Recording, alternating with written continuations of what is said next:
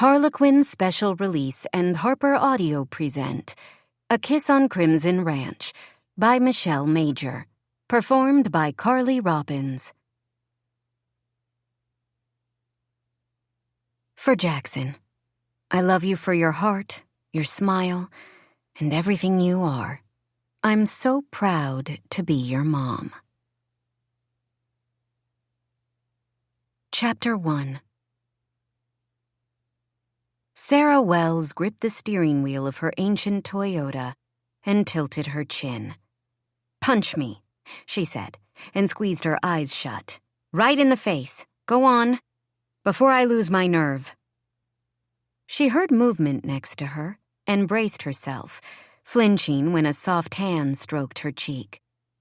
"I'd never hit you, Sarah, even if I wanted to, which I don't." Sarah opened her eyes to gaze into the kind, guileless face of her best friend in the world. April Summers, her only friend. The friend whose entire life savings Sarah had recently lost. She swatted April's arm. "You should. I deserve it." A bead of sweat slid between her shoulder blades and she rolled down the window a crack. Her lungs stung as she inhaled the crisp alpine air. "How does anyone breathe around here?" she muttered. "I miss the LA smog." "Go see the attorney. Stop avoiding reality." Reality Bites. She paused, then lifted a finger. 1994, starring Ethan Hawke, Winona Ryder, and a very green Ben Stiller. Who would have thought that of the three, Ben Stiller would end up the biggest star? Come on. Little Fockers. Are you kidding me? "You're doing it again." Ignoring the soft admonishment, Sarah leaned forward to gaze out the car's front window at the row of brightly colored Victorian stores lining Main Street. Look at that. Warner Brothers couldn't have created a better Western set. This is the West. Right. Crimson, Colorado. Population 3,500, if the sign coming over the pass into town was accurate. Altitude 8,900 feet. Sarah blamed the lack of air for her inability to catch her breath. April rummaged in the sack at her feet. "Aren't you curious?" She offered Sarah an apple. Sarah held up a half-eaten Snickers in response. "I gave up curious a long time ago." She stuffed the candy bar into her mouth. "Along with cigarettes, Savage Tans, men, and chocolate." She swallowed. "Okay, scratch chocolate." That resolution had fallen by the interstate about 4 hours into the 13-hour drive from Los Angeles. While Crimson was only 30 minutes down the road from the ritzy ski town of Aspen, it held as much appeal to Sarah as a blistered big toe. Sure, it was beautiful if you were one of those back-to-nature types who appreciated towering pines, glittering blue skies, and breathtaking views. Sarah was a city girl. A blanket of smog comforted her. Horns blaring on the I-5 made her smile. In her world, ski boots were a fashion statement, not a cold-weather necessity. She was out of her element. Big time. "Go on." April leaned over and opened the driver's side door.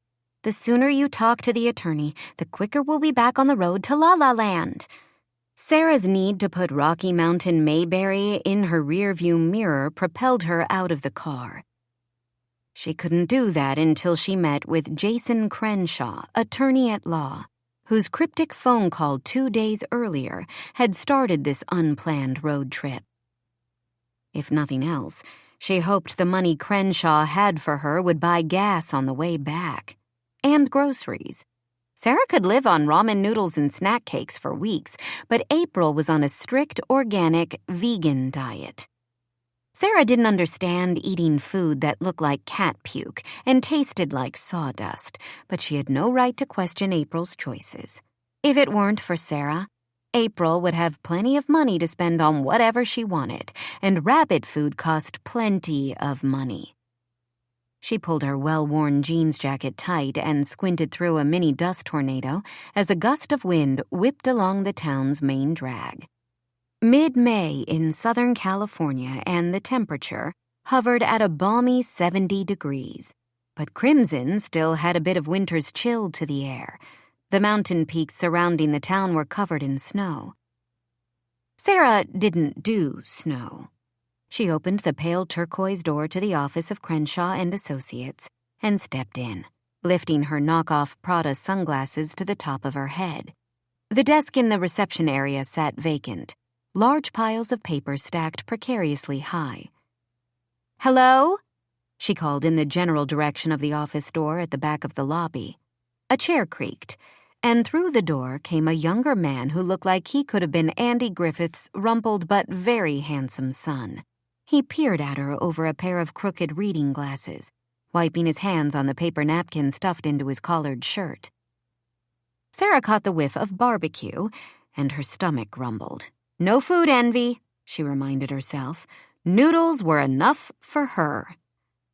"Sorry, miss," the man said as he looked her over. "No soliciting.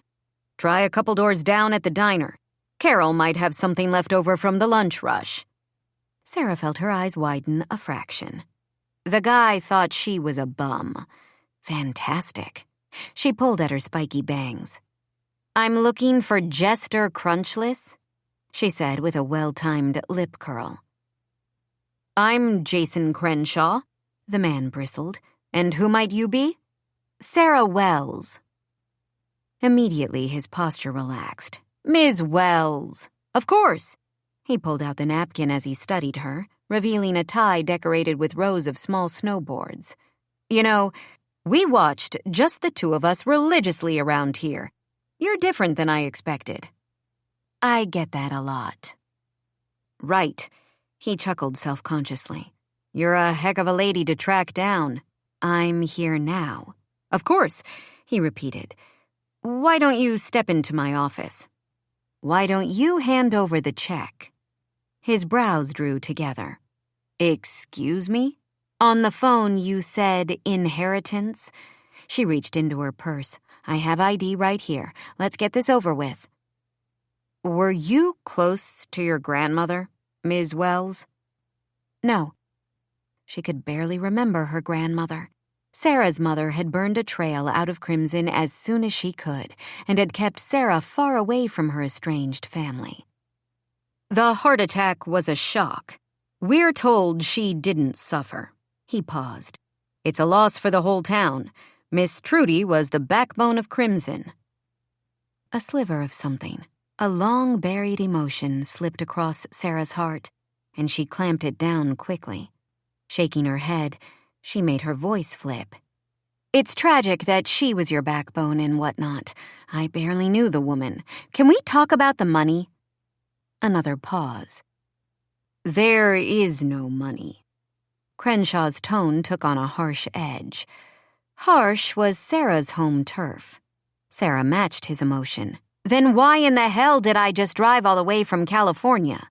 He cleared his throat. "We discussed an inheritance on the phone, Ms. Wells. Not money specifically." He turned to a rickety file cabinet and peered into the top drawer. "I have it right here." Great. She and April had driven almost 1,000 miles for an old piece of costume jewelry or something. She mentally calculated if she could get to Denver on the fumes left in her gas tank. He turned back to her and held out a set of keys. "There's some paperwork, for sure. We should talk to Josh about how he fits into the mix. He and Trudy had big plans for the place, but you look like you could use a rest. Go check it out. We can meet again tomorrow morning." Tomorrow morning she'd be halfway to the Pacific Ocean. "What place?" "Crimson Ranch," he told her. "Miss Trudy's property." He jingled the keys. Sarah's stomach lurched. "She left me a property?"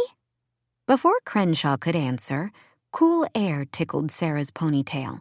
She turned as her mother, Rosemarie Wells, glided in with bottle blonde hair piled high on top of her regal head.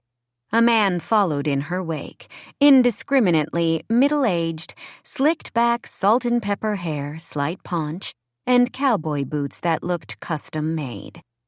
Sarah assumed he was the latest in her mother's long string of rich, powerful, Jerk. Boyfriends. Could this day get any worse? Rose slanted Jason Crenshaw a dismissive glance, then snapped her fingers at Sarah. "We need to talk, Serena." Sarah's stomach lurched, but she focused on the attorney, snatching the keys out of his still outstretched palm. "May I help you?" he asked, his eyes a little dazed. Her mother had had that effect on men since Sarah could remember. It had been at least 2 years since she'd seen her mother last. But Rose looked exactly the same as far as Sarah could tell.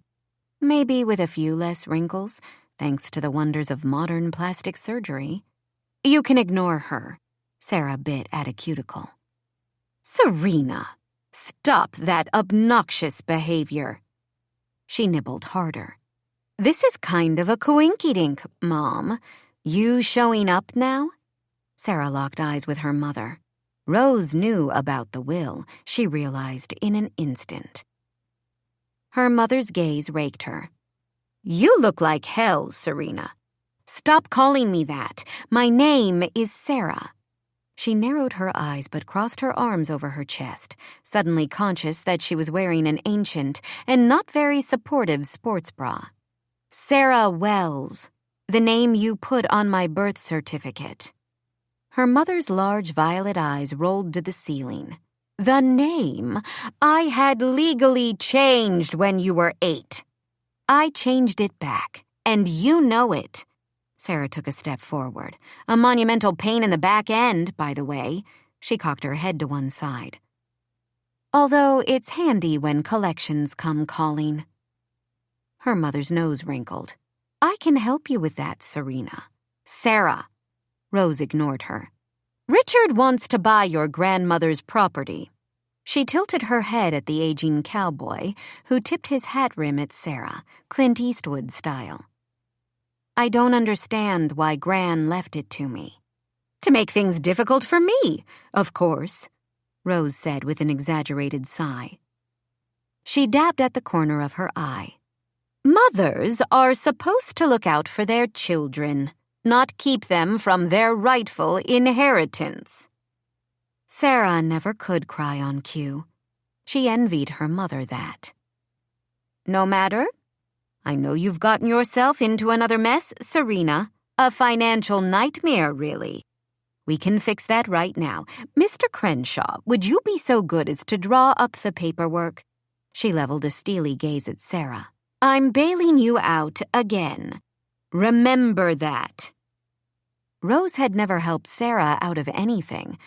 Contract negotiations, come-ons from slimy casting directors, defamatory tabloid headlines, a career slowly swirling down the drain. The only times in Sarah's life her mother had stepped in to help were when it benefited Rose at Sarah's expense. "I'm not selling." "What?" "Not yet. And not to you, Mother." "Don't be ridiculous." Rose darted a worried glance toward the cowboy, whose hands fisted in front of his oversized belt buckle. "What choice do you have?" "I'm not sure." Sarah turned to the attorney. "Can you give me directions to the ranch?" "I'll write them down," he said, and with obvious relief, disappeared into the back office. "What kind of game are you playing?" Her mother pointed a French-tipped finger at Sarah. "We both know you're desperate for money. You don't belong on that ranch." Rose's tone was laced with condescension. "She had no business leaving it to you." Decades of anger boiled to the surface in Sarah. "She did, and maybe if you'd look in the mirror beyond the fake boobs and Botox, you'd see why. Maybe she wanted to keep it out of your hot little hands." She leaned closer. "Want to talk about that?" Her mother recoiled for an instant, then straightened. "You don't have a choice." "No," Sarah's spine stiffened. "I didn't have a choice when I was 8 and begged you not to take me on another round of auditions. I didn't have a choice when I was 13 and I wanted to quit the show after the assistant director came on to me. I didn't have a choice at 17 when you checked me into rehab for exhaustion because the publicity would help the fans see me as an adult. If you'd taken my advice, you wouldn't be in the position you are now. I had your best interest at heart. Always. Sarah laughed. Actually laughed out loud in her mother's face. The statement was that absurd. You tell yourself whatever you need to make it through the day. We both know the truth. Here's the kicker. Right now I do have a choice. She gripped the keys hard in her fist. Stay away from me, Mother. Stay off of my property, or I'll have you hauled off to the local pokey. You wouldn't. Sarah met her angry gaze. Try me. She flicked a gaze at Jason Crenshaw, who'd returned to the office's lobby. I'll be in touch, she said, and took the piece of paper he handed her. Without another glance at Rose, she reached for the door, but a large hand on her arm stopped her. You're making a big mistake here, Missy, the aging Marlborough man told her, his voice a harsh rasp. She shrugged out of his grasp. She'd been intimidated by far scarier men than this old coot. What's new? She asked, and pushed out into the too clean mountain air. Josh Travers took a deep breath, letting the fresh air clear his muddled head. He'd been doing trail maintenance on the hiking path behind the main house for over 3 hours, moving logs to reinforce the bridge across a stream that ran between the two properties. His knee had begun throbbing about 45 minutes into the job. Now it felt like someone had lit a match to his leg. Josh could tolerate the physical pain. What almost killed him was the way the ache radiated into his brain, making him remember why he was stuck here working himself to the point of exhaustion on a cool spring morning. What he'd lost and left behind. Voices whispering he'd never get it back. The pain was a constant reminder of his monumental fall, both literal and figurative. He turned toward the house and, for the first time, noticed a silver sedan parked out front. He didn't recognize the car as any of the locals. He squinted and could just make out California plates. Damn. He thought of his daughter, Claire, alone in her bedroom, furiously texting friends from New York. Double damn. If his leg could have managed it, he'd have run. Instead, he walked as fast as his knee would allow, trying to hide his limp, just in case someone was watching. It was all he could do not to groan with every step. By the time he burst through the back door, he was panting and could feel sweat beading on his forehead. He stopped to catch his breath and heard the unfamiliar sound of laughter in the house. Claire's laughter.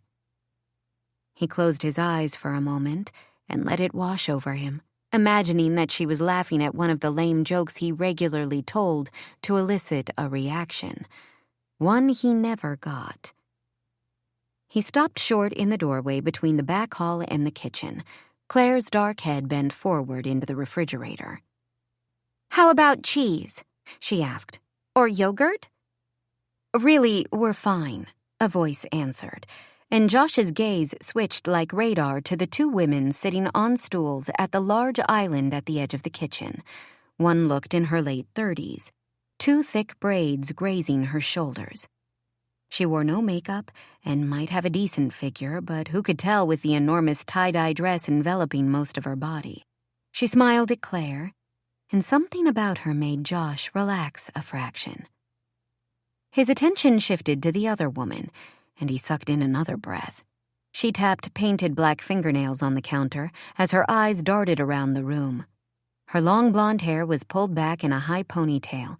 Streaks of, "Was that really fire engine red?" framed her face. The same blazing color coated her mouth, making her lips look as plump as an overripe strawberry. He had a sudden urge to smear her perfect pout with his own mouth, as if the most important thing in the world was for him to know if it tasted as delicious as it looked. His body tightened, and he realized with a start that his knee had company in the throbbing department. No way. Her lips parted, and he forced his gaze to her eyes. She stared back at him with an expression that said she knew just what he was thinking. No how. Her eyes were pale blue, a color made almost silver by the heavy liner that rimmed them. Her skin was unnaturally pale, and he wondered for a moment if she was into that vampire zombie junk Claire had told him about. He wouldn't put anything past one of those Hollywood types. "Josh, look who's here. Can you believe it?" Claire gushed. He studied his daughter, who'd spoken in primarily monotone grunts since she'd arrived at the ranch a month earlier, but now thrummed with excitement. "Call me Dad, not Josh," he told her. "Whatever." She gave him one of her patented eye rolls. "It's Serena Wellens." Claire shot a glance at the woman. "I mean, Sarah Wells. But you know who she is, right? A real-life star, here in our kitchen." A real-life star? Josh didn't subscribe to Entertainment Weekly, but he was pretty sure Sarah Wells hadn't been considered a real star for close to a decade now. Josh eyed Sarah, who wore a faded Led Zeppelin t-shirt and capri sweatpants that hugged her hips like, nope, that was not where he needed his thoughts to go. Sarah pushed back from the counter. "Your kitchen?" she asked, raising a brow. "That's not what Mr. Crapshoot told me." "You saw Jason Crenshaw?" "Yep." She jangled a set of keys in front of her. "Looks like you've got a little splainin' to do, Daddy-O." Maybe he shouldn't have questioned the star bit. What did he know about Hollywood and celebrities? If a former child actor who hadn't had a decent job in years wanted to consider herself a star, it was no business of his. He knew guys who hadn't gotten onto the back of a bull for decades, but their identity was still wrapped up in being a bull rider. Not Josh, though. He'd had his years in the ring, made a pretty good living at it, broken some records. Truth be told, it had been his whole life. The only thing he'd ever been a success at was bull riding. But the moment they'd wheeled him out of that last event in Amarillo, his kneecap smashed into a zillion bits, he'd known he was done. His world would never be the same. He walked away and never looked back, hung up his Stetson, and traded the Wranglers for a pair of Carhartts. People had told him he had options. He could try announcing, get hired on with a breeding operation, coach young writers. That last one was the biggest laugh. Just the smell of the arena made Josh's fingers itch to wrap around a piece of leather. He could no sooner have a career on the periphery of writing than a drunk could tend bar night after night. Being that close to the action and not able to participate would kill him. A couple of times in the hospital and during rehab, he'd almost wished the accident had done the job. His gaze flicked to Claire, who looked between Sarah and him with a mix of confusion and worry on her delicate features.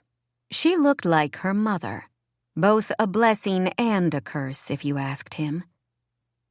At the end of the day, she was the reason he'd made it this far after the accident. He wasn't going to let some two-bit tabloid diva mess with his plans. He forced a smile and turned his attention back to Sarah. "About that," he began. He watched her sense the change in him and stiffen. "Charm, buddy. The groupies thought you had it. Let's see what you've still got." He stepped forward and held out a hand. "I'm Josh Travers." She eyed his outstretched palm like he'd offered her a snake. "Why are you living in my house?" "Her house?" Claire asked. Josh turned to his daughter. "Maybe you could head up to your room for a bit?" "You must be joking." Claire crossed her arms over her chest. "And miss this?" He made his tone all business. "Now, Claire." His daughter made a face. "Bite me, Josh, I'm not leaving. He heard Sarah muffle a laugh as he stared down the beautiful, belligerent 13-year-old who had every right to hate him as much as she did. He'd been a lousy dad, almost as bad as his own father, which was quite an accomplishment. He didn't know how to deal with her anger or attitude. Did he play bad cop or go soft? He barely knew his daughter, and in the weeks she'd been living at the ranch, he hadn't made much progress on repairing their relationship. One of the laundry list of things he should feel guilty about. Fine. He turned to Sarah, who smiled at him, at his expense. Trudy and I were partners. Is that so? She wiggled her eyebrows. Very The Graduate. Although you don't strike me as much of a Dustin Hoffman, and from what I remember, Gran was no Anne Bancroft. Josh shook his head and glanced at the hippie lady. What is she talking about? She gave him a sympathetic smile. Sarah likes movie analogies. Ignore it. He wished he could ignore this entire situation. Dad, is this our house or what? Claire asked. He sighed. Technically, it belonged to Trudy. Sarah jingled the keys again. And now to you, he admitted.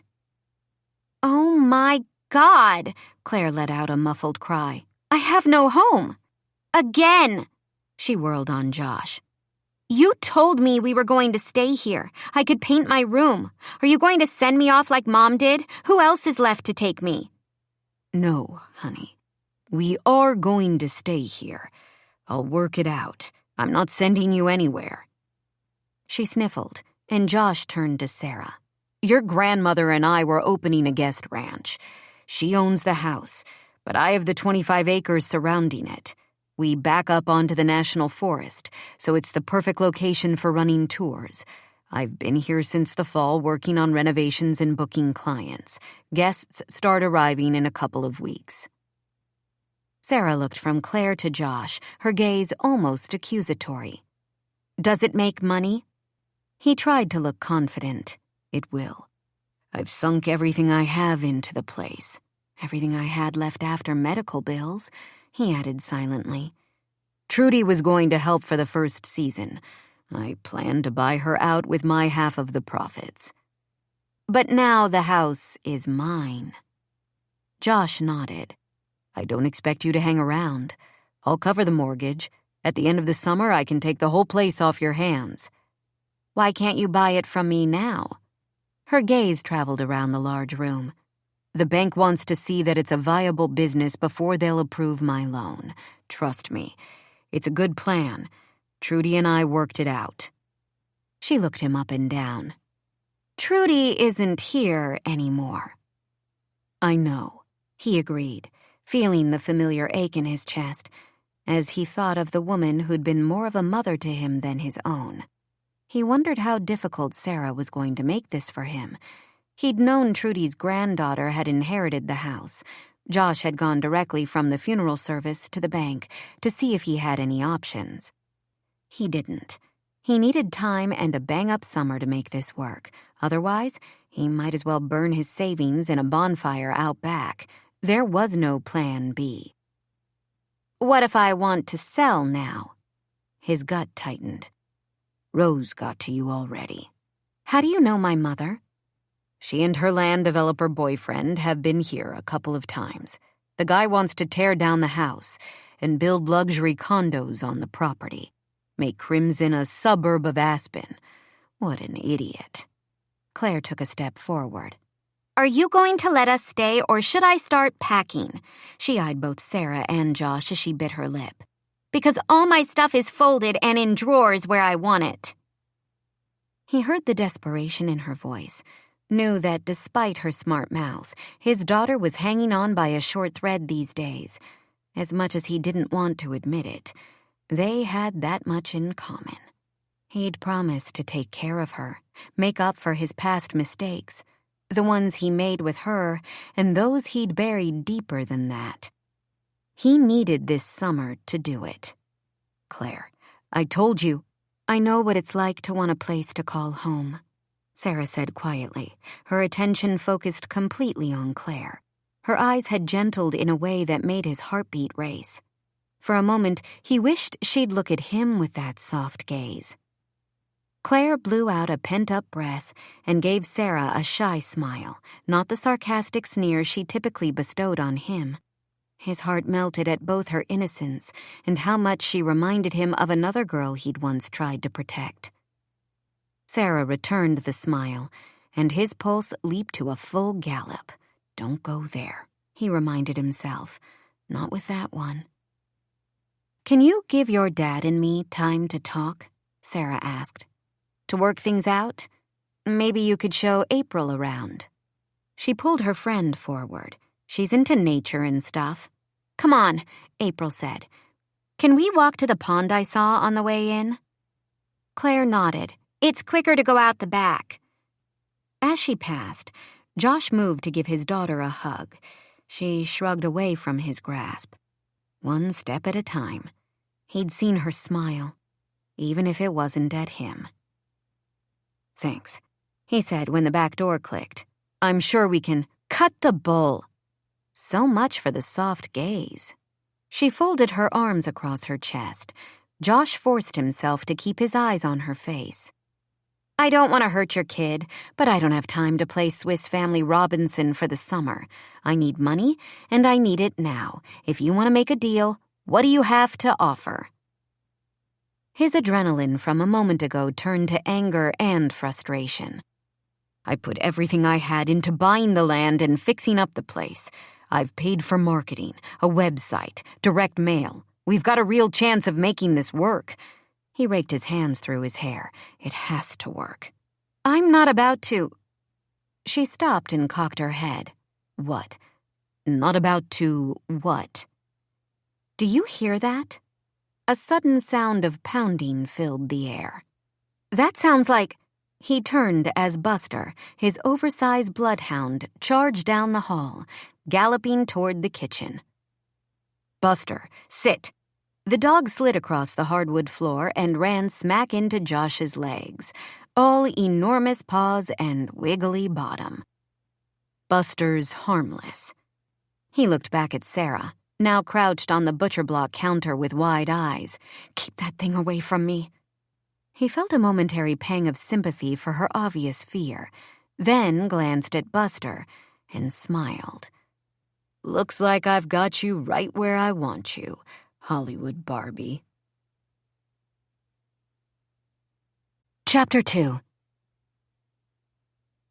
So much for being cool, calm, and in control. This isn't funny. Sarah hated that her voice trembled. Josh bent to rub the giant beast's belly.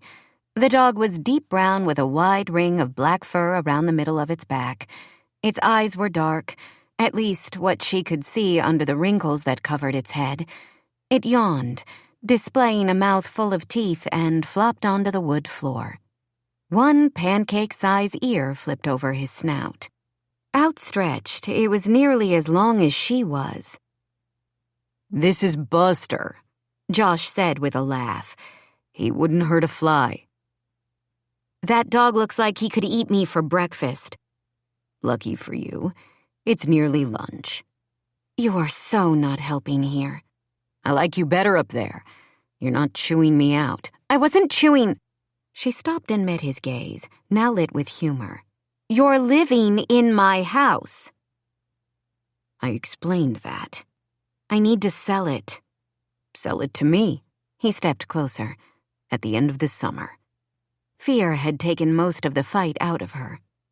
What am I supposed to do in the meantime? He held out a hand. You could start by climbing off the counter. She watched Buster, who'd begun to snore. I don't like dogs. Josh's low chuckle rumbled through her. I never would have guessed. She didn't move from the counter. The 4th season of the show, I got a dog. She closed her eyes at the memory. My character, Jenna, got a dog. It hated me on sight. The first day on set, it bit me. Twice. I wanted to get rid of it, but the director's girlfriend was the dog trainer. She said it could sense my fear, that it was my fault the dog growled every time I came anywhere near it. Of course, the thing loved Amanda. Everyone loved Amanda. Who's Amanda? Amanda Morrison. The movie star? Highest paid woman in Hollywood 3 years running. Back in the day, she was my sidekick on the show. She expected a crack about how far the mighty had fallen.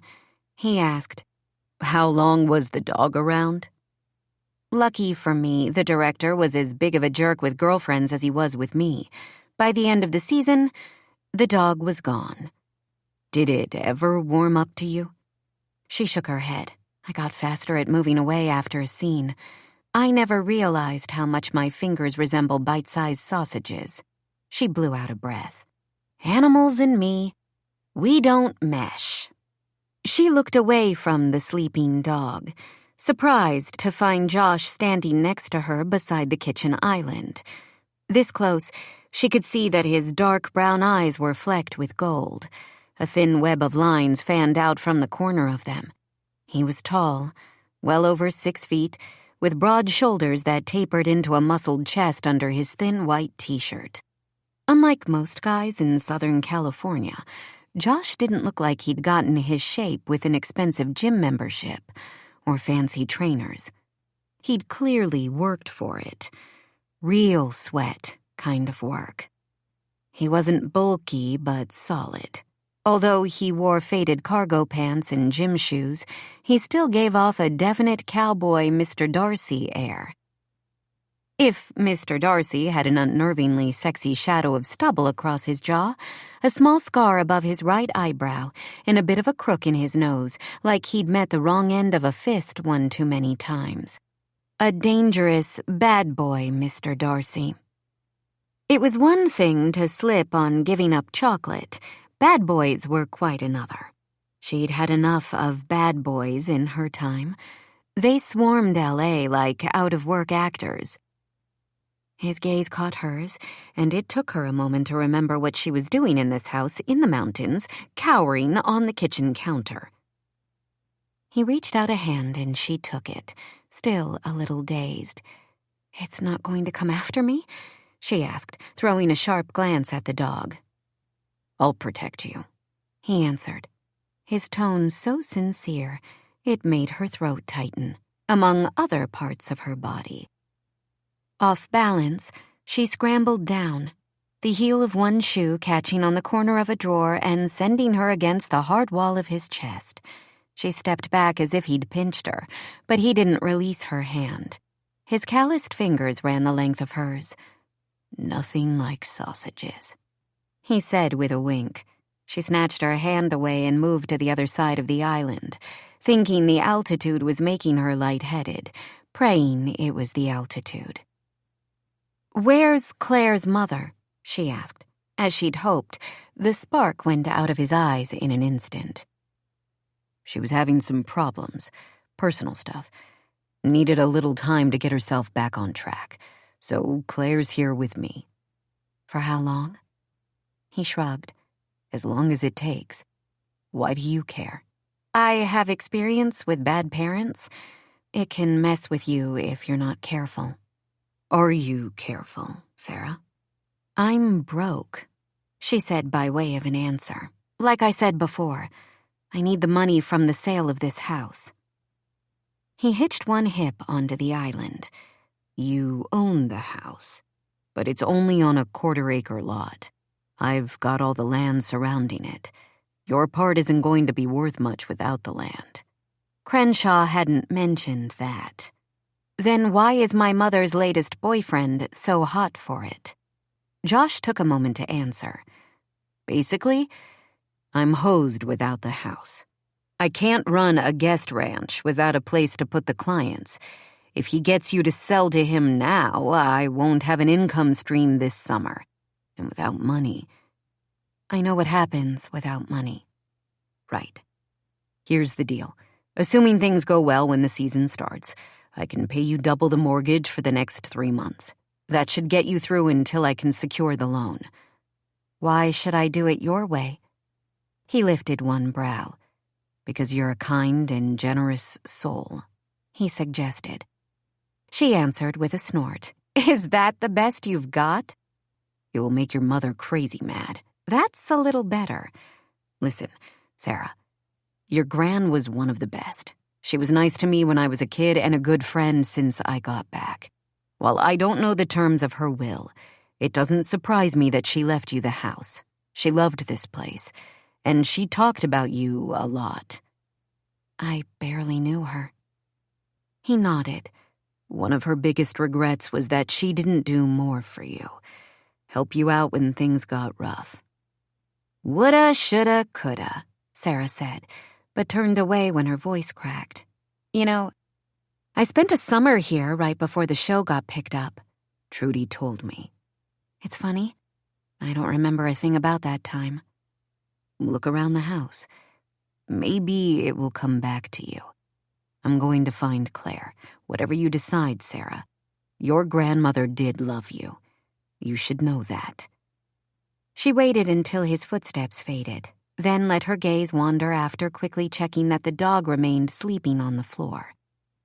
The house was more an oversized log cabin, exposed beams running the length of the walls and across the ceiling. Their honey color gave the interior a cozy warmth in the late afternoon sunlight. Across from the kitchen was a family room with high ceilings and a picture window that framed a $1 million view of the craggy peaks surrounding the valley. An overstuffed sectional and several leather armchairs sat in front of a wall of bookshelves with a large flat-screen TV in the center. Nothing looked the least bit familiar to her. And she wondered whether Josh had gotten the new gadgets, or if her grandmother had been into cutting-edge electronics. Did all of it belong to her, or would he strip the house if she sold? Maybe she should have spent a little more time with the attorney. Sarah had been so angry when her mother had shown up that she clearly hadn't gotten the whole story about this place. Couldn't anything be easy? She wondered as she made her way up to the second floor. She peeked her head into the first bedroom. Posters of pop stars and young actors lined the walls. A blue and purple comforter with peace signs covered the bed. Claire's room. Next to that was a bathroom, and then came the master bedroom. She stayed at the threshold, not wanting to venture into the room where Josh slept. Even from the doorway, she could smell the same scent he'd had today. A little woodsy, a little minty, and totally male. She didn't want to be affected by his scent, by anything about a man who was entirely too rugged and rough for her taste. She stepped quickly to the end of the hall. The final bedroom had soft yellow walls with lace-trimmed curtains, a 4-poster bed, and an antique dresser next to a dark wood ladder-back chair. She took a breath as she walked to the front of the dresser, skimming her fingers across the lace doily that covered the top. Framed photos lined one side, mostly her grandmother with people she didn't recognize, friends probably. A few showed her mother as a girl, and in one she was a young woman carrying a baby. Sarah. Sarah was just a toddler in the photo, and she smiled at the camera, one hand raised in a wave. Sarah didn't remember a time before the endless rounds of auditions, cereal commercials, and eventually primetime celebrity. She'd been 10 when Just the Two of Us first aired. The next 7 years had been spent in a constant cycle of filming, promotions, and off-season television movies. It surprised her that her grandmother had none of her promo photos displayed. The only photos Rose had framed in their 2-bedroom condo were publicity shots. Sarah's hand trailed over a photo album that sat in front of the frames. She traced the jeweled beads that had been glued to the cover in the shape of her name. A sliver of memory trailed through her insides. She sat down on the bed and flipped open the album. Her heart skipped a beat as she gazed at the first page. It was a picture of her holding a giant ice cream bar, mouth covered in chocolate, grinning wildly at the camera. In the next picture, she was on a trail, her blonde hair pulled back in 2 pigtails and wearing an oversized cowboy hat.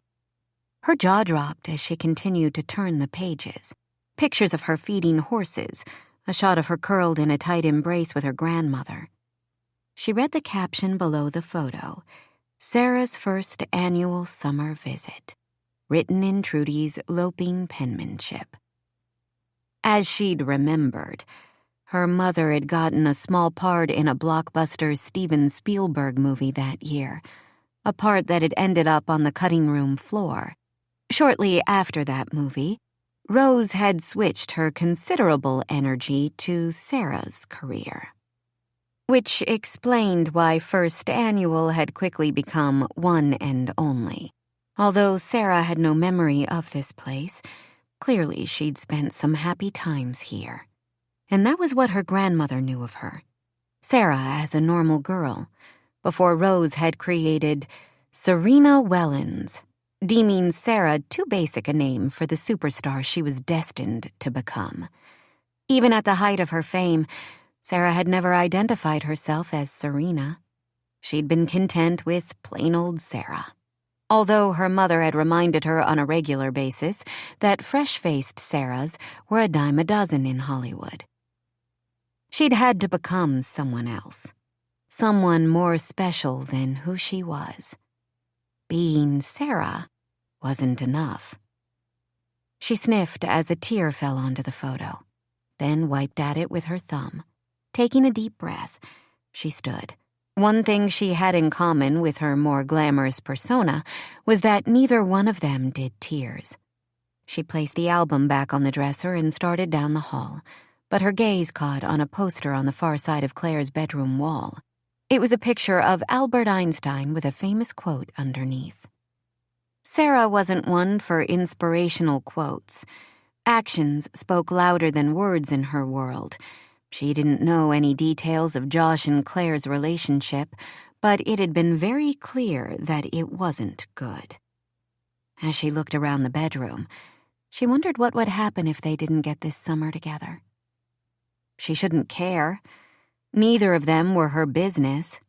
A month ago, when she'd landed back on the tabloid covers and lost her most recent waitressing job, she'd vowed to mind her own business, take care of herself. She was number one.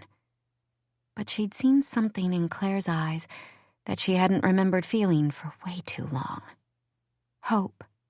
Even as the girl had looked at Josh with anger and resentment, there'd been a spark of something that said, "Don't give up on me."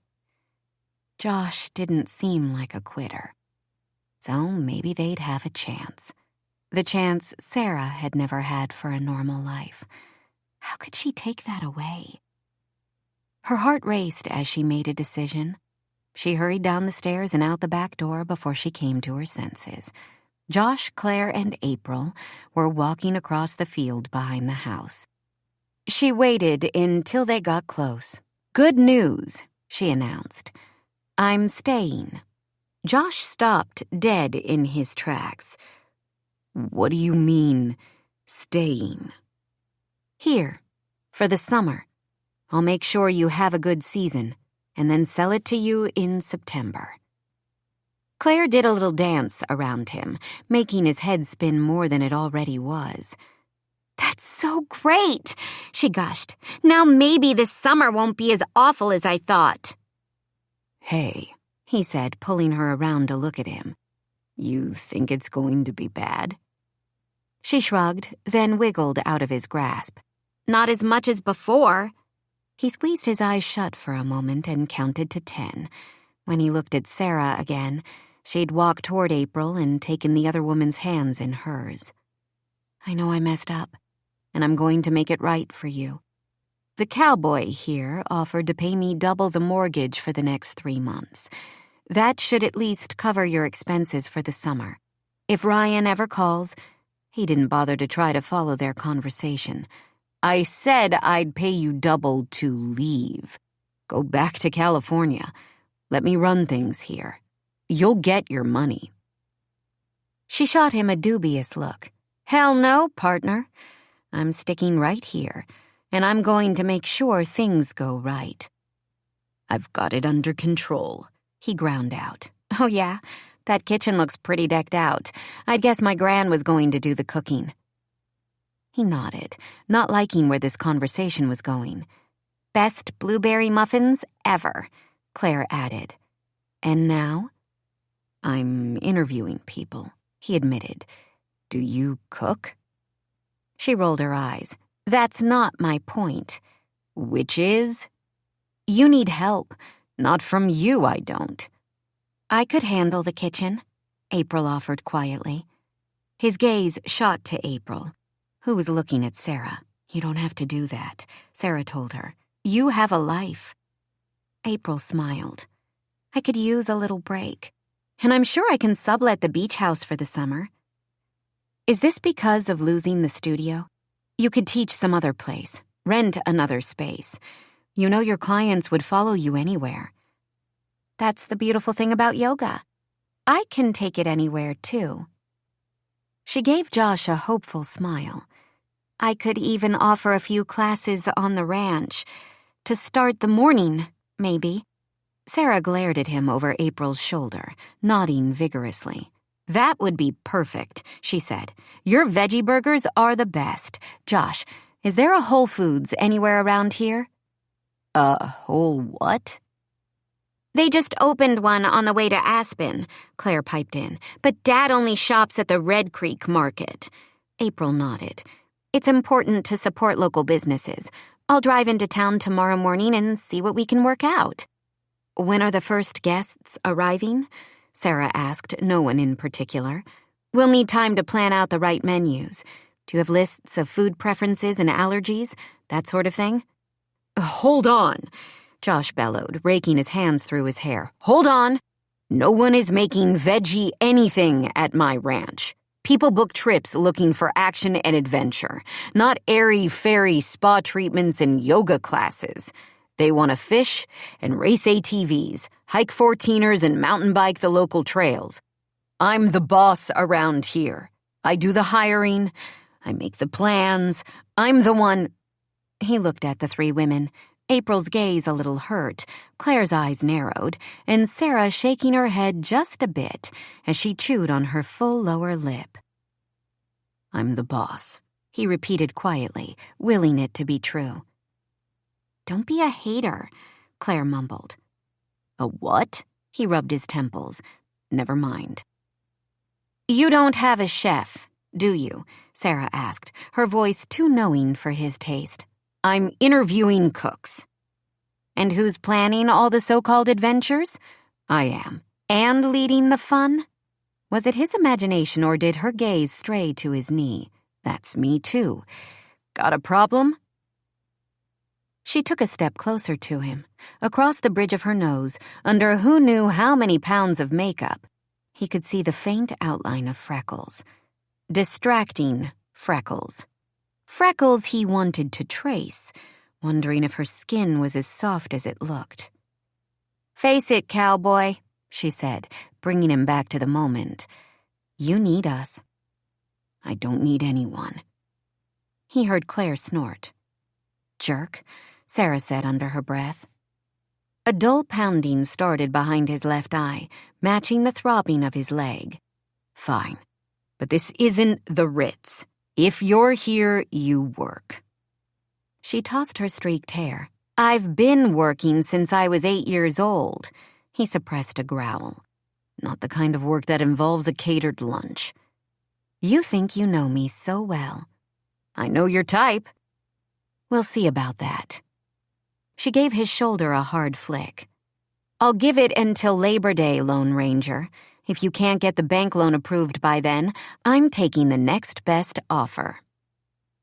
He studied her luminous blue eyes, their depths cold as an alpine stream. Deal. They glared at each other, and though he kept his eyes on her face, he noticed that her chest rose and fell unevenly, and a soft pink flush rose to her cheeks. His own breath quickened, and without knowing why, he leaned in and enjoyed watching her big eyes widen. The hippie chick clapped a few times, breaking the weighted silence. If that's settled, we should think about planning. I'll start with dinner. He forced his gaze from Sarah's. The local diner has decent takeout. April laughed. I'll cook tonight. Think of it as an official interview. He nodded. There are 6 smaller cabins on the property. 4 of them are 2 bedrooms. You can have your pick. Can't they stay in the house with us? No, Josh and Sarah said in unison. Whatever, Claire mumbled. Sarah turned to his daughter. Would you show me the other cabins? She glanced warily at the thick pine forest that surrounded his land. I want the one least likely to be invaded by critters. Josh expected Claire to offer up one of the flip comebacks she gave him every time he asked for her help. To his surprise, she gave Sarah a genuine smile. Sure. Will you tell me about all the stars you know in Hollywood? A momentary cloud passed through Sarah's eyes before she smiled brightly. Oh, sweetie, I've got some stories for you. Claire giggled. Actually giggled, as she led Sarah toward the row of cabins that sat in front of the small stream at the back of the property.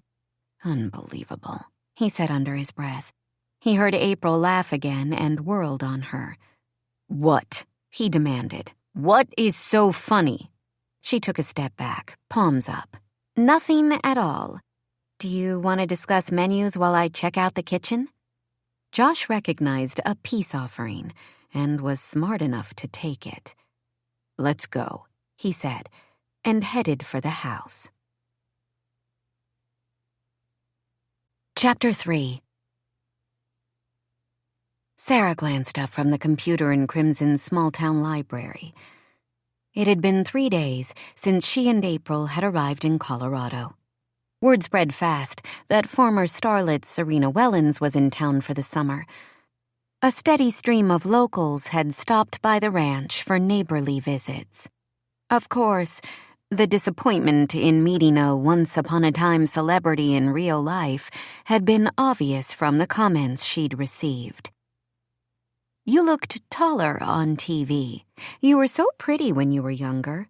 Do you still talk to Amanda? Can you get her autograph? Her favorite had been from the town's mayor, who'd blurted, I read you overdosed a year ago. I think I sent your gran flowers as a condolence. It was a good thing the ego had been pummeled out of her years ago. Otherwise, the blatant disapproval might have done her in. She watched a couple of teenage boys stare at her from behind the bookshelves at the far end of the room. She pulled off her headphones and winked in their direction. Her smile broadened as they ran away, books clattering to the floor in their wake. You enjoyed that a little too much. She started at Josh's deep voice and swiveled her head to see him approach. Quickly, she clicked the mouse to minimize the screen and turned to block his view completely. The picture book section is on the other side, she said with a huff. To her dismay, he gave her a knowing grin. What you doin', Hollywood? His lazy drawl made her insides twist in a way she didn't like. She shrugged in response. Checking out the gossip sites? A little Facebook, April's meeting with the owner at the market to arrange food deliveries to the ranch. So I'm killing time. He craned his neck to peer over her shoulder. I think you looked me up on Google. You wish, she sputtered, as a voice sounded through the headphones that she'd dropped to the desk. Josh Travers does it again. It's a new record and another amazing showing from bull riding's reigning king. Applause and cheers echoed in the background. Heat rose to her cheeks as Josh arched a brow. Fine. I was curious. So what? Don't tell me you haven't looked me up, too. I wasn't sure which side I liked better. SerenaWellensForever.com or SarahWellsStinks.com. Just the two of us fans didn't love it when I changed my name. They thought they knew me when I was Serena. Like my name mattered. It mattered to you. Reigning king, huh? She asked. That was a while back, he said with a smile, as if he knew she was changing the subject. She studied him for a few moments. I saw pictures of your accident. His back stiffened. Pictures exaggerate. The bull landed on top of you. They got him off quick. Does your knee still bother you? Not really. Liar, she whispered. Do you miss it? Not really.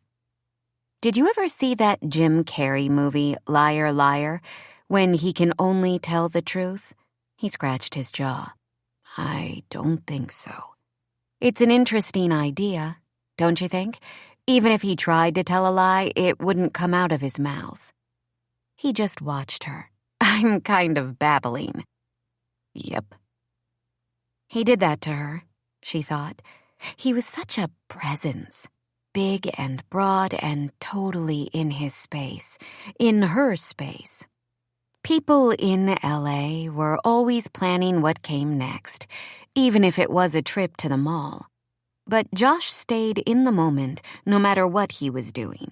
He kept busy, and to her eternal gratitude, she hadn't seen much of him other than watching him walk across the property early in the morning to take care of the horses, then catching glimpses of him throughout the day.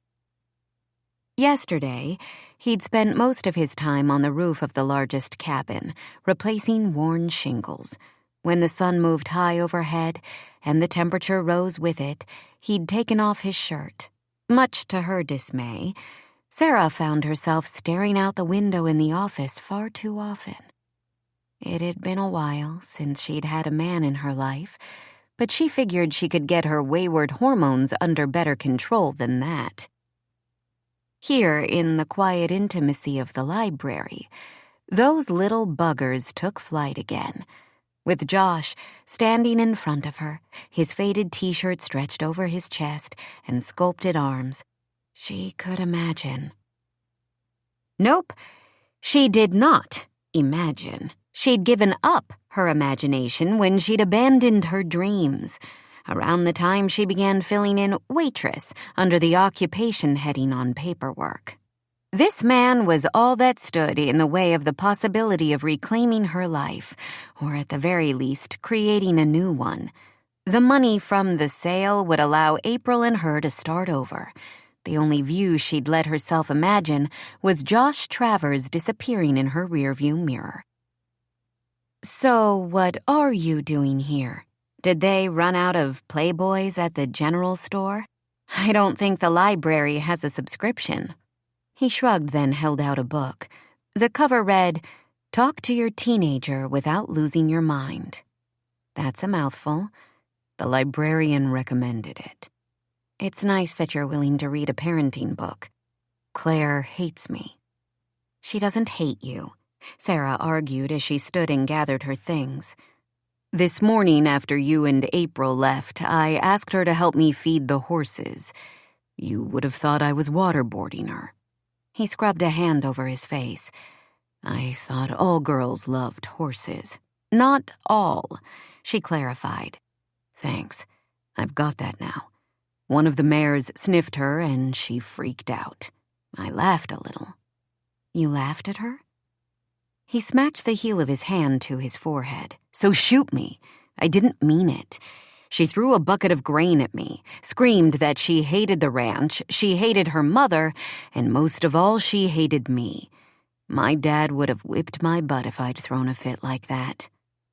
What did you do? Nothing. She ran back to the house. I finished in the barn and came here. Sarah led the way out of the library and into the warm afternoon air. She glanced up at the bright blue sky, still surprised at how much this small mountain town resembled a movie set. She doesn't hate you, she repeated. Did you hear anything I just said? Josh asked, his face incredulous. She's a teenager, hormones running rampant, and in a new place with a parent she barely knows. Give her time. He looked like he wanted to argue, then took a breath. Time. Right. When are you coming back? Sarah checked her watch. I'm supposed to meet April in a half hour. What's the deal with the two of you? She was willing to follow you to Crimson and seems happy to do her part at the ranch. That's quite the package deal. I don't know much about the rodeo circuit, but in Hollywood, Finding someone who truly cares is a rarity. Sarah took a breath before continuing. I met April about the time my career was starting to tank, and my personal life was just as messed up. She stuck with me through the bad stuff, and I did the same with her when she had her own troubles. She doesn't belong in LA anymore. If a summer at the ranch can help her see that, all of this would be worth it. She deserves happiness more than anyone I know. He studied her for several moments. She struggled not to fidget under his scrutiny. You're a good friend, he said finally. Oh, I'm the bee's knees, and don't you forget it, she laughed, trying to ignore the intensity of his gaze. I need to stop by that clothing store at the end of the block. My LA wardrobe doesn't really work here. Josh took a long look at the outfit she wore today. A shapeless black and white striped sweater dress over skin-tight black jeans that zipped from knee to ankle. Her shoes, Converse trainers, were at least more practical than the heeled boots she'd worn yesterday. Without the heels, she was pixie size, and if it wasn't for the heavy makeup lining her eyes and dark wine-colored lipstick, she might have passed for a teenager herself. A lock of neon hair slipped from her newsboy cap, and she tucked it behind her ear. Josh's gaze locked on the soft blonde wisps at the base of her neck, and he was momentarily fascinated to imagine her natural honey color. That was the kind of woman he was drawn to, natural, sweet, and compliant. A woman who'd bake pies from scratch with strawberries fresh from the garden. The kind of woman he could grow old with, reveling in a normal, boring, run-of-the-mill Ozzie and Harriet life, not a bitter, bossy, snappish former diva. No attraction to that type. Not at all. He fell in step beside her. You mean feathers and threads? Other than t-shirt shops and the fishing shop, which sold outdoor gear, that was the only women's clothing store in town. I prefer to think of it as Cowgirl Duds Are Us. He chuckled. It's not bad. Do you think you could help me pick out something for Claire? Maybe a necklace or earrings? She slanted him a curious look. A peace offering. For this morning. Buying your way out of the doghouse? Whatever it takes. They reached the end of the block. I need to stop in at the fly shop first. I ordered vests and waders for the ranch. She didn't slow her pace. See you in a few. He watched her walk away and couldn't help but notice that the way her hips swayed under the striped dress was all woman. Damn. The bells over the door of Feathers and Threads chimed as he walked in 15 minutes later. He glanced around but didn't see Sarah. Maybe she was in the dressing room. Hey, Rita, he called to the shop's owner, who stood behind the counter with a young salesgirl and a cluster of customers. He'd brought Claire here when she'd first arrived in town. His daughter had taken one look at the racks and announced she'd be buying her clothes from the Hollister website. The morning after, he'd taken Rita to coffee as an apology for Claire's rudeness. Too bad she'd read more into that than he'd meant. She'd all but suggested a quickie in the back room of the store. When he'd refused, she'd still found excuses to stop by the ranch several times, dropping off sparkly tops and hand-knit sweaters for Claire. To his relief, Claire had kept her snide comments to herself, and he'd been able to avoid Rita as much as possible. That was another reason he wanted to come in here at the same time as Sarah, someone to distract Rita. Hi, Josh, she cooed. Can I help you with something? I'm picking up a gift for Claire. I'll look around. Let me know if you have questions. She answered and turned back to her conversation. He silently congratulated himself and headed toward the jewelry case at the back of the store. Rita and her gaggle of customers laughed softly as he walked by. Snippets of conversation drifted his way. Rode hard and put away wet. No wonder she can't get work. Who'd want to see that on the big screen? Is it just me, or has she had her lips done? Doesn't belong in crimson, that's for sure. Josh concentrated on the necklaces as unease skated around his chest. He glanced in the small mirror above the jewelry case and spotted Sarah standing behind a sale rack. As Josh turned toward the group of women, the conversation behind the counter continued. Louder now. The women made no attempt to be discreet. "I read she was into drugs for a while," one of the customers offered, bending forward so that Josh got too much of a view of her ample backside. Eyes widened within the group. "Did you see track marks?" "I can't get past those raccoon eyes," another woman said with a snicker. "It looks like she hasn't seen the sun in years," Rita answered. "Maybe we should send her down to Nell's salon for a makeover." "Maybe you should shut your mouth," Josh thought. He glanced at Sarah in the mirror, expecting to see steam rising from her ears. He was surprised she hadn't come out swinging already. Instead, he watched her swipe under her eyes and return a blouse to the rack, her hand shaking a bit. "I wouldn't wish that hot mess on anyone," the younger salesgirl said, sending the other women into peals of laughter. Josh felt his blood pressure rise along with the volume of giggles. He looked back to Sarah, and her gaze met his in the mirror. For a single moment, her eyes were unguarded and he saw pain, raw and real in their depths. She blinked and shuttered them, turning the glare he'd come to know so well on him in full force. She shook her head slightly and backed away from the clothes rack. Now, he thought, cut them down now. She turned to a display of knit tops and picked one out at random. He watched her carry it to the front of the store. The women looked her up and down, not hiding their judgment and contempt. "Just this," she said quietly, keeping her eyes forward. "You have some lovely things in the store."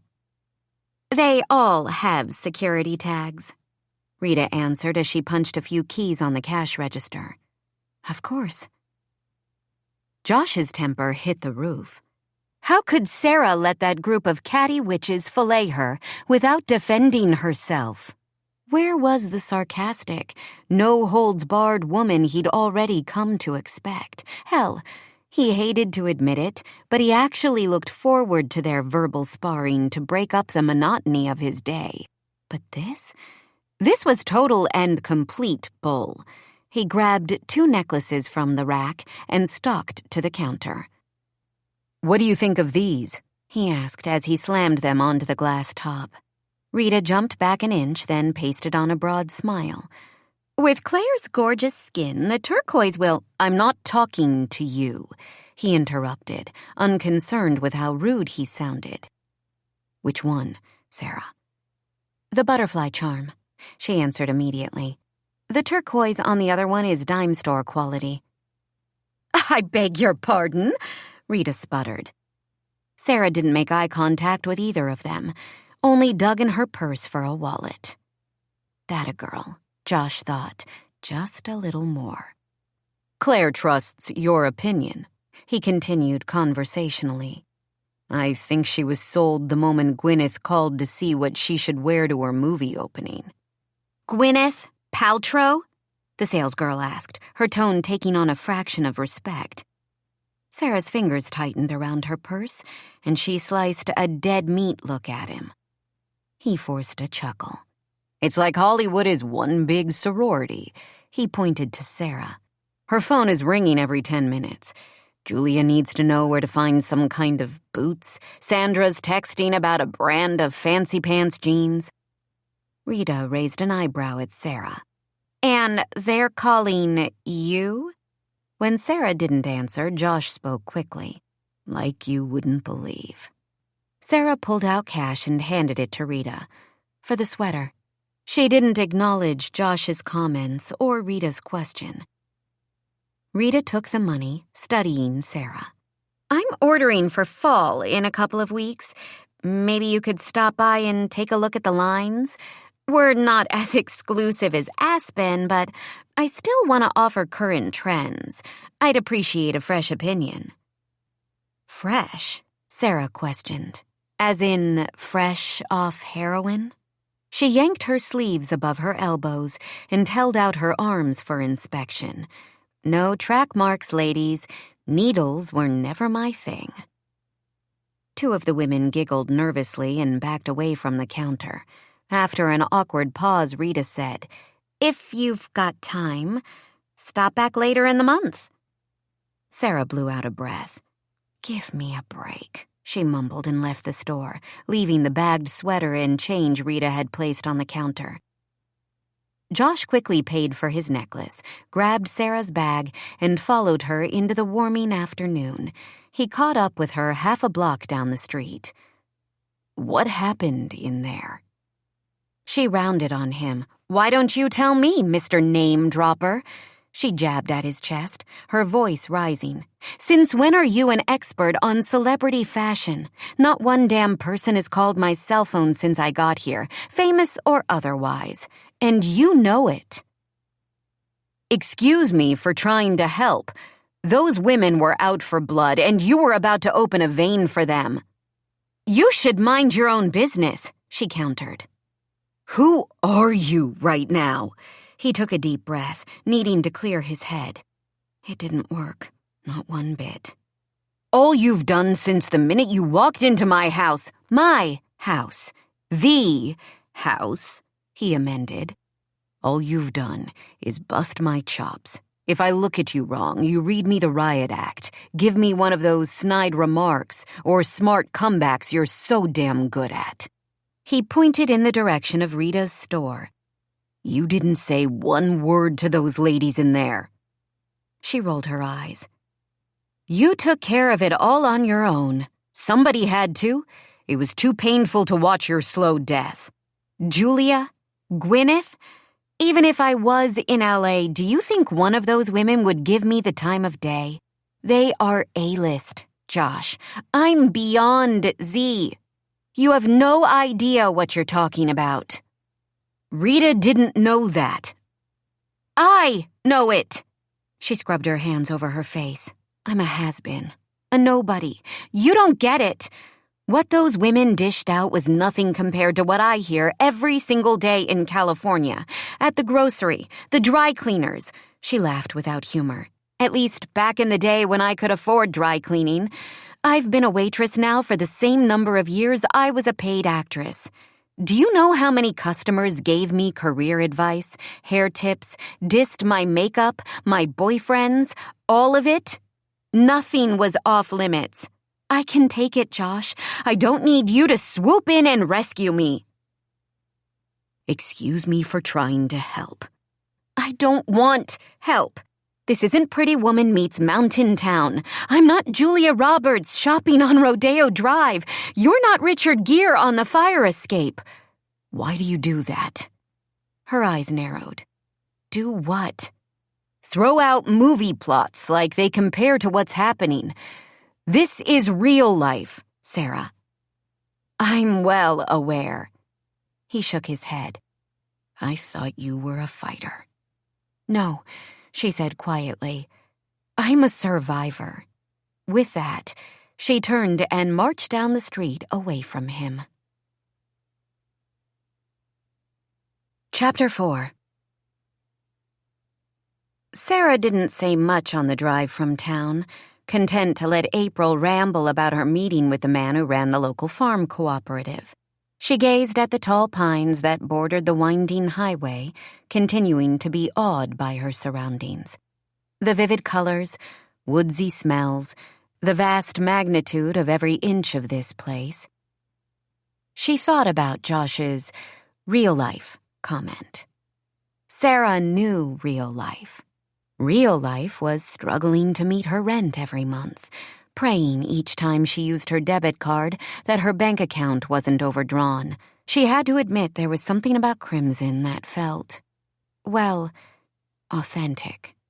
In LA, life was about who you knew, where you could get a table, which plastic surgeon you frequented. She glanced in the rearview mirror, wondering for a moment about the last time she'd gone anywhere without full makeup. Her war paint, as she'd come to think of it, Was it possible she could have a brief reprieve from battle in this small mountain community? As Sarah drove down the narrow driveway toward the ranch, she spotted a large black SUV parked in front of the main house. "If that's my mother," she muttered under her breath. April patted her knee. "You can deal with your mother. You're a fighter." The car almost swerved into the ditch. "Did you talk to Josh?" Sarah accused her friend once she was back on the dirt road. "No," April answered slowly, her dark eyes studying Sarah. "What's going on with you two?" "Nothing." "I can feel the vibes. They aren't nothing." "You're imagining it." "He's hot." "Go for it," Sarah suggested. "Maybe he'd relax if he got a little something." April chuckled. "You know that after my divorce I swore off men, at least until I've found someone who's worth the time and effort, so I don't go for it anymore. Besides, maybe you could relax if not going there." "We'll see." "You think you know me so well." "I've known you since you were 14. The studio had hired April to be Sarah's fitness coach when she'd put on a few pounds during puberty. Sarah counted that decision as one of the few blessings from her years as a sitcom star. Without April's gentle guidance, Sarah might have added eating disorder to her long list of personal issues. 9 years older than Sarah, April had quickly become Sarah's soul sister and best friend. When April's stuntman husband left her a few years later during April's grueling battle with breast cancer, Sarah had been more than willing to see her friend through months of chemotherapy and radiation treatments, and the nasty divorce that resulted. Neither woman had been lucky in the relationship department, another fact that, despite their different outlooks on life, bonded them deeply. "You only think you know me. I'm a mystery wrapped in a puzzle clothed in an enigma," Sarah told her friend with a wry smile. "Right." Sarah parked the car next to the SUV. "Are you trying to distract me from the probability of another scene with Mommy Dearest?" "Is it working?" April asked, reaching for the door handle. Sarah grabbed her arm. "Have I told you today how sorry I am you're in this predicament with me?" April shrugged. "Things happen for a reason. Don't go all sliding doors on me. The reason your savings account was wiped out and you lost the yoga studio is because I'm a gullible idiot, a loser, and the worst friend in the world. We're stuck in high-altitude Pleasantville for the summer thanks to me." "Sarah," April began, her tone gentle. Sarah thumped her head against the steering wheel. "Maybe I was wrong to agree to Josh's plan for the summer. If I sold to Mom's latest sugar daddy, we could be back in California next week." "Back to what?" "Our lives." "Neither of our lives was that great to begin with, and you know it. Besides, what about Josh and Claire?" "Not my problem." "I guess that's true," April admitted. She pushed open the passenger door. "But we're not going to get anywhere sitting in this car. If you want to hear your mom out, that's your decision. You have to take control of this situation." "Lucky me," Sarah answered, and started toward the house. Sarah walked through the front door, waiting for the scent of white diamonds, the perfume her mother had worn for decades, to hit her. She smelled nothing. She turned the corner from the foyer and stopped so suddenly that April knocked into the back of her. She stood perfectly still for one moment, then launched herself across the family room at the man who stood on the other side of the couch. "I'm going to kill you!" she yelled, reaching out to wrap her fingers around his neck. Strong arms pulled her away, and she was enveloped in a different scent, one that even in her anger still had an effect on her insides.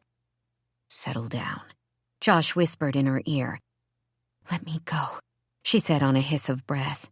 She fought, and his arms clamped around her, pressing her against the solid wall of his chest. After a minute, she stopped struggling. "Let me go," she repeated. "I'm not going to hurt him." Slowly, Josh loosened his hold on her. For the briefest second, Sarah fought the urge to snuggle back into the warmth that radiated off his soft denim shirt, to bury her face into the crook of his neck, and simply breathe. She stepped away, needing to break their invisible connection, and straightened the hem of her long shirt. "You've got a lot of nerve showing up here, Ryan. Unless you've got my money and April's too, you can crawl back under the rock you came from." "Hi, Sarah." Ryan Thompson, her one-time business partner and long-ago ex-boyfriend, flashed a sheepish smile. "I came to apologize." He held out his hands, palms up. "To beg your forgiveness. Go ahead, attack me if you want. I deserve it. Whatever it takes to put this behind us." Sarah felt her temper building but kept her voice steady. "What it will take is you handing me a check for $200,000, the money it will take to repay April for losing the studio." Ryan looked past her to April. "Do you at least forgive me, April? You understand, right?" "I understand you, Ryan," came April's taut response. His brows furrowed, and he turned his attention to Sarah again. "I messed up. I'm sorry. I'm going to make it better." "By writing a check?" He sighed. "You know I can't do that." Sarah knew a lot about Ryan Thompson. They'd met when she was 19. Her career had stalled. Audiences did not want to see another childhood star grow into a bona fide actor. She'd had a couple of box office flops, lost roles in several Lifetime movies to former cast members of 90210, and could barely get casting directors to meet with her for even supporting roles. She'd briefly thought of applying to college until her mother had informed her that with the quality of on-set tutoring she'd received, she'd been lucky to get her GED. Her mother, who was still managing her at the time, had come up with the brilliant idea of sending Sarah to rehab for undisclosed reasons. Although the closest she'd come to an addiction was a great affinity for Reese's Cups, Sarah had been legitimately exhausted for months and welcomed a break from the Hollywood rat race. Rose thought the publicity would make people see Sarah as an adult, and if they didn't get specific about an addiction, the backlash would be manageable. The whole Drew Barrymore comeback, maybe even a book deal. It hadn't worked. At all. She'd been blacklisted by every major studio, and her stalled career had gone down the toilet completely. But she'd loved her time at the secluded facility, morning meditation classes, and long walks through the desert trails. On one of those solitary walks, she'd met Ryan, a hot young director who'd blown a huge wad of his last project's budget on his gambling addiction. The producers had sent him to the Next Steps treatment facility for a month-long program. As far as Sarah could tell, he was the only other patient at the center not half-crazed with withdrawal symptoms or buying drugs from the cleaning crew. They'd been fast friends and had even tried a romance for about a millisecond. Ryan was prettier than Brad Pitt in Thelma and Louise and higher maintenance than a full-blown diva. He loved women, could flirt the pants off the Pope's sister, and was as good at monogamy as he was at staying away from the blackjack table. They'd remained close, and while he'd had a couple of critical and box office hits, Ryan continued to be a master of self-sabotage, finding it impossible to resist the lure of Las Vegas's shiny lights. He'd been clean a year and a half when he'd approached Sarah about forming a production company together. She was at the end of her rope with bad waitressing jobs and potential projects falling through. He presented a well-thought-out business plan, complete with spreadsheets, a list of potential investors, and a movie script that had award written all over it, one with a lead role that made Sarah literally salivate with need. She'd agreed, and for months they'd hit the pavement, calling and setting up meetings to try to make this new dream a reality. After one of the major investors backed out, Sarah'd complained to April, who'd offered to take a second mortgage on her yoga studio and give the money to Sarah. April had a solid client list of California high rollers and had even been offered her own DVD series, working alongside one starlit yoga devotee. At first, Sarah had resisted her friend's offer, but April was confident in Sarah's ability to make the production company a success. April was the only person who knew that Sarah had been taking classes part-time at UCLA and was close to earning a business degree. She and April planned on franchising the studio, and April's particular brand of yoga and one hit movie could help finance the expansion. Sarah saw her chance to create a career away from Hollywood that would both fulfill her and give her the respect she craved. That was before Ryan fell off the wagon again, blowing all their money on a weekend in Vegas.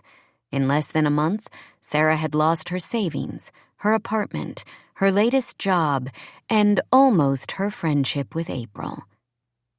Now Ryan stood in front of her, offering to make it better. She'd trusted him once and wouldn't make that mistake again. If you can't write a check, how could you possibly make anything all right again? The financing is almost set. I've got a new director interested, one who wants you for the lead. He's in Aspen for a few weeks. I just need to get a hold of his people and set up a meeting with the two of you. His eyes shifted to April. I'll get your money back. All of it. Sarah shook her head. No way. We're done, Ryan. I don't trust you. I don't want to work with you. I don't want you anywhere near me. Sarah, please, he pleaded, his voice a soft caress just short of a whine. She said no, Bud. Josh had been so quiet where he stood a few feet behind her, she'd almost forgotten he was there. Almost. I wasn't talking to you, Roy Rogers. Sarah saw Josh's fists bunch at his sides. Well, I'm talking to you, he said, and took a step forward. She put up a hand. It's okay, Josh. She'd been friends with Ryan long enough to know the pain and regret in his eyes were real. She wouldn't admit it, but it got to her. That was Sarah's problem. She was a sucker for lost causes. Having been one for so many years, she could smell desperation on a person like some people could sniff out a good barbecue. I'm sorry, Ryan said again. You didn't even call. I had to find out from your assistant. I went straight from the casino to another stint in rehab. He offered a sheepish smile. I'm a little more self-aware now, at least. Some good it did me. Give me a chance, Sarah. She blew out a breath and tried to ignore Josh seething next to her. Fine. Call me if you get a meeting. Ryan gave her a bright smile. That's great. In the meantime, you can help out around the ranch. Aspen's not that far, and I know you have time on your hands. There's lots to do before the guests arrive. Hell no. Josh sliced the air with one hand. He's a lazy, no-good, designer jeans-wearing wimp, and he's not touching anything in my house. Sarah whirled on him. As I remember, this is my house. You know what I mean. I do, she said with a sniff. And I don't like it, she turned to Ryan. You'll work, Ryan, and not as in making reservations. The real thing. Start paying off your debt. The frown he gave her said he wanted to argue, but knew he didn't have a leg to stand on. Sure, I'll do it. This is a guest ranch, right? What do you need? Someone to charm the clients? A wine sommelier, perhaps? She grinned. A prep cook. A what? Someone to help April in the kitchen. April coughed loudly. No, no, no. I don't need him, don't want him, won't have him. Sarah studied her friend. April was the kindest person she'd ever met. She didn't have a bad word to say about anyone. She'd give the coat off her back to a complete stranger. She'd expected April to take on Ryan like another one of her charity cases. After all, April had been taking care of Sarah for close to a decade. April's typically peaches and cream complexion had gone almost beet red, and her chest rose and fell in frustrated huffs as she glared at Ryan. He'd cost April her business and most of her savings, but even when Sarah had first shared the awful news, April had taken it in stride. She never lost her temper or got ruffled. Until now. She waited for Ryan to turn on his almost irresistible charm, offer April one of his trademark lines, smooth talk her into agreeing. Instead, he looked at Josh. "Could you use a hand with maintenance?" Josh shook his head. "Grass to cut?" "Nope." "Horse droppings to scoop?" "Nothing." Ryan squeezed shut his eyes. "I can't be completely useless. I'm done with useless." Sarah threw a sharp glance in April's direction. "Come on," she mouthed silently. April growled low in her throat. "You can help, but you'll do what I say, which mainly involves staying out of my way." To Sarah's surprise, Ryan nodded, then stepped forward and wrapped her in a tight hug. "I am sorry." "Make it better with April," Sarah whispered. "She hates me. Do you blame her?" "I'm a good guy, with a little problem." "Ryan." "I need to get back to Aspen today." He leaned back and scrubbed his hand over his face. "But I'll be back, and I'll try." Sarah glanced to where April stood, but her friend was gone. "Try hard," she told Ryan. "April deserves to be happy." He ran a finger across her cheek. "We all do." "If you say so," she answered. They both knew she didn't mean it. Josh watched Ryan head toward the front door. His plan had seemed so simple a few months ago. Move back to his small hometown and make a new life on this secluded property. Work at the ranch would give both he and Claire the home and stability he needed. He'd be able to forget his past, the pain of his accident and losing his career, the only thing he'd ever cared about in his life. With enough hard work, he'd be so exhausted he wouldn't miss the smell of the arena, would stop aching for the feel of a 1,000-pound bull beneath him and the adrenaline rush that came with those seconds in the ring. With enough patience, his daughter would stop looking at him like he was the enemy. Now he had 3 California misfits crowding his space. Josh didn't do people and their problems. He had friends, sure, other bull riders who were like him, happy to spend time drinking beer and watching old footage. Once guys left the ring and made homes and families for themselves, he usually lost touch. He was a loner and liked it that way. No complications. The woman who walked over to the picture window at the far end of the family room was the biggest complication he'd ever met. She complicated his life. What happened to his insides when he watched her was a problem he sure didn't need. He took a few steps toward her, not close enough to smell the scent that always surrounded her, some strange mix of honey and cinnamon, sweet with a bit of kick, but close enough that she couldn't not be aware of him. He wanted her to notice him as much as he did her. "Do you two have a thing going?" he asked casually. She looked over her shoulder at him.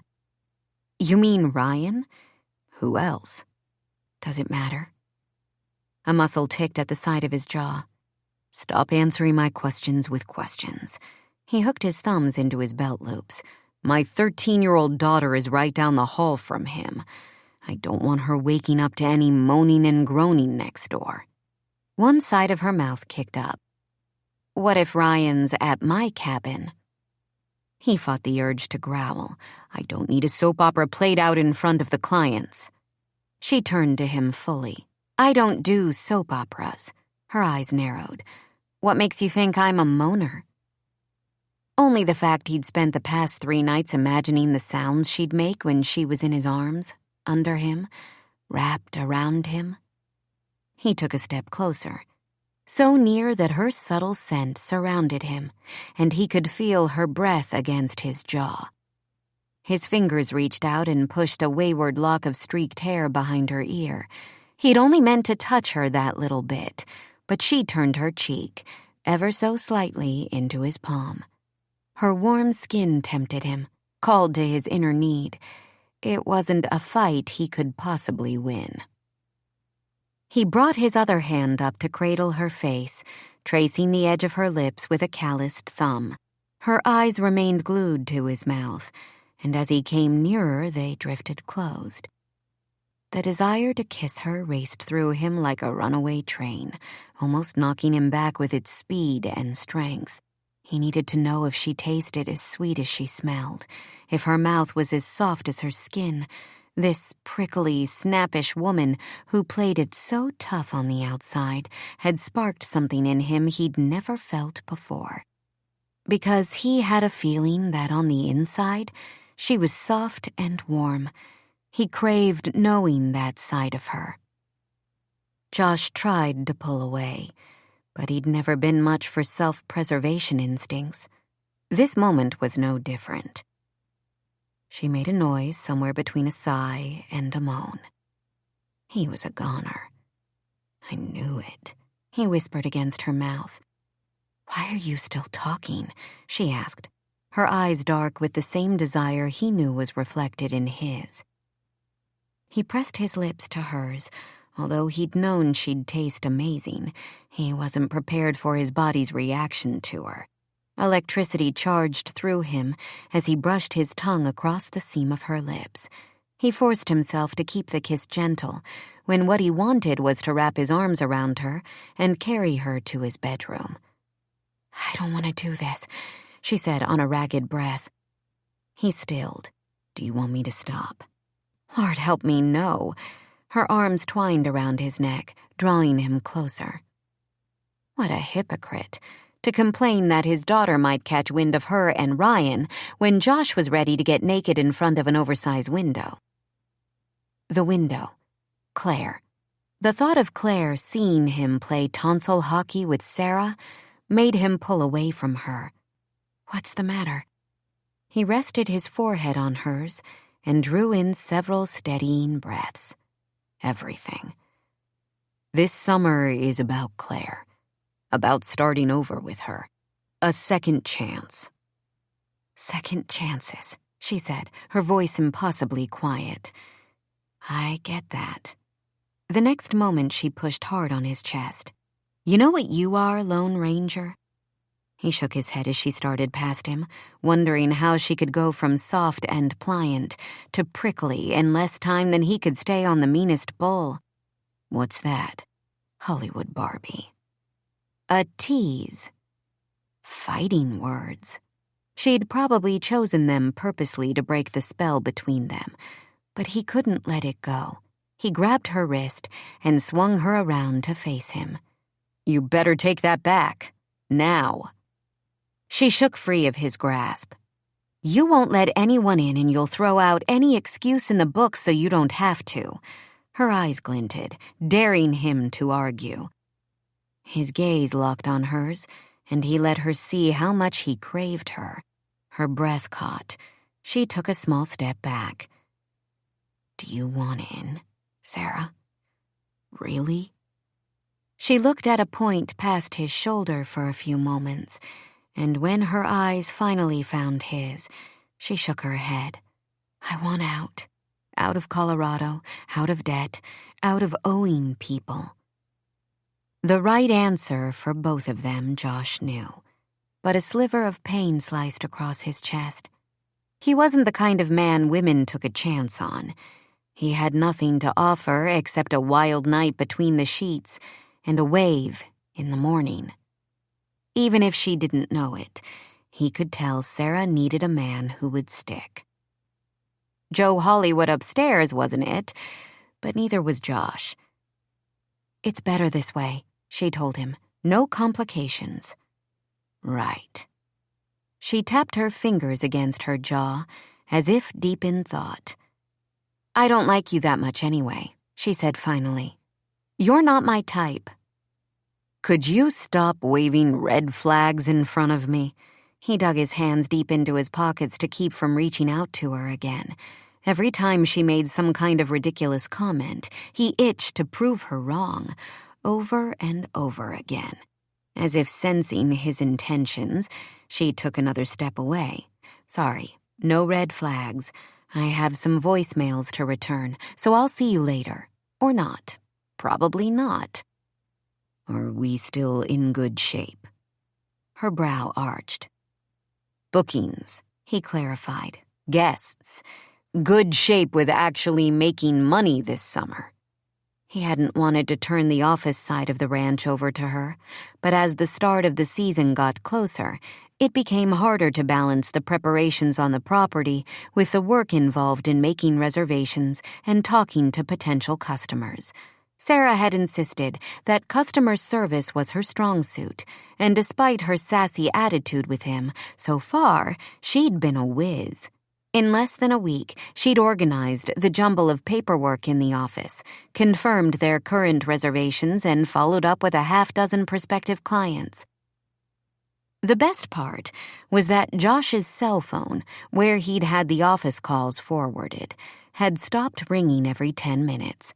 He'd actually been able to get a lot of projects done. He felt almost ready for guests to arrive. "We're in better than good shape. I just confirmed a family reunion for 6 nights at the end of June. There's only one weekend in July still open, and August is full." She studied him. "You did an excellent job with the marketing.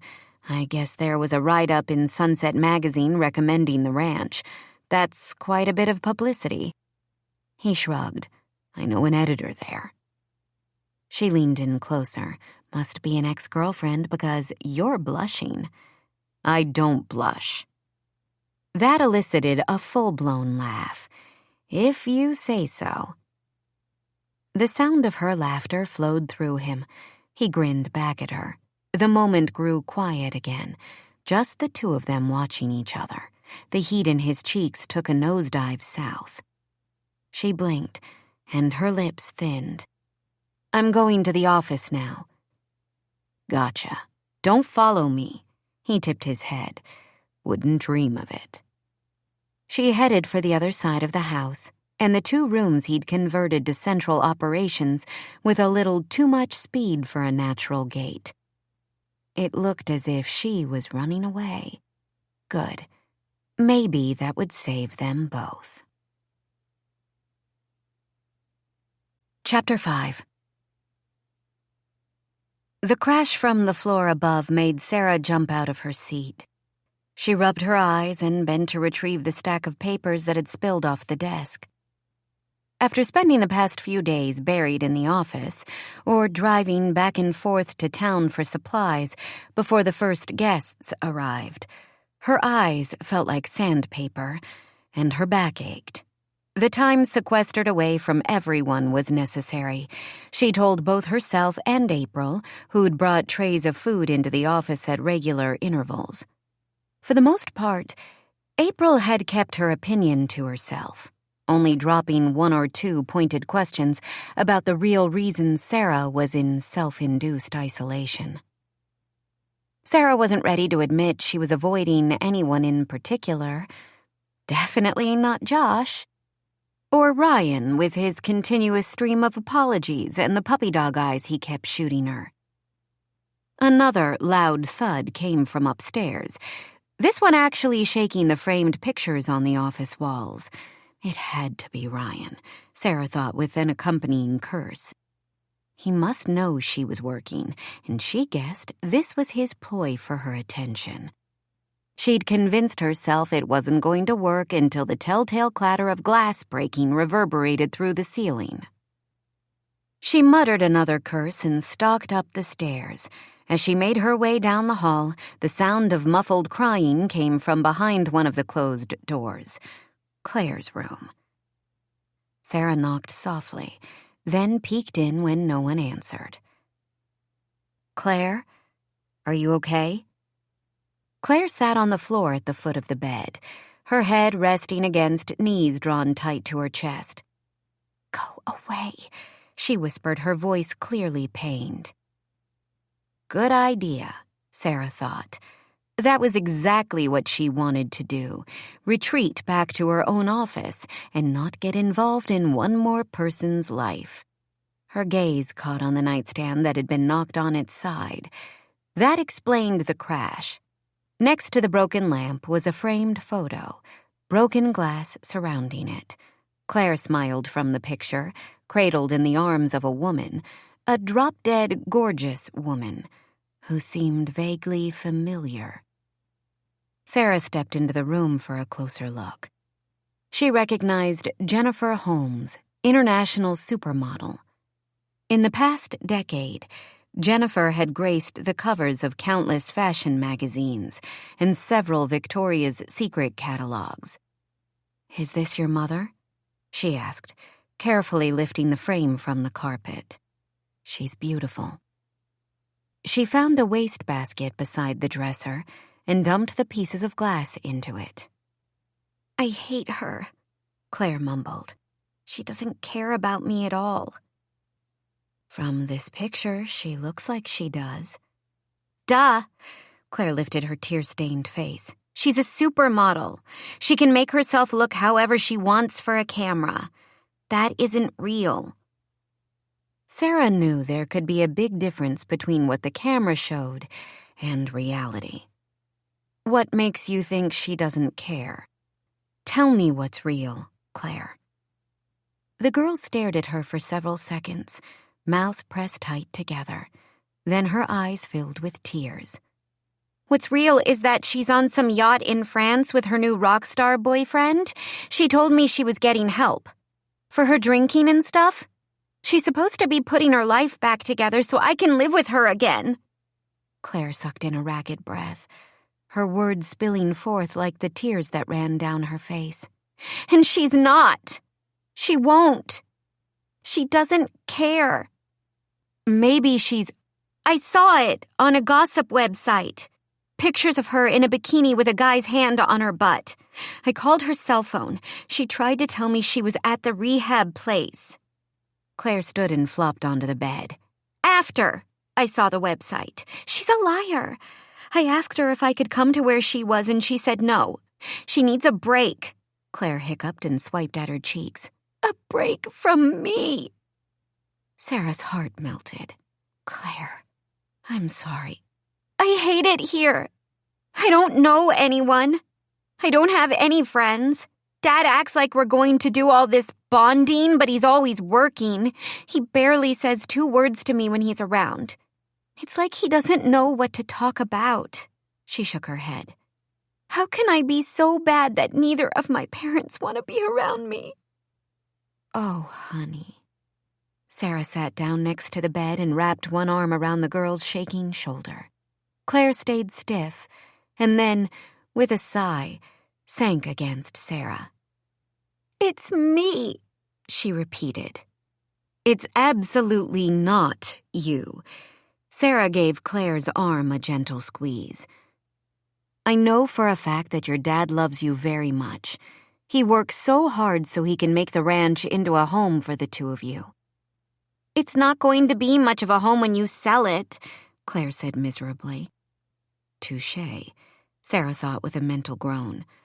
"Whatever happens," she answered without addressing Claire's comment. "He wants to be with you. He's trying to do what's best because of you." "He doesn't even like to be around me." Sarah squeezed her eyes shut, thinking of the love, longing, and confusion in Josh's eyes when he looked at his daughter. "How long did your dad ride bulls?" "I don't know. Forever," Claire mumbled. "I think since he was like 17 or something." "That's only a few years older than you. And how old was he when you were born?" 18. My mom was too. Yeah, well, take it from someone who knows. Young parents don't always know what they're doing. Your dad is trying. That has to count for something. Was your mom young when you were born? 19, Claire sniffed, and Sarah dug in her pocket for a tissue. Here, use this. Claire blew hard, then said, She's really pretty, your mom. She came to the ranch a few weeks ago, tried to kick Dad and me out. That sounds like Mom. Are you close with her? Sarah laughed softly. Not exactly. You're changing the subject. I'm good at that. Claire shifted away from Sarah and smiled a little. Me too. Sarah reached out a finger and ran it along Claire's cheek. Have you talked to your dad about how hard it's been here for you? Claire shook her head. I can't. Sarah watched her without answering. I don't want to make it a big deal. I guess it's not that bad, Claire said with a sigh. I mean, I like the mountains and how the air smells, like it's so clean it almost hurts, Sarah finished. Exactly. Claire picked at an invisible spot on her jeans. And Brandon's okay. The kid who helps your dad in the barn? He's 15. His family owns the property across the highway. He's kind of nice. And cute. Claire looked up, pink coloring her cheeks as she met Sarah's gaze. Do you think so? He's got those great big blue eyes, right? Claire sighed. And that smile. He'll actually talk to me, but he's got a girlfriend, I think. You can still hang out when he's here. Just friends. I bet your dad would love an extra hand in the barn. I don't know anything about horses. Just like he doesn't know anything about what teenage girls are into. It's up to you, but I know your dad does care about you. He wants you around. That counts for something. Maybe if you seemed interested in something he knew about, it could help with that bonding you mentioned. I wouldn't be in the way? Sarah smiled. April and I get in the way. Ryan is always in the way. You're the one Josh wants around. I think he wants you around, too, Claire said softly. Then asked, Is Ryan your boyfriend? Absolutely not. Do you have a boyfriend? Nope. Do you want one? Josh's face came to mind, and Sarah tried to ignore the shiver that curled through her belly at the thought of his mouth on hers. I've given up on men. Claire studied her, looking suddenly older than her 13 years. Aren't you a little young for that? I'm 28. That's like 1 foot in the grave time in Hollywood. Claire nodded as if she understood. My mom turned 31 last year. That's when she started to freak out. Party more. She gets Botox and some other wacky stuff. Claire stood and looked in the mirror above the dresser, pinching 2 fingers to the bridge of her nose. She said I could have my nose done as a Sweet 16 gift. That'll be cool. I might look a little more like her and she'll... Sarah turned Claire to face her. Listen to me. You are perfect the way you are. Plastic surgery isn't going to change your relationship with your mother. You don't know. I do know. I spent years jumping through hoops to win my mother's approval. Guess what? Never happened. Maybe it never will. I hope it does for you, Claire. I hope your mom gets healthy and realizes how precious you are to her. Until then, I know your dad loves you, even if he isn't great at showing you how much. I just want to fit in here, Claire said miserably, her green eyes, so like Josh's, welling again. I know, sweetie. Would you take me shopping sometime? Claire asked. None of my clothes are right for Colorado, you know? Sarah thought about the women in feathers and floss. Are you looking for Wranglers and studded belt buckles? No, Claire laughed. Just clothes to hang out in. If you don't have time, I understand. Sarah gave her a quick hug. I have time. How about before the weekend? I'll drive us down to Denver. We can make it a girls' day out, go to lunch, get our nails done. Really? Of course, I may only be able to afford one sock, but we'll do our best. Dad has money. I could ask if we can use his credit card. Sarah almost choked from laughing so hard. I bet he'd love that. She pushed the hair off Claire's innocent face. I pay my own way. But heck yeah, we'll get his card for you. A shopping trip is one thing dads are always good for. Was your dad good for that kind of stuff? Sarah's father had been a nameless stuntman on one of her mother's B movies, an on-set fling for Rose, who hadn't even told him she was pregnant and had never shared his identity with Sarah. I don't know my father. Oh, I guess it's good that Josh wants me to live with him anyway. He doesn't like it when you call him Josh. Claire grinned. I know. How much did you see him before this summer? A couple of times a year when he had time off from the tour. He'd come to my school and take me out to dinner. He sent me presents from the road, lots of stuffed animals and things like that. I'd never been to the rodeo until... Claire wrapped her arms tight around her chest. The accident was my fault. Did you know that? Sarah had read a half-dozen articles about the horrific accident that had ended Josh's career. It still made her sick to her stomach to think about the images she'd seen on YouTube. But none of the reports had mentioned Claire. Why do you say that? I was there. Claire scrunched up her face. Mom was having a bad time. It was winter break, and she was stuck with me. She found out there was an event a few days before Christmas and flew us both down there. I think she wanted to dump me with him for the holidays. She didn't tell him we were coming. Right before he came out of the gate, he looked up and saw me. It broke his concentration. Claire drew in a shaky breath. They let the bull go right at that moment, and... Her voice broke off as she shook her head. The whole arena was silent when it happened. I thought he was dead. The bull was so big, and it landed right on him. Claire. Sarah drew the girl into another tight hug. Sarah had been through some bad stuff as a kid, but this poor girl gave her a run for her money in the bad childhood department. They took him to the hospital straight from the event. I didn't see him again until he showed up on the last day of spring semester. Claire wiped her cheek against Sarah's sleeve. If I hadn't been there, he'd still be writing. It wasn't your fault. Sarah whispered against the girl's head. It was a terrible accident, but not your fault. Not your fault. But Have you and your dad talked about what happened? Claire didn't answer.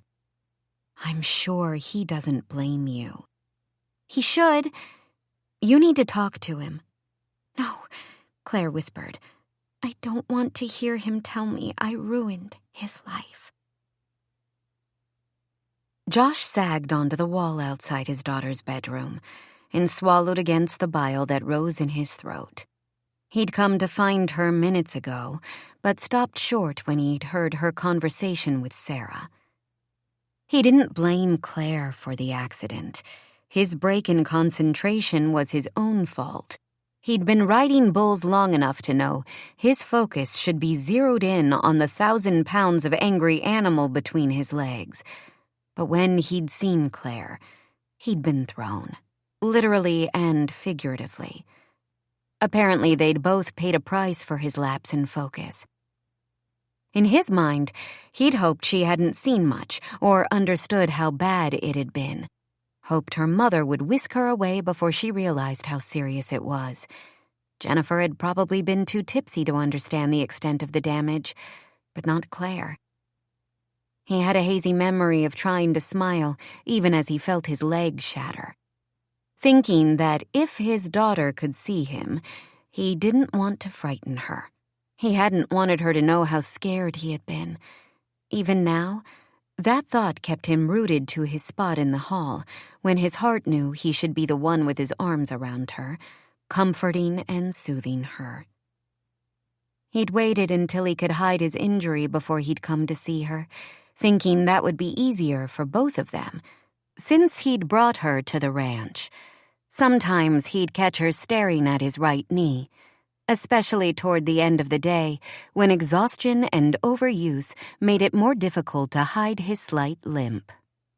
He wanted to be strong for her, not weak and half broken. Bending forward, he rubbed at his leg, willing the pain to go away. He straightened and thumped on the wall as he walked to the end of the hall. "Claire?" he called, coming back toward her room. "Are you up here?" He made some more noise before poking his head in her room. She sat on the edge of the bed with Sarah next to her. While she smiled at him, her eyes were red and puffy from her tears. "Hey, Dad," she said cheerfully, a sure sign that things were very wrong. Sarah watched him, as if his face gave away the fact that he'd been eavesdropping. Impossible, he thought, but kept his gaze on Claire. "It's a gorgeous day," he said to his daughter. "I thought we could take an ATV up to Bitter Creek Pass, check on the trails, and maybe have lunch." Her smile faded. "I don't think so." He took a breath and made his tone light. "Come on, it'll be fun. Just you and me and a ton of horsepower." She scrunched up her nose. "Those things are so loud and they go really fast." "That's supposed to be the fun part," he said, trying not to sound frustrated. He let his eyes drift to Sarah, who looked at him with a hint of sympathetic smile. "Can I come too?" she asked.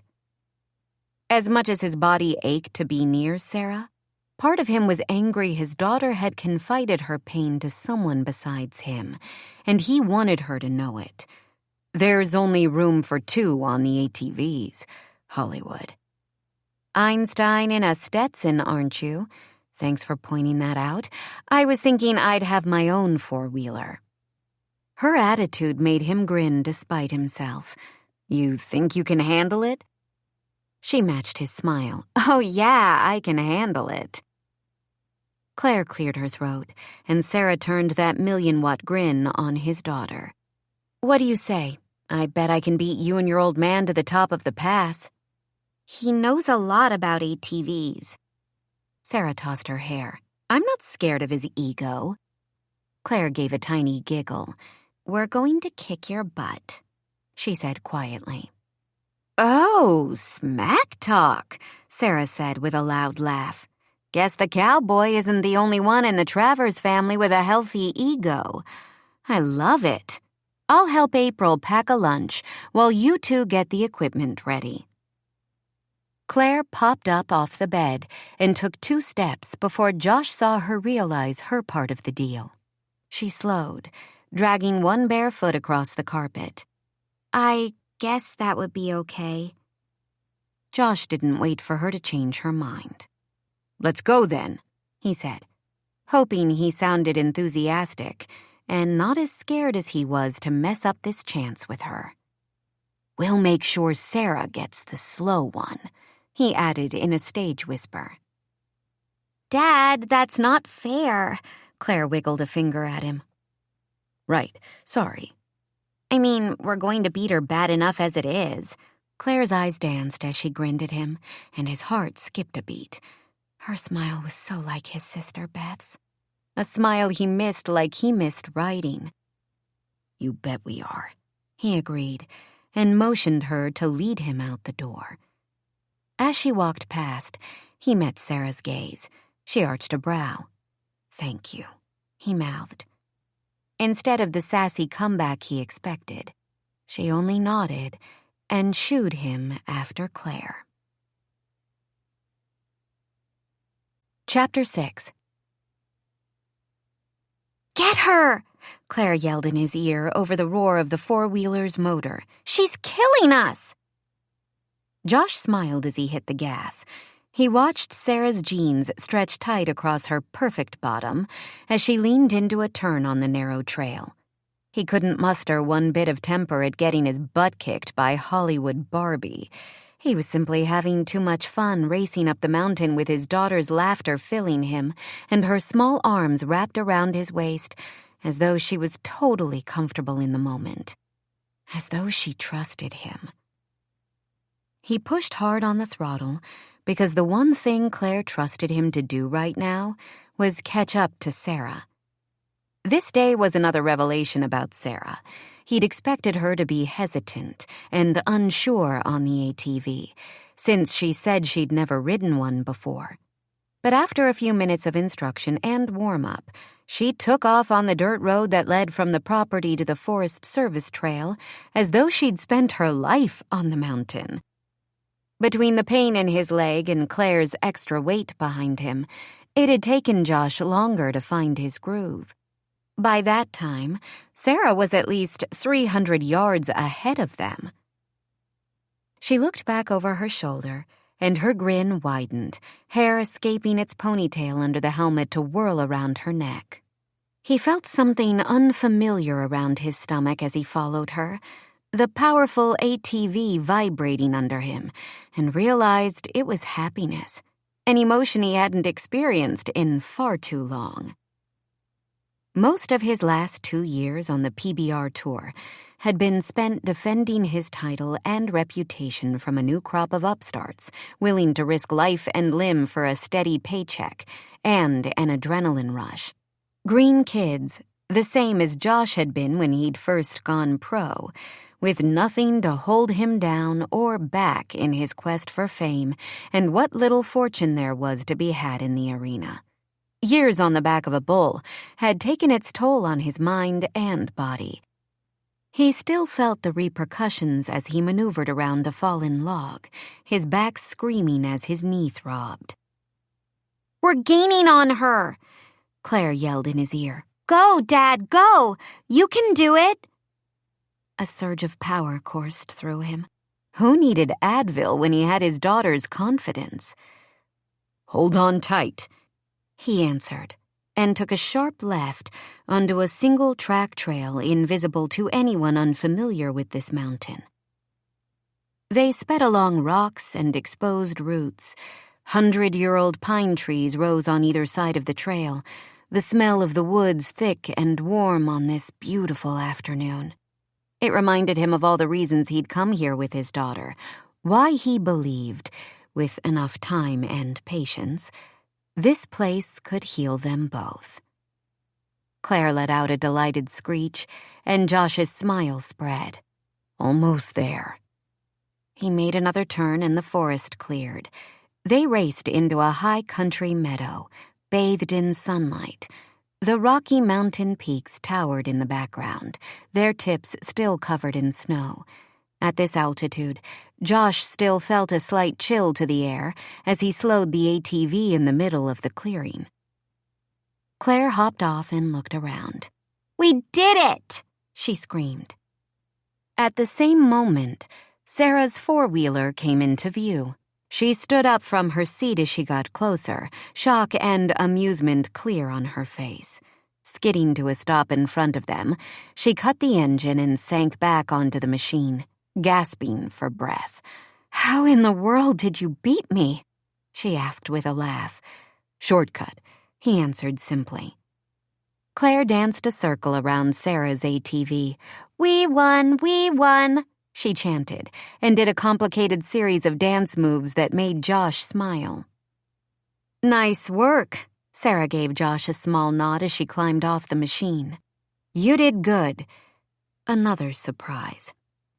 Josh didn't often encounter good sportsmanship, so he expected at least a little pouting or fuss. Nothing. It was like she didn't care a bit about winning. For so long Josh had been focused on competing, it was hard to change gears and enjoy something just for the fun of it. Sarah seemed to appreciate his daughter's buoyant mood as much as he did. Claire wrapped her arms around her. "That was awesome!" It sure was. She released Claire after a long hug, and Josh watched her take in the scene in front of them. She sucked in a breath. Wow. This is amazing. Yes, it is, Josh agreed, but continued to watch her. Sensation rippled across Sarah's stomach as she felt his gaze. She was careful not to look at him, afraid of what she'd see in his stormy sea eyes and what her own might reveal. She prided herself on staying in control of her emotions and had the hard-won walls around her heart to prove it.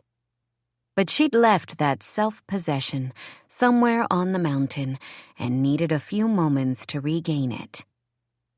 She turned a circle to see the full meadow view, then took another deep breath and closed her eyes. Her whole body tingled from the excitement of the ride. Yep, she told herself. It was an adrenaline rush and nothing more. Not her reaction to Josh. Not at all. It had been years since she'd let herself go all out like she had on the mountain. She'd left the world and its troubles behind and simply felt free. When was the last time she'd truly felt free? She honestly couldn't answer that question. Still, not trusting her emotions, she busied herself removing a backpack from the rack of the ATV. "I've got sandwiches and drinks here," she called over her shoulder. "I'm spreading the blanket," Claire answered from the middle of the meadow. "Is everything okay?" Josh's voice so close to her made Sarah practically leap out of her skin. "Good gravy," she said, thumping her heart with one hand. "Sneak up on a person much?" "Avoid eye contact much?" he countered. Sarah knew a challenge when she heard it, but didn't rise to the bait. "I'm trying to help out, you know. Get your kid fed?" He spun her around to look at him and lifted her sunglasses onto her head. Her eyelids fluttered shut as his finger traced her eyelashes. "You left off the heavy makeup today. It's nice." She batted at his hand. "I should have known you'd be a sucker for plain Janes. Trust me, I won't tempt you again." "There is nothing plain about you, Hollywood." His voice was a caress that made her insides warm and gooey. She swayed just a little. "Besides which, you tempt me each and every time I lay eyes on you.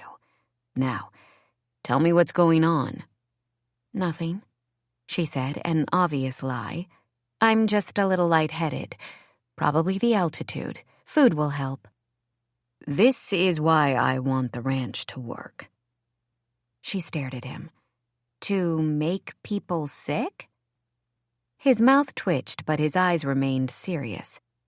"To take them out of their comfort zone," he said, dropping his arms to spread his hands wide. "These mountains change people, inspire them, make them see the world and their place in it in a different light. Sometimes there's no other way." She nodded, although she didn't know if he was talking generally or about her in particular. Either way, she understood down to her soul what he meant. "I want to do that for the people coming here. When someone books a trip with us, it's not like heading to Disney World or Fort Lauderdale at spring break. It means something to them, to me." "I get it," she answered automatically, taken aback at his emotion. "Do you? Do you understand how precious these mountains are? How few truly wild places there are left in this country? I want to celebrate that, help people appreciate it." "A cowboy environmentalist?"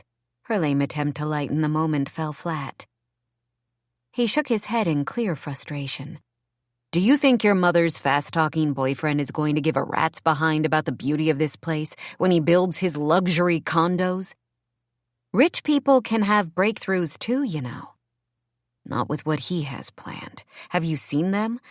The plans?" "No." "He's going to level the trees that surround your grandmother's house. Put in a competition-sized swimming pool under a huge bubble. Sure, he'll have a couple miles of paved trails. Wouldn't want to scuff your running shoes on actual dirt. He's not going to demolish the entire forest," she argued. "It changes things, Sarah. Crimson is special. We don't need another Aspen-type playground for the rich and famous. Can't you see that?" She did see it, but the knowledge left her in a precarious position. What I see is that I need money, and Richard Hamish has it. I haven't sold yet. You still have time, the entire season, to line up financing, but if not, you know what I have to do." He crossed his arms over his chest, spoken like a true Californian. "Was that the reason you let me come today? To prove some kind of point?" Despite her rising anger, her heart hammered in her chest, anticipating his answer. He stared at her, then sighed and said, "No. I wanted you to see this because it's amazing and breathtaking. I thought you'd like it, both you and Claire." Reaching out, his thumb trailed across the skin exposed above the collar of her V-neck sweatshirt. "I wanted you here." She itched for a fight, a reason to funnel her traitorous emotions into anger. She needed to pull away from this man and his daughter, from the house that her grandmother had loved, the place that, despite her best efforts, Sarah had quickly come to consider home. The honesty of his response and the warmth in his gaze melted away her defenses, and she felt herself more drawn to him than ever. Her hand lifted to his, her fingers rubbing his calloused palm. "Let's focus on that, okay? Just for now. Can you do that? We'll have lunch, make Claire happy, and deal with the rest later." Her own version of a peace offering. He lifted her fingers to his mouth and rubbed his lips across her knuckles. Butterflies flitted along her spine in response. Later, he murmured. Somehow she didn't think he was talking about their problems, which scared her even more. Sarah left Josh and Claire in the equipment garage 2 hours later and brought the backpacks into the kitchen to clean up.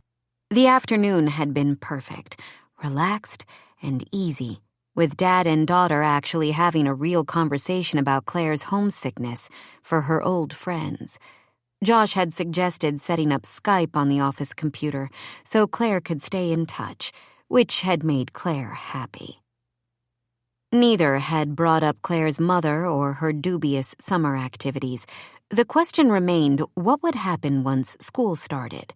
But that was another issue to deal with later, and not hers, she reminded herself. She couldn't quite wipe the grin off her face and was relieved April didn't seem to be around to ask questions about the afternoon. She bent forward to put the leftover apples back into the fridge. "You're avoiding me." At the sound of the voice, Sarah jumped, banging her head on the top of the refrigerator. "Then take a hint, Ryan," she said, rubbing the bump. "We need to talk." He stood, one hip hitched up on the counter, wearing a wrinkled polo shirt, cargo shorts, and flip-flops. "I don't think so." She pointed at his feet. "What kind of help can you be on a ranch wearing those?" "I had a meeting in Aspen earlier." He raised a brow. "Besides, I saw you take off with Josh. Looks like I'm not the only one playing hooky today." She blew out a breath. He wanted to take Claire for a ride. It made her more comfortable if I came too. "You're still as much of an addict as me, Sarah." "I was in that rehab center for publicity and you know it. I am not an addict." "I'm not talking drugs or alcohol. People and their problems. You're addicted to fixing other people's issues. Makes it easier to ignore your own." "You're crazy." "Tell me why you're here." "Because this house belongs to me now," she said, holding tight to the refrigerator door handle but unsure why she needed the support. "I can make more money from a successful season than a bust." "And what will you do then?" "Repay April the money that you gambled away? Finally start the yoga center she wants? Her dream, her problem." "She's my friend, Ryan, the only one who's stuck with me all these years, and I want to run a business. I want to do something real. Can't you get that? Read for the part. That's real. Do you really think you can go back to LA and run an exercise studio? cater to whatever star of the week flounces through the front door looking to use yoga as a front for her latest eating disorder? Her eyes narrowed. It would sure beat waiting tables and clearing up their plates of barely touched food. You're an actress, Sarah. It's in your blood. You have something to prove still. I know it.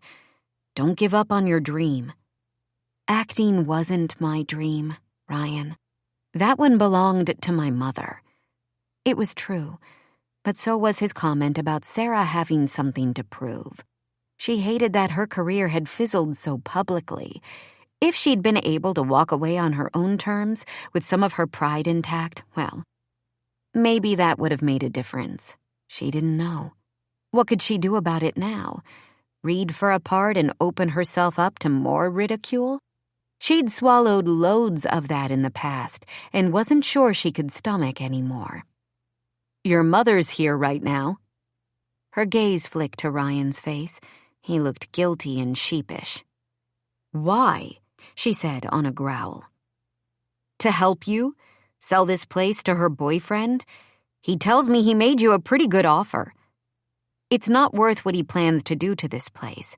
It was my grandmother's house, Ryan, her home.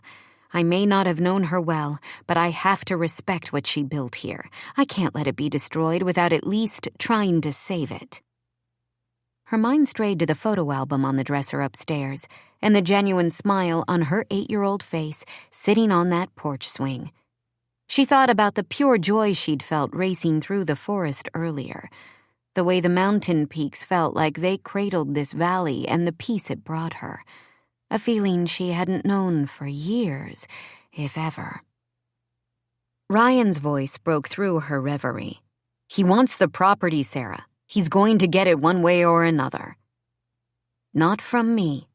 Sarah didn't have much to hold on to in her life, but that feeling of peace was worth fighting for. She wouldn't give it up. She glanced at the doorway to the family room. Is she waiting? In the office. She released her death grip on the refrigerator, flexing her cramped fingers. Put some decent shoes on and go find April. Whatever she's doing, I'm sure she can use some help. Ryan's full mouth twisted. She doesn't like me. Do you blame her? I'm a cad. That's my deal. But women still like me. They can't help themselves. She's different.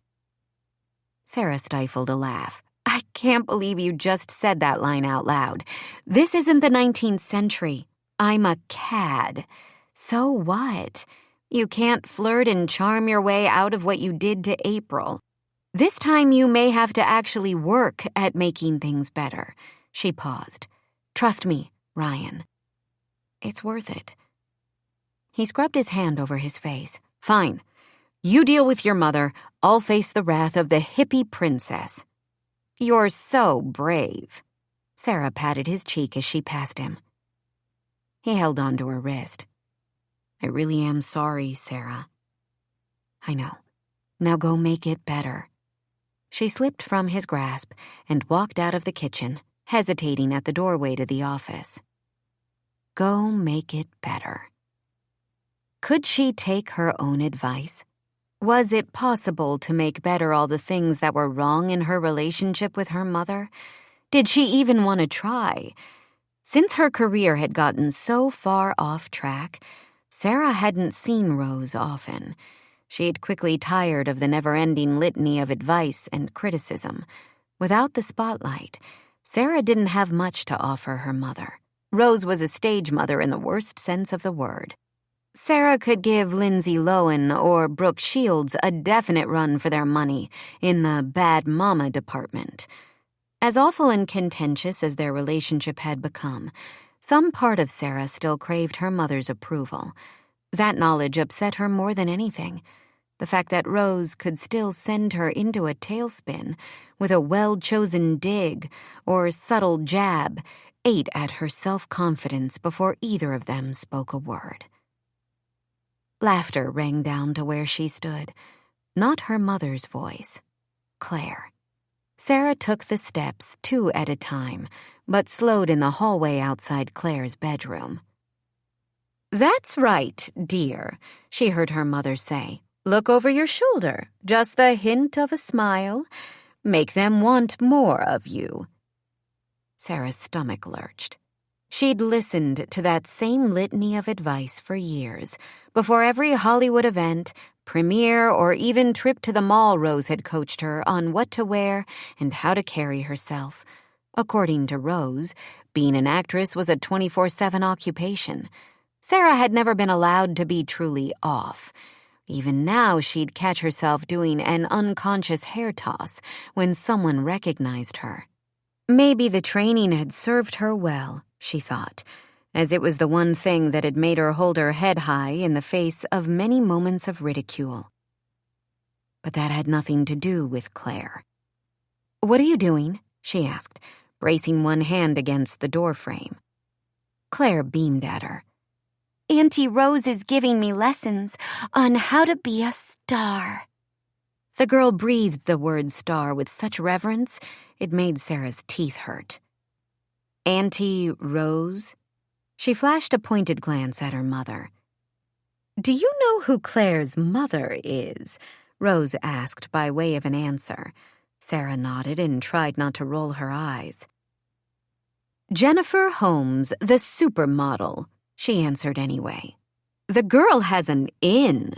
You know how much that can help, Sarah. How my fame opened doors for you." Give me a break, Sarah thought to herself. Claire doesn't need doors opened for her, Mom. She's 13. I know it's a late start. Rose walked around the desk and stood next to Claire, running one finger along her cheek. But look at her bone structure.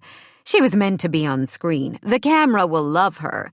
I have a friend over at Disney. They're always looking for the next big thing.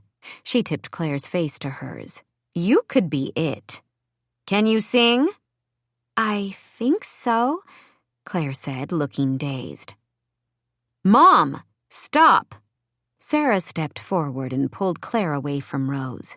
She has a life here, a good, normal life. She's not going to California or anywhere with you. Leave her alone. Just because you crashed and burned, her mother began. At the same time, Claire asked, Don't you think I'm good enough? Sarah squeezed her eyes shut and tried to block out the sharp stab of pain Rose's words caused. She focused on Claire. Honey, of course you'd be amazing. That's not the point. It isn't all fun and glamour. It's not a good place sometimes. There are a lot of bad people in show business. She threw a glare at Rose. People who only care about themselves. Maybe it would give me something in common with my mom. If I was famous, she might come be with me instead of... Her voice trailed off and she swiped under her eyes. Oh, Claire. Sarah enveloped her in a tight hug. Why are you doing this? She asked her mother over Claire's shoulder. Rose smiled sweetly. I came here today to talk to you about this house. Richard wants to stay in Colorado until you decide to sell. I need a something to keep me busy. Claire is a lovely girl. Maybe she's it. Sarah's throat tightened. Leave her alone, Mom. You know how to get rid of me, Rose said softly, and tapped the corner of the bed where a stack of paperwork sat. Are you ready to sign? Chapter 7. Sarah swallowed against the lump of regret balled in her throat. She'd spent years avoiding Rose, and now she wanted nothing more than to get rid of her mother. But not at the expense of her grandmother's dream. Selling would be simple and give her the money she desperately needed to repay April and get her own second chance. Yet what would it cost her soul? She'd given up on so much in her life, compromised her hopes and values to make life easier. She was done running from the hard stuff or letting other people bully her. If nothing else, being in Colorado had made her see that she could live life on her own terms. She had something to contribute, Her mother wasn't going to rob her of that so soon. "I'm not selling, Mom. Not now. Not to Richard." Rose's delicately arched eyebrows lifted. "Well, then. And you're not spending any more time here. I want you to leave." "This was my childhood home, Sarah." Rose dabbed at the corner of one eye. "You hated it here. Counted the moments until you could leave. I know the story by heart, so don't try to change it." Her mother's eyes narrowed briefly. "You always were an ungrateful child," she said on a huff of breath.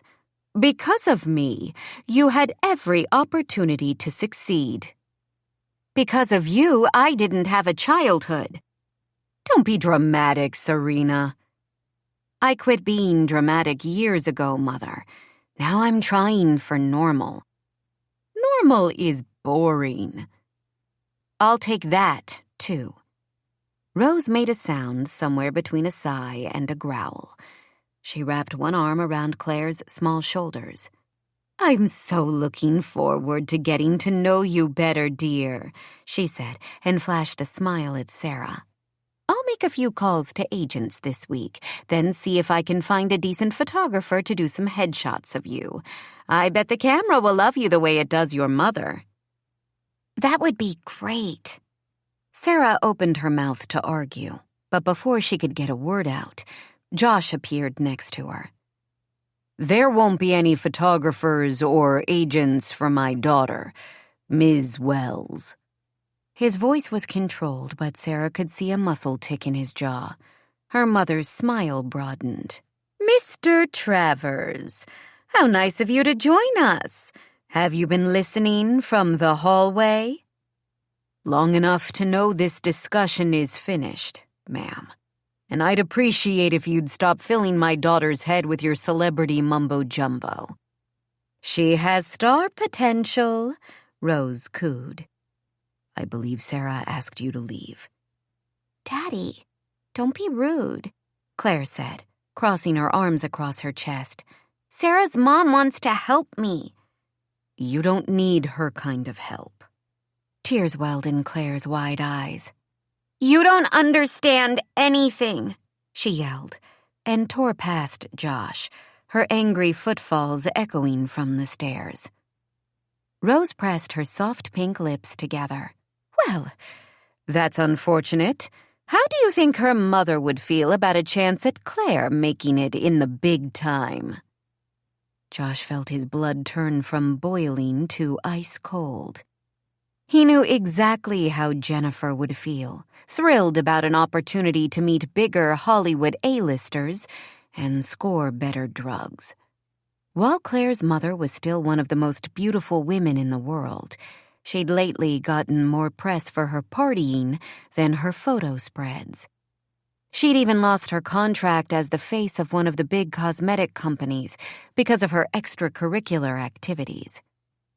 The only saving grace was that the further she spiraled out of control, the less Jennifer took an interest in Claire. Josh planned to go back to court and file for sole custody once the ranch was stable and profitable. He didn't figure Jen would fight him, but that would change if she thought Claire was useful to her. He took a step toward Rose.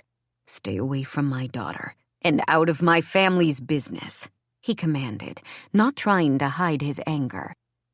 To her credit, the older woman didn't flinch. "It's too bad you're building your business in a house that should rightfully belong to me." She tapped one finger against her mouth, a slight smile playing at her lips. "Claire really is lovely. Plus she has a budding flair for the dramatic. I like that in a girl." Sarah moved in front of him before he could wrap his hands around Rose's bird-like throat. "Enough, Mother. The house belongs to me. I'm telling you to leave. Now." Rose backed away, palms up. "I can take a hint, honey. But I'll be back. One way or another. Mark my words." "This isn't the Terminator, Mom," Sarah leaned in and said softly. Are you so desperate to keep your boyfriend that you'll stoop this low to get what you want? I always thought you had a replacement guy waiting in the wings. I guess things get tougher as you age. How sad." Josh watched Rose's perfectly bronzed cheeks turn a deep shade of pink. "I don't know what I did to deserve such an awful daughter," she said with a sputter. "I gave up everything for you, and this is how you repay me? You were a horrible, colicky baby and a demanding child. You couldn't even make something of the career I practically gift-wrapped for you. Does it make you happy to watch your own mother struggle when we both know you could help me if you wanted to? You make me sick." He saw Sarah's sharp intake of breath as Rose stormed past them both, slamming the door shut in her wake. "Okay, then," Sarah whispered after several moments, her back still to him. That was fun, and a great trip down memory lane. She said the last with a laugh that caught in her throat and turned into a strangled sob. Josh reached for her and slowly turned her so she was facing him. His gut twisted at the tears that filled her eyes. "I'm sorry," he told her. "You don't deserve that." She shook her head. "I'm the one who's sorry. That she's giving you so much trouble, for ideas she may have put into Claire's head." She swiped her hands across her face. "I'll do whatever it takes to make sure she doesn't corrupt Claire, Josh. She's an amazing girl. I know you only want what's best for her." He trailed a thumb across a stray tear that ran down her cheek. "Even if I'm an idiot about knowing how to talk to my own daughter." She sniffed. All men are idiots sometimes. Holding up her fingertips, she cringed. "I can't cry anymore. My makeup is going to run all over the place." He wrapped his hands around hers. "Why do you wear so much makeup anyway? You don't need it." As soon as the words were out, he regretted them. Geez, maybe he should ask her if she was pregnant next, or say her thighs were fat. He really was an idiot. She stared at him for what seemed like minutes as he braced himself for an explosion. Instead, she said softly, "It makes me feel protected. Like armor. People see the goop and not me. I like it that way." The brutal honesty of her words contrasted with the stark vulnerability in her eyes. His breath caught and his cold, hard heart melted. She leveled him. He bent forward and dropped a soft kiss on each of her eyelids. Up close, she smelled like cinnamon and honey, sweet and spicy at the same time. "I see you," he whispered against her forehead. "That's a James Cameron line," she answered, her voice not quite even. Her hands pressed against his chest as she pressed into him. "From Avatar." He smiled and brushed his mouth across hers. "You know a lot of movies." "Uh-huh." "And you talk too much." "Probably. I think it's because—" He covered her mouth with his, ran his tongue along the seam of her lips until she opened for him. Everything about her drew him closer. He savored the feel of her in his arms. His hands trailed up and down along her back, played with the soft strands of her hair. Her whole body pressed into him, and for a moment he tried to hide the evidence of his desire. Then she moaned into his mouth, and he lost all coherent thought. She pulled his shirt out of his waistband, and her long fingers were cool on his skin. "Good Lord," he muttered, as what was left of his brain cells took the fast train south. He tugged at the top of her shirt and trailed kisses from her jaw down her neck and across her collarbone. Just as he moved aside her bra strap, a horn honked from the driveway below. He bolted upright. The horn blared again, this time followed by a chorus of loud whooping and slamming doors. "Travers, where the hell are you? Let's get this party started, man," a deep voice called.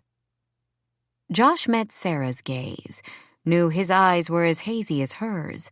He stepped away and cursed under his breath, dug the heel of his hand into his forehead, willing his brain to start functioning again.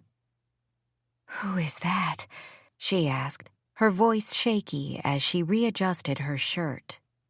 He cursed again. "Our first guests." "Your friends from the rodeo? I thought they weren't coming until next week."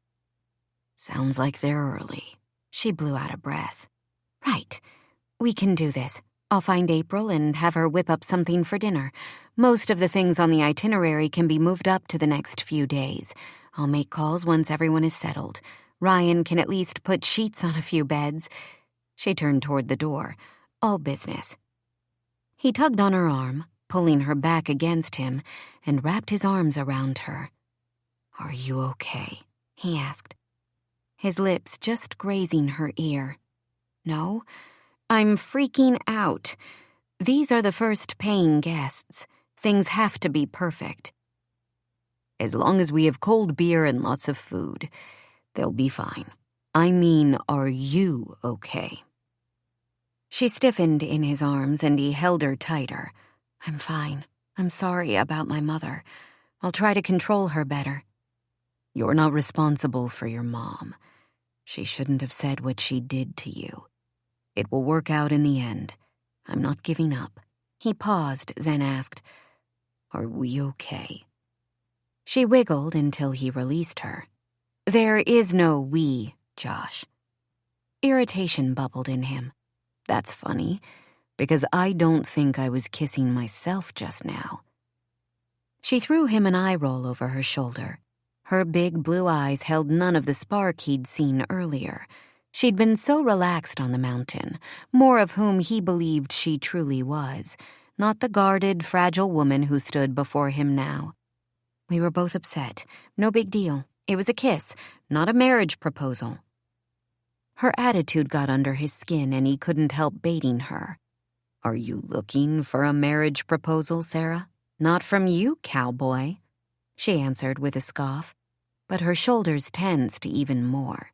He wanted to grab her, kiss her, until she was once again soft and pliant in his arms. The horn honked for a third time, and he heard a loud knocking at the front door. Sarah smoothed her fingers over her shirt front. "Go greet your buddies. I'll get everyone moving." "This conversation isn't finished," he told her as he headed for the stairs. "My end of it is," he heard her say under her breath.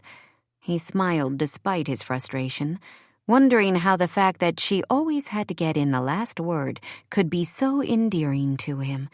He shook his head, making a mental note to start thinking with his brain rather than other parts of his anatomy.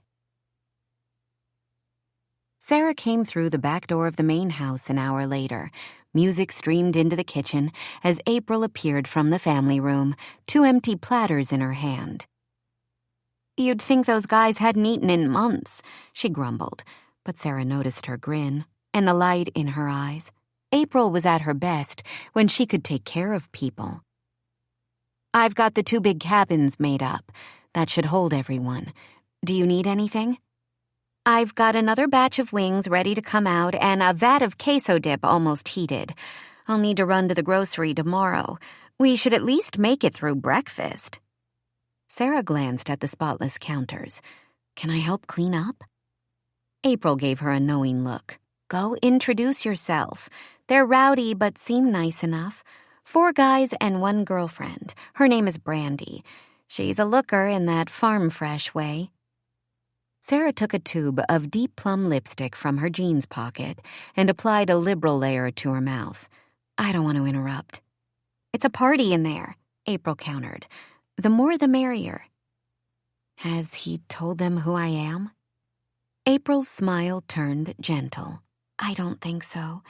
It's not a big deal, you know. Maybe they won't recognize you." "How old is Brandy?" "Early 20s. Unless she was raised without a TV in the house, she'll know me." "It doesn't matter." "It doesn't matter in LA. Much." I can blend in a little in the land of falling stars, especially with a new crop of beautiful losers coming through every year. But here it's just me, the only big fat failure for miles. April took a potholder and opened the oven to pull out a baking sheet of wings. They smelled delicious. Did you ever consider you might be the only one who believes you're a failure? My mom thinks I'm a failure, Sarah said with a shrug. Your mom is a witch. Sarah snorted. April didn't call people names. Ever. Whoa there, lady. Them's fightin' words. Bring it, April said as she dumped the wings into an oversized basket. Her hands free, she turned and hugged Sarah. I'll take down your mother and the broom she rode in on. You're a Buddhist. I'll make an exception for her. And you. Go out there for a few minutes. Have fun tonight, Sarah. You deserve it. What would I do without you? Sarah gave her friend one last squeeze and walked into the family room. Josh and his 4 friends sat on the sofas and chairs surrounding the coffee table, filling the large room with their presence. 3 of the men looked around Josh's age. The last one was so young, he seemed barely out of puberty, despite having the broadest build in the group. 2 were clearly brothers, both blonde, tall, and lanky. The third had a thick head of midnight black hair and deep brown skin. The young one reached for another handful of chips, a shock of red hair falling over one eye. As a whole, they were tough, rangy, and utterly male, something Sarah was unused to in Hollywood. It's enough testosterone to choke you, a voice said close to her ear. Sarah turned to see a young woman standing at her side who was as farm fresh as April had described. Her light brown hair was pulled back in a plastic clip and cascaded in healthy, unprocessed waves to the middle of her back. She wore little makeup other than a hint of lip gloss, and her soft denim shirt was tucked into a pair of high-waisted jeans. Actual Wranglers, if Sarah guessed right. You must be Brandy, she said and held out her hand. I'm Serena Wellens, the woman finished, her eyes widening. I go by Sarah now. Sarah Wells is my real name. Brandy pumped Sarah's hand at fever pace. I loved just the 2 of us. My sister and I lived for Tuesday nights. Thanks, Sarah said weakly, her stomach beginning to churn. She braced herself for the questions about her career, her fall from stardom, her stint in rehab. She waited for criticism to cloud Brandy's gaze. Her eyes clear, Brandy glanced around the room. Josh said this house belonged to your grandmother. That was it? Where was the 3rd degree she was so used to from people she met in L.A.? She answered, I didn't know her well, but she left it to me when she passed. It's a great setup, and really nice of you to help Josh make it work this summer. Having a place of his own for Claire means the world to him. Her mother's refrain from her childhood filled Sarah's mind. The world doesn't revolve around you. Based on life in Crimson, that might really be the case. Maybe outside the dysfunctional Hollywood bubble, people didn't care about her past. She wanted to keep the conversation away from her personal life, so she asked, Do you know Josh well? Those 4 are like brothers, Brandy nodded. Manny and Josh started the circuit at the same time. Noah and Dave are the only ones related by blood, 10 months apart, Irish twins, if you know what I mean. Noah doesn't actually ride. He does search and rescue up here in the mountains, but he's an honorary member of this crew. I've been dating Dave, the older one, for about 5 years. You don't look old enough for that. We met when I was 16 at a county fair in Indiana. My dad's a big-time doctor, so it about killed him that I had it bad for a bull rider. He'd expected me to follow in his med school footsteps, but I graduated high school and got a job at a preschool, so I could have summers off to be with Dave. How'd your dad take that? He was on fire for a while, but in his heart he wants me to be happy. He learned to live with it. You know how it goes. Sarah only wished that were true. We're getting married this fall. Brandy held out her left hand where a small diamond ring glittered on her finger. Congratulations. I hope you have a great life together. What about the baby-faced redhead? Brandy smiled. That's Bryson. He's new this year, and the guys have taken him under their wing. He was dying to meet Josh, so came with us to the ranch.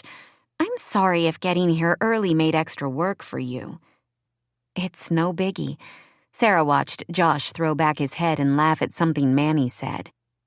He seems happy tonight. He seems happy here, Brandy corrected. We weren't sure whether he'd recover from the accident. Sarah turned her attention more fully to the other woman. I didn't realize his injuries were life-threatening. The physical part was bad, but the worst part was losing his career and the life he'd known. He took it hard. If it wasn't for having to get things together for Claire, I'm not sure he would have made it. Sarah had assumed Josh's leg and the surgeries he'd endured to fix it had been the worst of his struggles. She knew a thing or two about losing a career and the emotional damage it could inflict. She hadn't considered she and Josh might have that in common. I'll introduce you. Brandy walked forward into the room, clearly expecting Sarah to follow. You all need a chance to catch up, Sarah said, suddenly feeling out of place in her low-slung jeans, tight t-shirt, and heavily made-up face. Even the streaks in her hair made her feel like an outsider. It was one thing to wear her carefully crafted mask in California. But these people were real. She felt like a huge phony. Come on. Brandy's smile was open and friendly. They know me too well to be on their best behavior. Without backup, I'll be stuck judging burping contests. Or worse. Sarah couldn't help but return Brandy's smile. For a few minutes, I guess. Hey, y'all, Brandy announced over the music. This is Sarah. She's keeping Josh's tight buns out of trouble this summer, and she's taking care of all you yahoos while we're here. Try not to make her regret the hospitality. Sarah felt a blush rise to her cheeks as the attention turned to her. That, and the mention of Josh's buns. Good gravy. All four men jumped to attention. Nice to meet you, Dave said, coming around the coffee table to shake Sarah's hand before draping a long arm across Brandy's shoulders. Thanks for taking us in early. No wonder you look so dang happy, Noah told Josh as he came to stand in front of Sarah. You are the prettiest thing I've seen in ages, he said to her, making her color deepen. She put out her hand, but he swatted it away, instead grabbing her up in a bear hug and twirling her in a fast circle. Put her down, Josh ordered. Oh, darling, you smell so good, sweet as my mama's apple pie. He nuzzled his face into Sarah's neck. She heard Josh growl behind him. I mean it, Noah. Enough. Manny stepped in front of Josh. Señorita, he crooned, pulling Sarah away from Noah's tight embrace. You make us crazy hombres act even more loco. He took her hand, but instead of shaking it, brushed his lips across her knuckles. You've got to be kidding me, Josh grumbled. Wow, Sarah whispered. She hadn't experienced anything like this in years.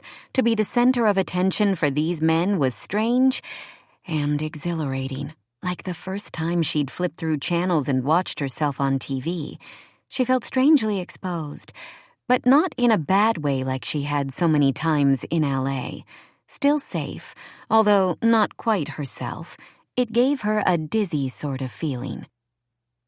You guys are funny, she said with a giggle, then cupped her hand over her mouth. Sarah was not a giggler by nature. Manny released her hand as Noah stepped forward. I feel like I know you from somewhere.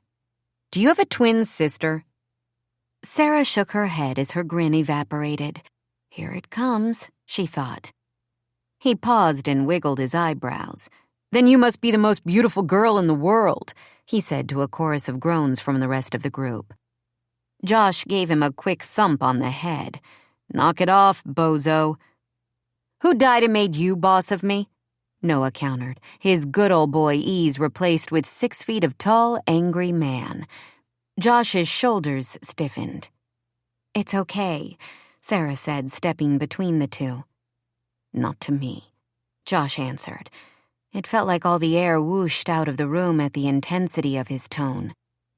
Noah studied Josh. "Is there something you're not telling us? You guys have a fling going on here?" "No," Sarah and Josh answered at once. Josh continued, "I don't want things complicated while you're here." "Uncomplicated," Dave said, giving Noah a soft elbow to the back. "That's us." "Dinner," April announced in the ensuing silence. As quick as that, the mood changed again. "I'm starving," Noah said, heading for the dining room. "With service like this, we may never leave," Manny agreed with a wink at Sarah as he passed. When everyone else had left, Sarah turned to Josh. "I know they're just joking with all of the compliments, trying to be nice." "Those guys don't do nice." He scrubbed one hand across his face. She put her fingers on his arm, shocked at the tension in his corded muscles. "What's the problem?" "Is Noah your type?" "What?" The question took her aback. "At first, I thought it was Ryan, the slick Hollywood bit, but maybe you'd like slumming with a bad boy. Tell me, which way is it going to go?" Sarah sucked in a breath. "You are way out of line, Josh.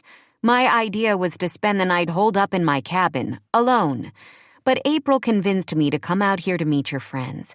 It was hard as hell since I was sure they'd give me the same once-over I get every day in L.A., then make a big deal about who I used to be. But you know what? Those guys were nice and sweet and funny. I don't get that a lot, and would appreciate if you'd stop raining on my parade with your bad attitude." She whirled away, but he held her wrist. She wouldn't turn around but felt his heat against her back. "I'm sorry," he said finally. "Fine. Now let go." He didn't release her. "You deserve someone nice, sweet, and funny. You deserve someone whole. I hope you find that man, even if it's one of those guys. Any of them would be lucky to have you." She looked over her shoulder, and her breath caught at the stark pain in his eyes. "What do you mean, whole?" He dropped her arm. "Never mind. Let's go eat." He moved past her without another word. As he walked from the room, her gaze caught on the slight limp in his gait that became more pronounced at the end of a long day. She couldn't answer for herself, but she was certain he didn't deserve the self-inflicted solitude he seemed to carry as his burden. He'd had everything in his life taken from him, not the slow unraveling that marked her failure, but one instant that stole his future and challenged a reputation he'd built for years. At least she knew that she could go back to acting if given the chance. His days on the back of a bull were done. She couldn't imagine the strength it had taken him to move on, to start over on the ranch and with Claire. How could he think he was anything less than whole? His strength of character was deeper than most of the men she'd known combined. The question remained, what did she want in a man? Her eyes roved over his strong body as he disappeared around the corner, a shiver dancing along her spine. It had been years since she'd considered dating after a string of relationships with would-be actors had left her hollow inside. Josh was 100% real man. As she followed him into the dining room, the thought crossed her mind that she might not even be up for the challenge that he held. Once again, she reminded herself it was a good thing she was only on the ranch for the summer, for any number of reasons. Chapter 8. Josh sat through dinner with a chip on his shoulder and a pit in his stomach that prevented him from enjoying any of the delicious food April had prepared. Not so for his friends, who dug into heaping dishes of enchiladas and all the trimmings with the gusto of a pack of NFL linebackers. What ate at his gut even more was the way Noah and Manny continued to flirt with Sarah right in front of his face. Her rich, musical laughter filled the dining room as she immediately slid into the rhythm of their close circle, as if she'd been a part of it for years. That got him, too, because she was so different from any of the girls he'd met on the circuit, the ones he'd known his buddies to date throughout the years. The Buckle Bunnies, as they were called, were a special brand of groupies, and it was rare to find a true love like Dave and Brandy when you were on the road in cheap motels and seedy diners for weeks at a time. He took another pull on his beer and groaned inwardly when he heard the front door slam shut. One more complication for his evening. Daddy, Sarah, whose truck is that in the driveway? Claire came into the dining room, and out of the corner of his eye, Josh saw Bryson sit up straighter. Down boy, Josh thought to himself, giving a mental eye roll at how much he sounded like an old geezer. He got out of his chair to stand next to Claire. Claire, I think you've met Dave and Brandy. The guy who looks like his twin is his little brother Noah. That's Manny at the end of the table and Bryson next to him. Everyone, this is my daughter, Claire. He pointed a finger in Bryson's direction. Off limits, he ordered, placing a protective arm around Claire's shoulders. Dad, Claire said with a groan. Don't embarrass me. Hi, sweetie, Brandy crooned. It's so good to see you again. Hey, Claire gave a small wave and shifted uncomfortably next to him. I'll just go up to my room. He wondered what could be wrong with Claire. There wasn't a more welcoming group than this bunch. But he got the sense that Claire was ready to bolt. Sarah stood before Josh could answer. Her eyes met his for a brief second before she turned to Claire. Did you have a good time with your friend? Sure, I guess. Come and sit next to me. We can be newbies to this group together. After a little push from Josh, Claire shuffled toward Sarah and sank into the empty chair next to her. Noah took up the conversation without a beat. Did you hear about the last event? He asked Josh. I don't get a lot of bull riding news out here, Josh said without emotion. And that's the way It was awesome, man. I rode Big Mabel, and after 6 seconds, she really let loose. I hung on like never before. Legs back and chin down just like you taught me. You wouldn't believe the high. I was in the zone like never before. You have no idea. I have an idea, Josh grumbled as he took his seat again. $5,000, dude. The biggest purse this season, and it was all mine. Manny leaned over and thumped Noah on the head. Shut up, amigo. No, it's fine. Josh took another drink of his beer. I want to hear everything. He turned to Bryson. How's your first season going? Sarah rubbed her hand along Claire's back as she kept one eye on Josh. Are we still going shopping this weekend? She asked quietly. Sure. What's wrong, honey? Do you think they blame me for what happened to Dad? I mean, maybe they hate me. It was my fault Stop, Sarah said, hoping to soothe the young girl before Josh noticed her distress. What happened to your dad wasn't your fault. We've been over this. These are his friends. I think he'd want you to enjoy tonight, not to beat yourself up. You're right. Claire smiled, although it looked more like a grimace. Sarah laughed softly. That's a start. She grabbed the plate of brownies April had brought out a few minutes earlier. Let me share something I've learned over the years. Chocolate is often the best medicine. Claire's smile turned genuine. I like that philosophy. With Claire happily nibbling on the brownie, Sarah turned her attention back to Josh. His full focus was on Bryson as he nodded at something the young bull rider said. To a casual observer, he'd looked relaxed, but Sarah noticed the tension that radiated from his jawline down through his shoulders. His fingers gripped the beer bottle with a white-knuckled grasp. It must be so difficult for him to listen to stories from a new crop of bull riders. She knew what it was like to have failure tap you on the shoulder and ask for advice in the form of a new generation of rising stars. Sarah stood without thinking.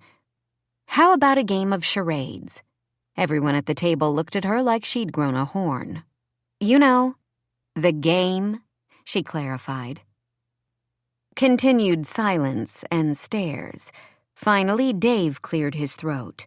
Cowboys don't usually play parlor games, darlin'. Of course not. Sarah felt color creep into her cheeks once again.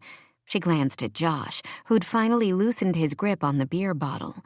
Too bad for the Cowboys, she thought.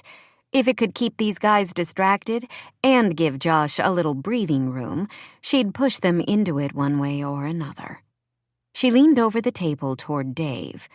What's the matter? Afraid of being beat by a girl? Brandy gave a quiet snort of laughter. I'm on Sarah's team, she announced. Women against men, April added as she came into the room. Perfect. Josh pushed away from the table. I don't think. Sarah made squawking noises and flapped her elbows. Josh's eyes widened. Are you calling me a chicken? Sarah smiled broadly. If the feathers fit. Come on, boys, Josh ordered. Into the family room. These ladies are begging to be trounced. Charades, Dave mumbled but stood without argument. This has to be a first. Should I come too? Claire asked. It wouldn't be a girls' team without you, Sarah told her, meeting Josh's gaze for a brief second. She thought she saw gratitude and maybe a little relief before his mask snapped into place. Let's do this. He hustled the other bull riders out of the dining room, grumbling all the way. Sarah didn't make it back to her cabin until close to 11, way past her bedtime with the early morning hours on the ranch. She'd helped April clean up in the kitchen after Brandy and Claire had gone to bed, leaving the guys to relive old stories around the fire pit on the side patio. To her surprise, Ryan had seemed to find his place in the over-testosteroned group, happily sharing stories of which Hollywood starlets had what body parts surgically enhanced. She smiled to herself at the stories she could tell if she wanted, then jumped at a noise from the trees next to her front door. Heart attack central over here, she squeaked as Josh stepped out of the darkness. Sorry. He didn't look sorry. He looked big and gorgeous in his soft flannel shirt, faded jeans, and boots. A light was on in her cabin, its glow illuminating the front step enough for her to see him clearly. Late-night stubble shadowed his jaw, defining it even more and making her wonder how that roughness would feel across her skin. She quickly pulled her mind away from that train of thought. No good could come from there. Expecting someone else? He asked. Yogi Bear? She answered, still trying to catch her breath. Or Grizzly Adams, maybe. One corner of his mouth hitched up, matching the catch in her throat. Noah likes you. I got the impression Noah likes anyone with breasts and a pulse. That drew a laugh from him. Probably. The question is, do you like him? Something in his tone of voice put her on edge. I don't think that's any of your business. She took a step toward her door, but he blocked the path. It is if you're going to mix business with pleasure. She eyed him for a moment, then swallowed, too tired to play games or even put up a fight. I'm not interested in Noah. He watched her. Or Manny. Or Bryson. He continued to stare. She huffed out a breath. I'm not after your friends. Why do I feel like there's still a problem? He blinked several times, then mumbled, "Thank you." "I'm having trouble following you." "For tonight, you made Claire feel comfortable, and I have a feeling you suggested the stupid game to do the same for me." "Everyone had fun playing the game," she said, letting a little temper seep into her voice. "I was just keeping the guests entertained. I'm sure you can handle your own feelings." "You're right. It wasn't stupid. We did have fun. Because of you." The cool night air licked across her bare arms, and goosebumps tickled her skin in its wake. She took another deep breath, hoping the scent of the surrounding mountains would calm her. Josh's gaze fell to her chest, which had the exact opposite effect on her jumbled emotions. His eyes squeezed shut. "I don't know how to do this." "Do what?" "Want you so badly, and not act on it." She knew that feeling. "There are a lot of reasons we shouldn't be together." He nodded but said, "Tell me why I shouldn't kiss you right now."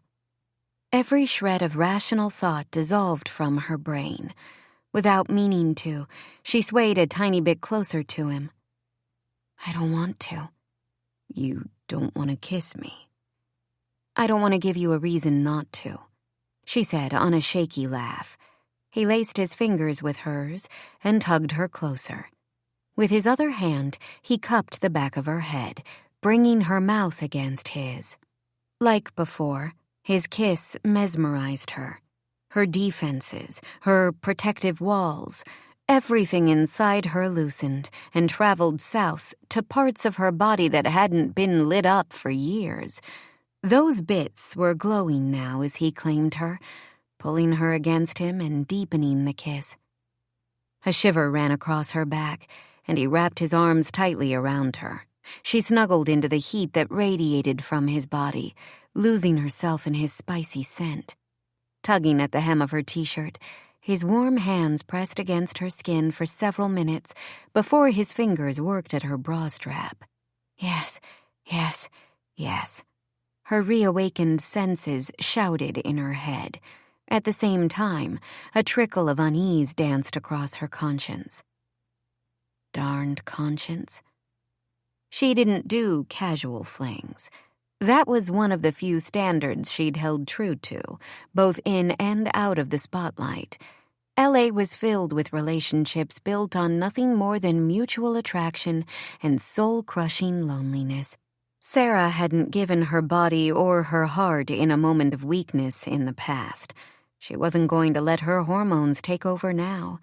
She knew how badly that could play out in the morning, and she wouldn't risk her pride, no matter how good it felt. The silent snap of her bra opening brought her fully to her right mind. Stop. She wasn't sure if she'd said the word out loud until Josh's hands stilled on her waist. He buried his face in the side of her neck. "Is this what you call a dramatic pause?" he asked, his voice ragged. "We shouldn't do this." "I hope you mean we should take it inside your cabin instead." Sarah gave him a small push, and he immediately moved back. "I mean, the two of us is a bad idea for a lot of reasons. If I'd known you'd actually muster an argument, I'm not sure I would have asked the question." "What do you want out of this summer, Josh?" He tilted his head, massaged his thumb and index finger above his eyes. "Money," he answered simply. "Is that all?" "Give me a break on the 20 questions, Sarah. My brain isn't firing on all cylinders right now," he sighed. "I want a future for Claire and me. I want this ranch to feel like home for her." She nodded and tried not to admit that the truth in his words stung. She was used to not being a priority to anyone, even herself, but it still hurt to hear it out loud. "It's about Claire for you. For me, it's about a second chance of a different kind." In a way, things had been easier in California. The day-to-day struggle to make ends meet had left her little time to ponder the sad state of the rest of her life. Now that she had that time, it was up to her to protect herself. No one else was going to. She liked to believe that her grandma would have fought for Sarah if her mother hadn't made sure they never returned to Crimson. Maybe her grandmother would have been the positive role model Sarah had so desperately needed. She wanted to think that was why Gran had left her the house, an olive branch of sorts. Sarah had no intention of letting it go to waste. I want the money and the fresh start it will give me. I'm going to get it one way or another, even if that means... The lingering heat in his eyes went instantly frosty. Even if that means crushing my future to guarantee your own. I want both of us to get what we want. I really do. But at the end of the summer, that might not be possible. I'm going to sell this house. I hope it's to you. I'm working to make sure that happens. But getting involved is a complication I'm not willing to risk. And that's what this is? A complication? I don't know. I think so. What about Claire? I'd never hurt Claire. You know that. She feels close to you. It will break her heart if you throw us over. That's not fair, Josh. Whatever happens, I've been honest about my intentions. I'm not going to mess with you and Claire. Why does it feel like you already are? His anger felt like a slap in the face. You don't understand. Explain it to me then. Frustration radiated off him, hitting her like rolling waves. She opened her mouth but couldn't think of how to tell him how scared she was, how frightened her feelings for him and his daughter made her. As she'd done so often in her life, she took the coward's way out. It's late. We're both tired. You should go. That's what you want? No. Yes.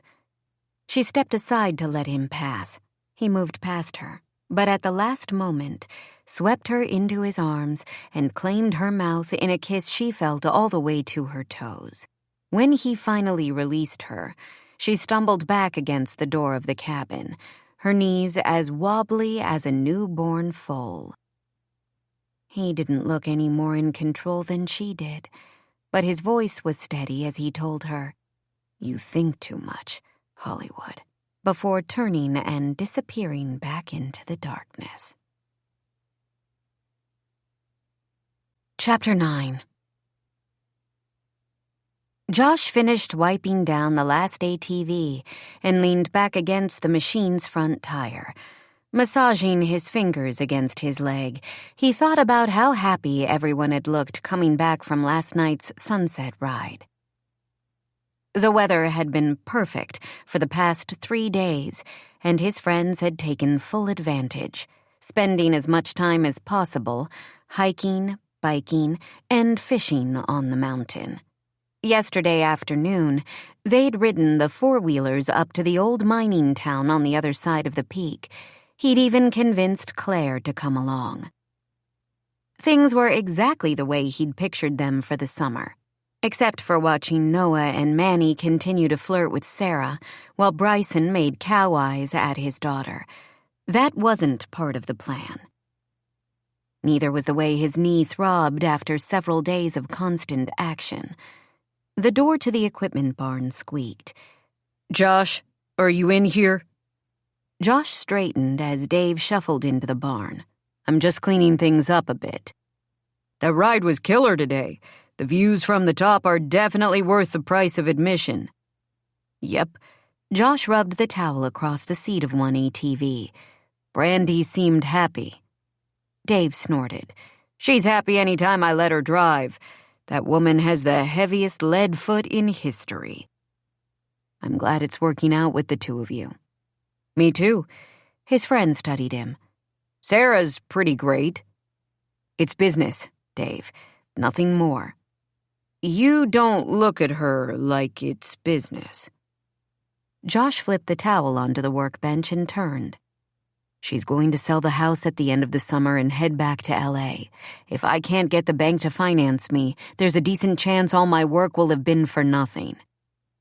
"Really?" Dave whistled under his breath.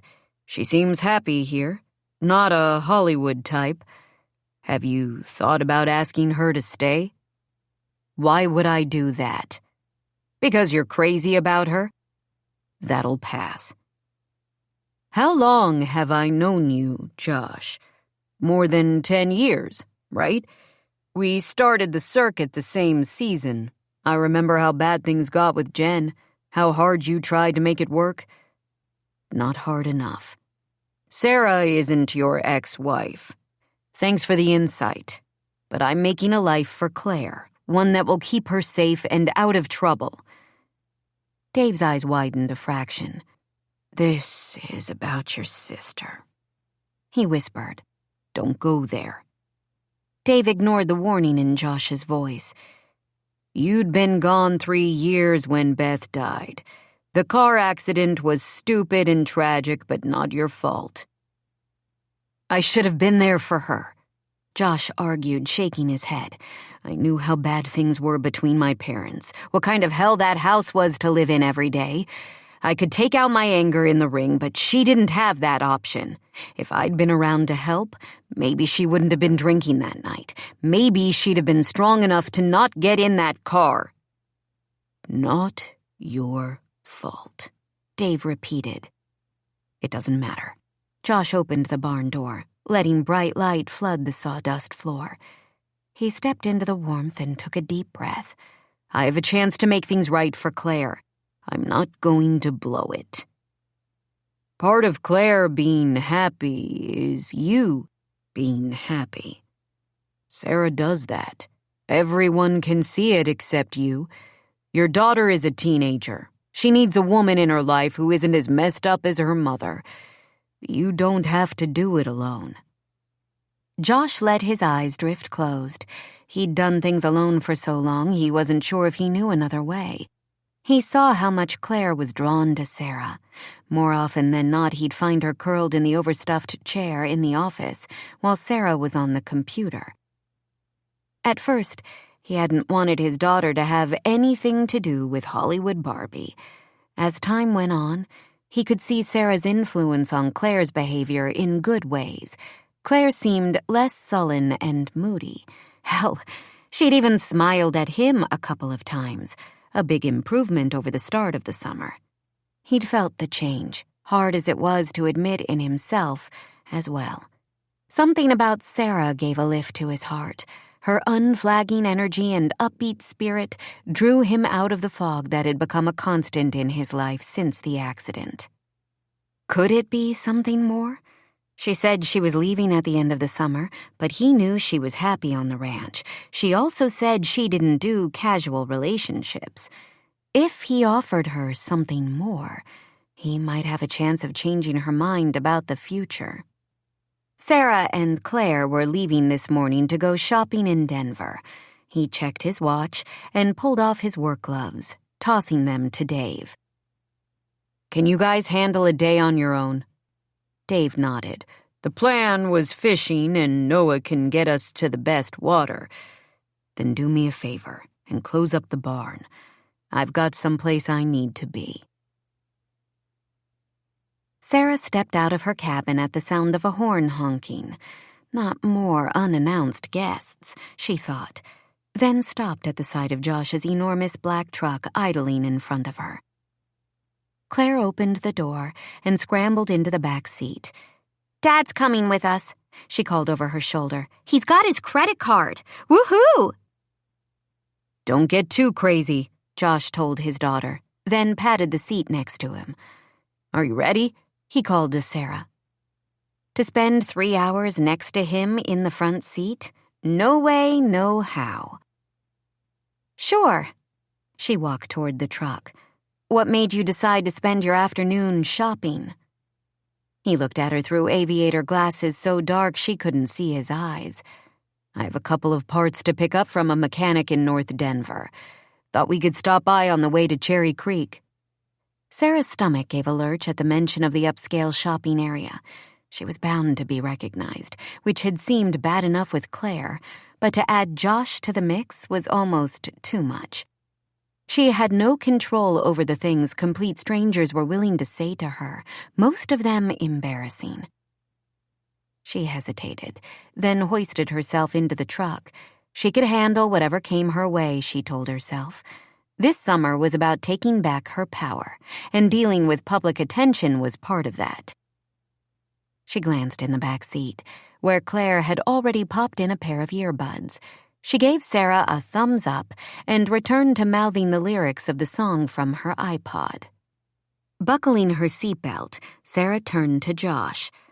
"I think we're set." He continued to watch her, then lowered his glasses to the tip of his nose. "You're not wearing makeup again." He'd noticed. Damn. Sarah had put her hair in a long braid and applied just a touch of mascara and gloss, hoping to blend in more with the other shoppers and avoid recognition. She forced a casual smile. "I am, just not as much. Thought I'd give my skin a rest. A little detox for the pores, you know? I think—" Josh's hand on her wrist stopped her nervous babble. "You look beautiful," he said softly, rubbing his thumb across her knuckles. "Oh," was all she could manage. She looked down at his fingers the way she might eye a rattlesnake on the trail. Without thinking, she snatched her hand away and dug through her purse for her own sunglasses. He gave a deep chuckle and switched the truck into gear. "Is country music okay?" "Fine. Anything to fill the charged silence." He swung onto the road and turned on the radio, drumming his fingers on the console in time with a song. Sarah kept her gaze focused on the scenery rolling by and soon lost herself in the beauty of the mountains. Driving in from California, she'd been so consumed with what she'd find that she'd given little thought to the jagged peaks that framed the interstate. Now she had time to take in the mountains that had been carved out to create this road through them. She thought about the hours of work it must have taken, the blood, sweat, and tears of the men who built it. Her own life felt even more insignificant in comparison. "It's humbling, isn't it?" Josh asked as if reading her thoughts. Sarah blinked several times. "How did you know that's what I was thinking about?" He pointed toward the front window. "It's hard not to, driving through here. The majesty of this place takes my breath away every time." Sarah nodded. "That's exactly right. It makes me feel so small, but in a good way, like nature is protecting us with its very mass. The things that make me feel little in my life don't seem to matter when I'm faced with this type of beauty." "I feel the same way," Josh answered, his voice so soft she barely heard him. Sarah felt the warmth of his glance and squirmed a bit in the seat. What happened to his anger from before? Anger was clear-cut, no questions, not like the feelings his kindness produced in her. "Are the guys having a good time?" she asked, hoping for an easier subject. He smiled. "The best. Everything you planned is perfect." A little zing tripped along her spine. The questionnaire helps narrow down their interests. Your friends were easy. Anything loud with lots of adrenaline. "When does the next group come in?" "This weekend. Only one day between them and your crew. It's the family reunion. Age range from toddlers to the patriarch in his 70s. "The old man who wants to catch a trout with his great-grandson is part of his bucket list?" Josh laughed. "No pressure on me." "You have a gift for leading the groups, Josh. Everything will be fine." "I hope it's enough to make it work." She sighed. "Me too," she answered, unsure if she was talking about the ranch or her life. They talked easily the rest of the drive, about his life on the tour and the places he'd seen in his travels, the way he described them. Those seconds in the ring reminded her of the way she felt the moment a director called action, the spotlight on her with adrenaline pumping. While a scene wasn't life or death high stakes the way a ride on a 1,000-pound animal could be, it had the same emotional letdown when it was over. Talking to Josh made her remember how much she'd loved the actual acting part of her job, if she could leave behind the baggage that crowded her life. By the time they got to the shopping area, Sarah felt relaxed. Claire's excitement about the boutiques that lined the streets was contagious to the point that she'd almost forgotten her trepidation about a public outing. Josh dropped them along the block that looked the most interesting to Claire and went to park. Sarah followed Claire into a store and to a rack of colorful sundresses near the front. "I love this," Claire said on an excited breath, holding up a low-cut V-neck sundress with a deep back. Sarah stifled a laugh at what Josh would think of that choice. She thumbed through the dresses and pulled out two with a more modest neckline. "I think one of these would be perfect." Claire hesitated, then put the first dress back. "The blue one is pretty." Sarah's sigh of relief was interrupted by a voice behind her. "Let me know if I can be of any help," a saleslady purred. "We're having a great summer sale on all dresses in the store." Sarah turned and met the woman's critical gaze with a bright smile. "Thanks. Are the dressing rooms in the back?" To her surprise, the woman returned her smile. "Yes. Can I take those dresses for you?" "The blue one," Sarah answered, and released the breath she hadn't realized she was holding. Okay, that went well. One stranger down, dozens of others to go. She hated feeling so nervous and out of sorts, especially when Josh was along to watch her squirm. Claire's squealing caught her attention. "This one," the young girl said on a rapturous breath. Sarah's grin broadened at the soft pink fabric draped across Claire's arm. "It's beautiful," she agreed. "What's beautiful?" Josh asked at her shoulder. "Dad, look at this dress. I love, love, love it." "Try it on, then. Let's see how it fits." Claire practically ran toward the dressing room. "Be right back," she called over her shoulder. "I don't get women and shopping." Sarah turned to Josh, who looked more than uncomfortable standing between racks of feminine clothes. He adjusted the bill of his baseball cap lower on his face. Sarah studied the color that crept up his neck. "Are you blushing?" she asked, and followed his gaze. "At a mannequin wearing a bra and panties?" "I don't blush," he argued, adjusting his cap again. "And I like to see a real woman wearing a bra and panties." His gaze raked her. "I'd like to see you in a bra and panties." He paused, then added softly, "or out of them." She swayed forward a fraction as her southern hemisphere revved to life. Glancing over her shoulder to make sure no one else had heard him, she pointed a finger at him. "You can't say that here. Your daughter's in the dressing room." "I know where she is, and I can say whatever I want." His big shoulders shrugged. "I've got to think of something interesting to keep me going today. You need a distraction, too. You're wound like a top." "I am not." She followed his gaze and quickly let go of the wad of fabric bunched in her hand, placing the dress back on its hanger and smoothing her hand over it. "What happened to your attitude from the other night?" A Cheshire grin spread across his face. "I got a better one." "I'm not sure this is any better. We agreed nothing will happen between us." "You agreed." He took a step toward her, his hand brushing her bare arm. "I might buy you something to model later for me." Sarah coughed and sputtered at his brazen words. "I don't need you to buy me anything. And I'm not anyone's model." Josh winked. "That's more like it. I like you all full of spunk."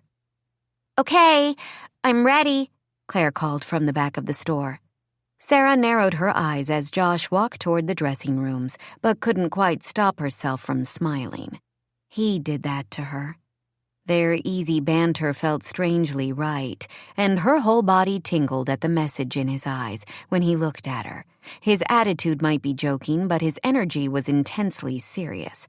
As she followed the sound of Claire's voice, the saleslady grabbed her arm and pulled her behind a bathing suit display. "Just a minute," she whispered, her head bobbing over the shelves to make sure they couldn't be heard. I need to ask you something." Here it comes, Sarah thought, tension curling tight in her chest once again. "Is that Josh Travers?" the woman asked, her eyes bright with expectation. "Are you with the Josh Travers?" Sarah blinked and looked over her shoulder. He had to have put the woman up to this. "The Josh Travers?" The saleslady nodded. "He's the retired PBR champ, right?" Sarah racked her brain. "Professional bull riders," she said almost to herself. "Yep, that's him." "I knew it," the woman patted her chest. "He's even hotter in person than on TV." Sarah felt her jaw drop. "Are you for real?" "Ever since they put the tour on cable, my husband's been addicted. He grew up down in Calhan, so even though we're in the big city, he's a cowboy at heart. He likes me to watch, too. Makes him feel like I get him." She leaned closer and squeezed Sarah's arm. "Let me tell you, it's no chore sitting on the couch watching those gorgeous boys do their thing. Josh Travers was the best of the best. It does my heart good to see him getting around, looking so happy and in love." Sarah's mouth dropped farther. "In love? Oh, no. We work together. We're here with his daughter." "Whatever you say," the saleswoman said with a knowing smile. "You look like a nice girl." "Sarah, where are you?" Claire's voice came from the back of the store. "Let's see how that young lady did with her choices." The saleswoman pulled a stunned Sarah toward the dressing room. All that worry, and someone recognized her as Josh's girlfriend? Unbelievable. The rest of the afternoon was just as surreal. Sarah noticed several people staring and a few pointing at her as they meandered up the tree-lined streets. Each time it happened, Josh gave her hand a gentle squeeze, told a bad joke, or generally teased her to distraction. Claire did her best to put a generous dent into Josh's credit balance, growing happier with each store they entered. Sarah felt the same way, but for a different reason. Away from the looming tension about the fate of the ranch, she and Josh relaxed into an easy camaraderie that made hope bubble in Sarah. She hadn't felt the sensation in years, the possibility of a normal life. She floated along on that feeling until they stopped for dinner at a quaint bistro at the edge of the shopping district. The young man at the host desk informed them that without a reservation, the wait for a table would be over an hour. Claire gave a sigh of disappointment, as the cozy restaurant had been her first choice. As Sarah turned to scan the street for nearby options, a gray-haired woman approached her from the sidewalk. "Are you Serena Wellens, the one who used to be a movie star?" Sarah sucked in a breath, unused to hearing her failure phrased quite that way. She forced a smile. "I guess you could say I used to be Serena Wellens. And yes, I was an actress. I go by Sarah now." She waited for the criticism to come, as it always did. It was human nature, Sarah thought. People loved to sit in judgment of others' lives. The explosion of the internet and media outlets made it easy to feel like you had insight into someone else's business, no matter how untrue so much of what was published could be. Josh's warm hand pressed against the small of her back, reminding her to take a calming breath. "Is everything okay here?" he asked. Claire came to stand beside her, grabbing hold of Sarah's hand. "Let's find another place," she said, and gave Sarah a small tug. Sarah glanced at Claire and leaned against Josh ever so slightly. He and Claire have my back, she thought.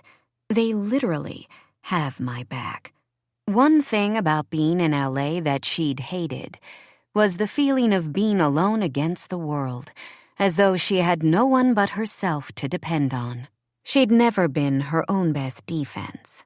April had been there, but in the past few years had gone through so many of her own troubles, Sarah hadn't wanted to be a burden with her own insignificant worries. Still, she stood transfixed by the stranger in front of her, like a deer in headlights. "We should go," she whispered. Wait! The woman took a step forward and Josh moved even closer. I have to thank you first. My daughter, she's in college now, but when she was younger, her father and I got divorced. It was messy, and she was caught in the crossfire. I'm sorry, Sarah responded automatically. Jessica, that's my daughter, closed off emotionally. She'd barely even look at me, but she loved your show, so every week we'd watch together. It was the only time she'd let me sit next to her. We'd talk during commercials. I swear, just the two of us saved our relationship. The woman dabbed at her eyes. I'm sure that sounds stupid to you, but it's the truth. Sarah reached out and took the woman's hand. It doesn't sound stupid. I'm flattered that you told me. So, thank you. We've been following Amanda's career since the show ended. Not hard since she's everywhere these days. She's had an amazing career, Sarah agreed woodenly. When are you going to make your comeback? You were a much better actress than she was on the show. I'm sure that hasn't changed. My life has gone in a different direction. The woman let out a bark of laughter. I read the tabloids, but I don't believe half of it. It'll happen when you're ready. You have a natural gift. Always have. Emotions clogged Sarah's throat. Thank you again, she whispered. The maitre d' from the restaurant peeked around Josh. Ms. Wellens? He asked. The manager has found a table for you. I'll let you get on with your evening, the woman said, and with a last squeeze of Sarah's arm, scuttled down the sidewalk. Sarah met Josh's questioning gaze. That was different. Even for me, she said, trying to make her tone casual. He gave her a knowing nod. Looks like Serena got us a table. She's good for something, at least. Chapter 10. Josh rubbed his hand over his face and gave a weary look around. Yet another store filled with racks of women's clothes. How many different shops had he been into today? More than in the past 10 years, if he had to guess. After eating, Claire had led them from one end of the ritzy neighborhood to the other. She'd promised this would be the last one, and Josh couldn't be finished soon enough. His knee ached, his head pounded, and all he wanted was to get out of the city and up into the mountains again. Sarah had gamely kept up with Claire's boundless energy, but even she'd begun to wilt a little as she'd followed his daughter back to the fitting rooms. He'd also noticed that in the whole day, Sarah hadn't purchased one thing for herself. All of her attention remained focused on Claire's needs. He knew Claire had never had that with her own mother, and it made his heart open to Sarah all the more. I'm not sure that's your size, a voice said next to him. Sarah stood just to the side of a rack of dresses, eyeing him with a smile. He looked down at the soft fabric he clutched to his chest, then held up the dress. It would look good on you, he said softly. Her eyes sparked, whether with humor or temper he couldn't tell. Today isn't about me. You haven't seen anything you want? Doesn't matter, she sighed. I don't have the money for new clothes. He ignored the way his gut tightened at her comment. I thought maybe Colorado wasn't trendy enough for you. What do you know about trendy? More than I ever wanted to after today. He held the dress out. Try it on, he coaxed, suddenly wanting to see her in something other than her chosen uniform of jeans and shapeless t-shirts. No point, she answered. But he thought he saw a sliver of longing in her gaze. Josh knew all about longing these days. Although he found it hard to believe, Sarah had almost as many walls built up as he did. Right now, he wanted to crash through each and every one of them. You're right, though, he told her. It doesn't matter what you wear. The bottom line is, you're beautiful." She took a step toward him and reached for the dress. "I'm not sure. What do you think?" He and Sarah turned as Claire came from the back of the store. Josh felt his eyes widen. "I think you have 30 seconds to take that off and put on a decent outfit." Sarah's mouth dropped open as her gaze traveled up and down Claire. The saleswoman who'd followed Claire from the dressing room quickly backed away as Sarah shot her a glare. His daughter wore a skin-tight, black lace concoction that revealed more skin than it covered. Suddenly, he saw her not as his little girl, but as a woman, one who was quickly going to rival her supermodel mother in the looks department. He had a visceral need to polish a shotgun, or move to Tibet, anything to avoid what the next few years held for him as a father. "That's not the dress we'd picked," Sarah said carefully. Claire did a quick twirl and he realized the dress was practically backless. He growled low under his breath. "No way."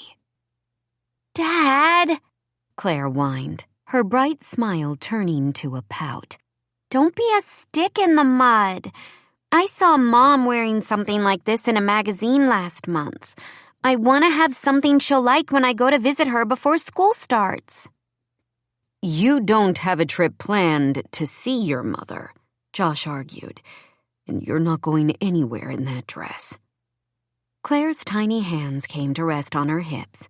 "I want to see her. I texted this morning and asked when she'd be back in New York. I could fly out next month if it works for her." "What did she answer?" Claire's mouth thinned, and she didn't meet his gaze. "She hasn't responded yet, but she will. You know how Mom does things last minute. I want to be ready." "You aren't going to fly out to be with her. We're spending the summer in Colorado." Claire shook her head. "You can't stop me." "The hell I can't," he shot back. "You're not the boss of me." "I'm your father, and you'll do as I say." "She's my mom.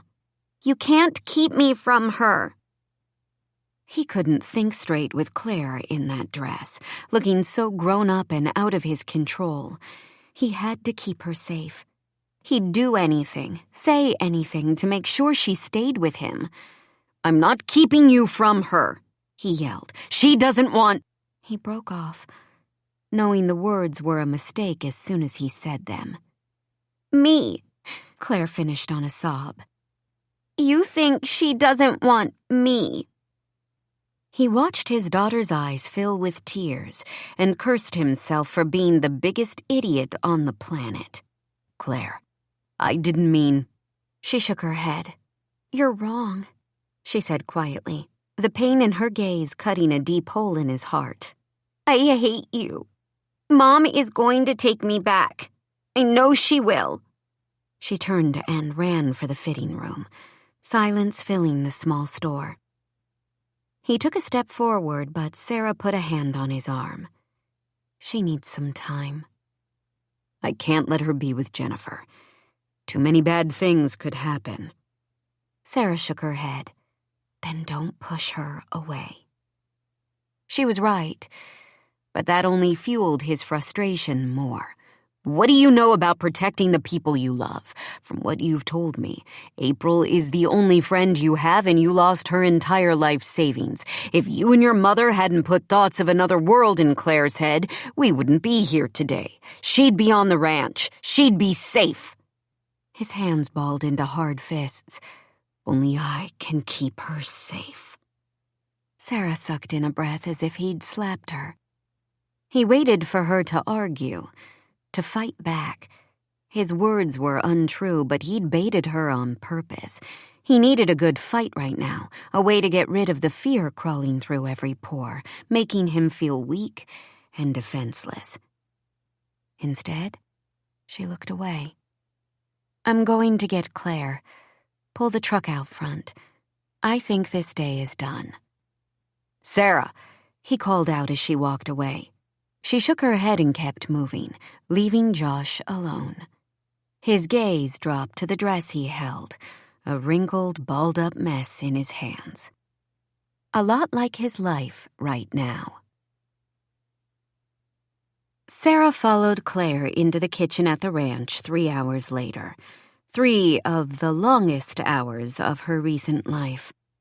She was on edge down to her teeth after the tense ride back from Denver.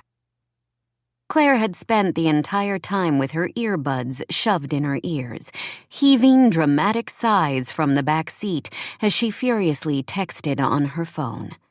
Josh had turned the music loud, not the lulling country tunes from the morning, but a pounding heavy metal station that had only served to intensify Sarah's headache. She'd leaned her head against the cool window glass and tried to tune out everything around her. It was a trick she'd learned as a girl on set, the ability to ignore the world and crawl into her own internal life. But with Josh's hulking presence next to her, it felt like all her other senses became more attuned to him when she closed her eyes. His clean, male scent, the hot tension curling from him. She could even sense the pattern of his breathing and wasn't surprised when she opened her eyes to see that his chest rose and fell at the same rate hers did. Although the words he'd spoken were the truth, he'd hurt her feelings. Still, she wanted to reach out and comfort him. He was a bumbling bull in a china shop when it came to Claire, but at least he cared. That was more than Sarah had ever gotten from either of her parents, and she knew how much it mattered.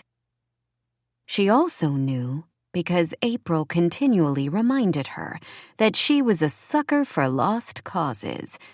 Maybe it was because her secret dream had always been that someone would care enough to rescue her. She gave the best parts of herself to people who couldn't return the emotion. Part of her fresh start, her second chance, had been the opportunity to finally take care of herself, to make herself whole and right so she could move forward with her dreams. If she let herself get too involved with Josh and Claire, all her careful plans could slip through her fingers. She might, once again, be left with nothing. Regardless, she couldn't stand to see either of them in this kind of pain.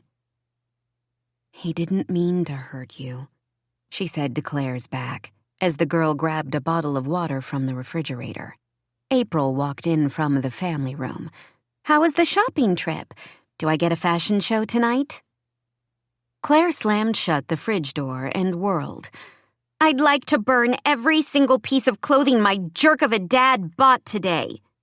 She swiped at her cheeks, her desperate gaze swinging between Sarah and April. "He's wrong, you know.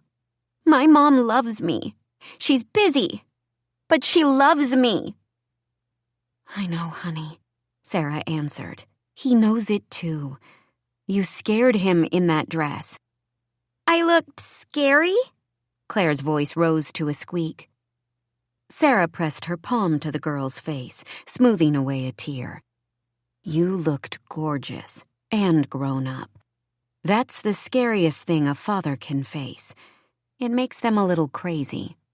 "A crazy jerk," Claire mumbled. A door slammed at the front of the house. Claire looked around wildly. "I don't want to see his friends tonight. I don't want to see anyone." Sarah glanced at April. "Are you making dinner?" "Everyone is going into town. Ryan made reservations."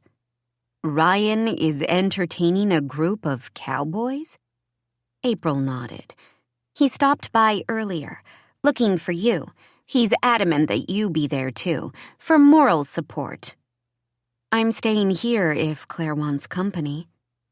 April stepped forward. "I'll keep Claire company." She smiled. "I made chicken soup and an apple crisp earlier. I happen to know there's a Jane Austen marathon tonight. Emma and Sense and Sensibility, 2 of my favorites. Does that sound okay, Claire?" The girl nodded, then gave a tiny hiccup. "I'm going to take a shower. I'll be down when everyone else is gone." She gave Sarah a quick hug. I had a good time with you. Sorry Dad ruined it for both of us. I enjoyed the day, no matter what. I'll get fresh towels for you, April said, and took Claire's hand, leading her up the back stairs. Sarah braced her hands on the counter and leaned forward, dropping her head to stretch out some of the tension in her neck. Now I ruined the whole day? She looked up as Josh filled the doorway leading to the front hall. His broad shoulders looked as tense as hers felt. You need to apologize, she answered. To Claire, or to you? He crossed his arms over his chest, his dark eyes unreadable in the shadows of the soft evening light. I'm not important here. She straightened, wiping an imaginary crumb from the counter. Your daughter is. You're important to me, he said quietly. Don't do that, Josh. Do what? Care. He took a step forward at the same moment the back door of the house burst open. Come on, you two, Ryan said. I've got the masses corralled into the Suburban. We need to make it to town before the poor vehicle implodes from the force of all that testosterone. Sarah saw his eyebrows raise as he studied both Josh and her. Whatever's going on here can only be helped by a drink and some food. Let's go. Before she could argue, Ryan took her hand and pulled her out into the night. Josh emptied his second beer and set it on the table. He looked down to where Sarah sat, Manny and Noah on either side of her. He made eye contact with the waitress and lifted his finger to order another round. Rough day with the girls? Dave asked from his seat next to him. I'd rather spend an hour in the ring with the orneriest bull you can find than another minute shopping. Amen to that, his friend agreed. But I sure do like the results. Josh followed Dave's gaze to where Brandy did a quick two-step with young Bryson on the dance floor. She wore a short skirt and a colorful blouse that flowed as she spun to the music. How do you two make it look so easy? He grumbled. I'm smarter than you, his friend told him sagely. I keep my mouth shut, unless I'm giving her a compliment. Josh's laugh turned into a coughing fit as Noah leaned in close to whisper in Sarah's ear. He started to stand, but Dave cuffed him on the shoulder. He's doing it to get a rise out of you. Looks more like he's trying to get a rise out of himself. It's freaking him out being in town again. But we wanted to make sure you were doing okay. Neither of us planned on ever coming back to Crimson until we heard you'd settled here. Wasn't my plan either, but I'm going to make it work. Have you seen Logan and Jake recently? Josh took a breath at the mention of his two brothers. Jake was here for Mom's funeral a couple of years ago. We both stayed less than 24 hours. Long enough to hire someone to clear out the old house and get it on the market. He flew off to whatever country needed doctors again after that. Logan, well, he couldn't exactly get away at the time. I'm sorry, man. About a lot of things. Josh did stand now. He wasn't ready for this conversation. I'm going to stretch my legs while doing my best to ignore your brother. He got his beer at the bar and tried not to watch his two so-called friends flirting with Sarah. It wasn't any business of his what she did with her time, but it still grated on his nerves. His eyes strayed to the woman next to him, or at least to her hands, which were busily building some sort of structure out of a pile of matchbooks. That's quite a building you've got there, he said, focusing all his wayward attention on the intricate display. The woman jumped 3 feet in the air at his words, the house of matchbooks crumbling onto the bar. Sorry, he said with a wince. Looks like that took some time. He saw color rise to her pale cheeks. She turned and gave him an embarrassed smile.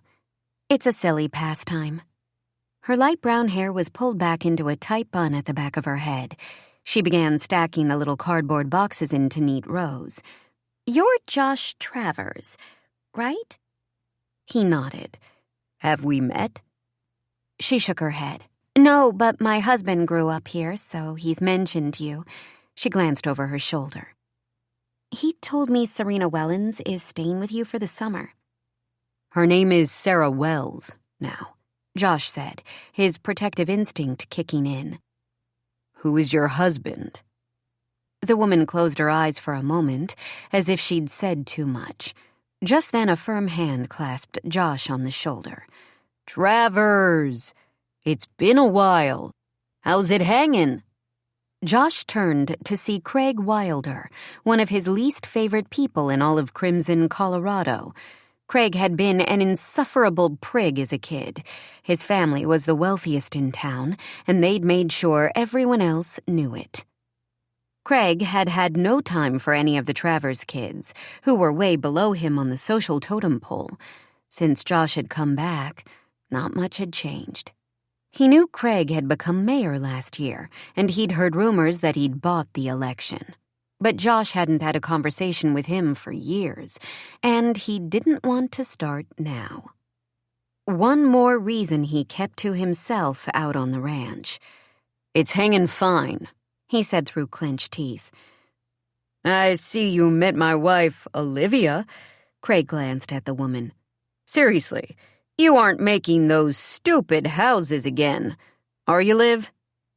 No, she mumbled and gave Josh an apologetic smile. I'm going to head back to the table, Josh said quickly. Dave and Noah are at the ranch this week. Craig stepped in front of him. I hear Serena Wellens is there, too. She prefers Sarah Wells, Olivia interjected. Craig shot his wife a silencing glare. You may have heard that in addition to my duties as mayor, I bought the old community center building in town. I feel as though it's my civic duty to bring some culture back to Crimson. There are plenty of people who drive over from Aspen with the right incentive. Josh took a slow pull on his beer. You think Sarah is the right incentive? A D-list celebrity, Craig said with a chuckle, is better than no celebrity at all. Without thinking, Josh reached out and grabbed the other man by his shirt front, pulling him close enough to see the whites of his eyes. You're not using Sarah for anything, Wilder. Don't talk to her, don't even look at her. You were a slime ball when we were young, and I don't see that much has changed. Craig fidgeted, then narrowed his eyes. You're going to need the support of this town, and the visitors center to draw people to your ranch. Don't forget that. Olivia stood and smiled at Josh. I volunteer at the visitors center. I'll make sure you get whatever publicity you need, Mr. Travers. Shut it, Liv, Craig said on a hiss of breath. I'll wait for you in the car, she answered and turned away. Josh released Craig and stared as he stomped off after his wife. He couldn't imagine all the things wrong in that marriage, but he'd meant what he said. He wouldn't let anyone use Sarah for her fame. She deserved much more than that. His eyes tracked to where she sat at the table. A man he didn't recognize sat next to her now, with Ryan standing between them, his face alight with excitement. The other man was clearly another Hollywood type. A shaggy beard covered his jaw, but his button-down shirt looked like some sort of expensive fabric, and a heavy gold Rolex flashed on his wrist. Crimson had seen its share of wealth and fame. The town's close proximity to Aspen drew enough moneyed tourists to keep the town thriving. He'd been able to ignore them growing up and hoped that wouldn't change. The who's who wasn't the crowd he hoped to attract to the ranch. His ideal guests were people who'd appreciate the beauty and majesty of the mountains as much as he did. People who wanted a true Colorado vacation experience. But money was money, and he'd take what he could get if it meant having enough savings to buy the ranch at the end of the summer. Watching Sarah smile at Ryan and the other man made him wonder what she truly wanted. He was only guessing at the things that made her happy. He had trouble believing all she cared about was selling her grandmother's house. Already, she was an important part of his daughter's life and had captured a big part of his heart, even if he didn't want to admit it. But he couldn't blame her for wanting to reclaim her life on her own terms. He only hoped he could convince her there was room enough in it for him. Chapter 11. Sarah twirled the stem of the wine glass between her fingertips as she looked up at the stars dotting the Colorado night sky. It was well past midnight, but she wasn't the least bit tired. She'd feigned a yawn when the group had gotten back from town, needing to be alone to sort out her thoughts. Her emotions were a jumble, and something about sitting under the vast expanse of stars calmed her frazzled nerves. Footsteps echoed across the flagstone path that led from her small porch to the main house. She half expected Ryan to seek her out and thought about retreating into her cabin, unwilling to submit to his relentless pressure any more tonight. But the way the hairs on her neck pricked as the figure drew closer made her think of beating a retreat for an entirely different reason. Instead, she remained rooted in her chair as Josh's tall figure came clearly into view. "I saw your light on," he said simply, as he hoisted one hip onto her front porch rail. Buster trotted forward out of the darkness, sniffed at her leg, and plopped onto the ground. "I couldn't sleep yet," she answered. "I have a lot on my mind." He glanced up at the sky above them. "This is as good a place as any to work things out." Her mouth curved into an unwilling smile at how succinctly he'd guessed her reason for being outside tonight. Still, she shivered as a sudden breeze whipped up from the creek bed behind the property. "Your grandma loved that robe," he said as she cinched the belt of it tighter. "I found it in her bedroom." She smoothed her fingers across the soft folds of chenille and cotton. "I hope you don't mind that I took it." He waited until she met his gaze. "Everything in that house belongs to you, Sarah. Don't forget that." "It doesn't feel like mine." She shook her head. "You and Claire belong here, Josh." "If I don't push her away." He repeated her words from earlier. "Like you said, what do I know about making relationships work?" She tried to laugh, but it caught in her throat. She wanted to muster the righteous anger she'd felt earlier, but didn't have the energy or inclination for it. "I'm sorry," he said softly. "I didn't mean that." He stood, walking to the edge of the porch. "It scares the hell out of me to think of Claire with her mother. Jennifer wouldn't know a maternal instinct if it bit her on the nose. Claire was an easy little girl, quiet and bent on pleasing whomever she was with at the time.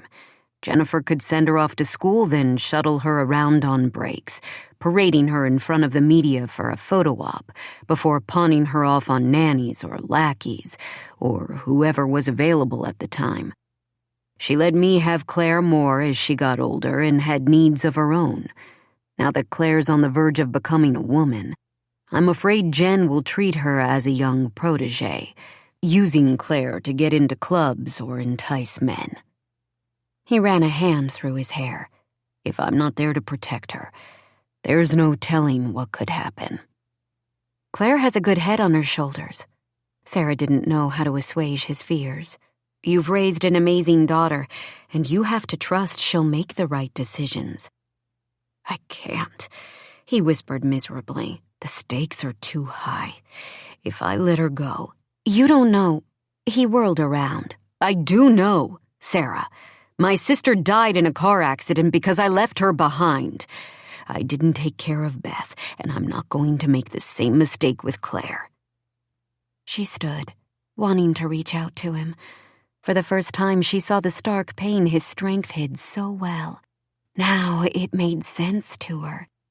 He was in the hard line of his jaw, The square set of his broad shoulders, the sharp pull of a mouth she knew to be soft as a butterfly kiss. All of that hid the pain and guilt he felt over his sister's death. She knew what it was like to hide your true self so thoroughly that you almost believed the mask you wore was real. She knew the emotional risk involved in revealing the wound behind it. "Tell me," she whispered. He turned away again. For a moment she thought he'd leap off the porch and disappear into the black night. When he didn't move, she came slowly toward him, wrapping her arms around his strong middle. Her cheek pressed against the back of his denim jacket. She breathed in his scent as she willed away the tension pouring off him, willed him not to leave. After a moment, his warm hands enveloped hers and he took a deep, shuddering breath. His muscles remained tight, but he stayed with her. That was enough for now. "Tell me," she said again. "Please." "My father was a mean drunk," he began. "My mom, she both loved and feared him. I'm not sure which one made her stay. In the end, it didn't really matter. There were 4 of us kids. My brother Jake is 2 years older than me. When I was 4, the twins were born, Beth and my other brother, Logan. My mom did what she could to keep us in line. My dad worked construction, mainly over in Aspen. The more time he spent building mansions for rich people, the more bitter he became about our tiny, run-down farmhouse. And the more bitter he became, the more he drank. Then, Sarah laced her fingers in his. What happened? It's not an uncommon story in the mountains. As beautiful as it is up here, it's isolating, especially in the winter, especially when there's not much work, or a man can't hold a job because he's too tempted by the bottle. When we were young, my mom tried to keep us away from him when he was in a mood. That didn't always work with 3 boys underfoot. Beth was the only one of us he ever seemed to care about. She was shy and quiet, a hell of a lot easier to be around than the rest of us. He squeezed her hands. As soon as Jake and I got big enough to fight back, Dad left us alone. He'd take out that anger on Mom when we weren't around. She'd hide the bruises, but we knew. She never sent him away or thought of leaving. Said he needed her too much. More than we needed a decent life. Jake got a college scholarship and never looked back. I started on the circuit soon after. I sent money back to Mom when I could. Jake and I both did. But without us in the house to temper his behavior, Dad got even worse. Beth was so quiet, and Logan was a scrawny, sickly kid back then. Mom eventually kicked the jerk out, but it was too late. Beth and Logan were running wild. Beth had an older boyfriend. One night there was an accident. Beth and a group of friends had been drinking. The boyfriend was driving drunk. He hit an elk crossing the highway, and Sarah wrapped her arms tighter around Josh's waist as he spoke. The anguish and guilt were clear in his tone. "It wasn't your fault," she whispered. "I left her here. I left both of them here. I was so intent on getting out. I deserted them. The twins weren't like Jake and me. They needed someone to protect them." He paused to drag in a miserable breath. "I should have protected them. If I'd been here." Sarah unlaced her fingers from his and scooted around to stand in front of him. She took his face in her hands and tipped it down so he had to look her in the eyes. The pain she saw there tore at her heart. "That's why you want to keep Claire away from her mother." Claire was the same age as Beth when I left. I can't take the chance that something in my daughter could change. What if something happens, and I'm not around to make it okay? You should explain that to Claire. Sarah drew her fingers through the soft hair along Josh's neck, wanting to relax some of his tension. Right now she thinks you want to squash her fun. If she understood the reasons why you're protective of her, it might help. How can I admit that to her? I'm supposed to be the dad, the one with all the answers. You're the dad who loves her with your whole heart. That doesn't always mean you have the answers. Unable to resist, she reached on tiptoe and kissed the corner of his mouth. You're human, Josh, not a superhero. You know that, right?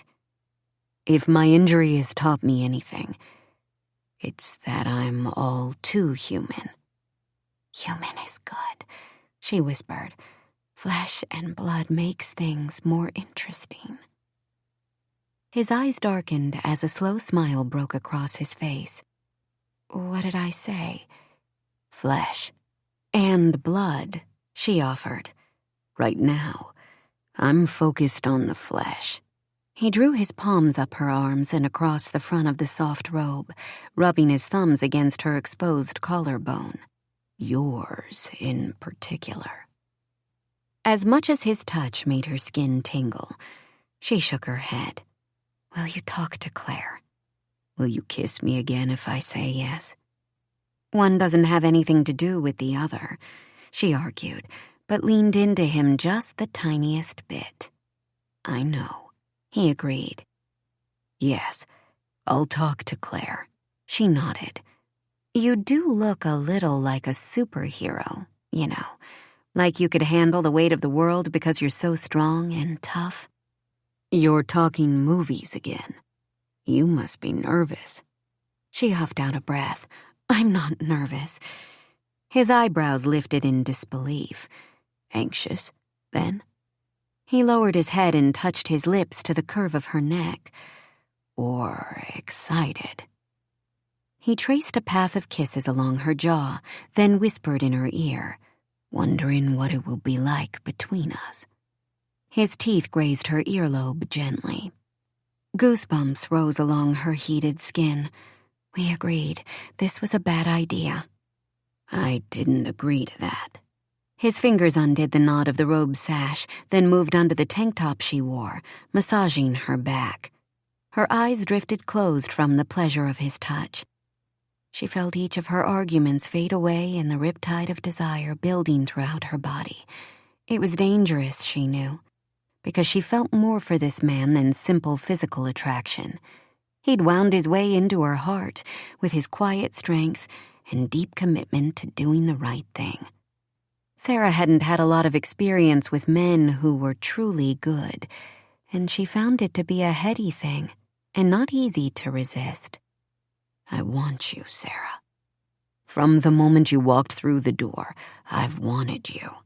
His mouth moved to hers, and she felt the smile on his lips. If I were a superhero, the type who could fly and leap over tall buildings, you'd be my one weakness. Did you just make a movie reference for me? She melted against him a bit more. Officially, it was a comic book reference, but you can interpret it any way you want, if it means you'll invite me in. Come in, Josh, she said as a sigh against his mouth. A groan of pleasure escaped his lips as he lifted her into his arms and turned for the cabin. She wrapped her legs around his lean waist as they all but crashed through the front door. His kisses became hotter and more demanding, drawing from her a need she hadn't known she could feel. Pleasure and passion banked inside her for years, bubbled to the surface, demanding a release.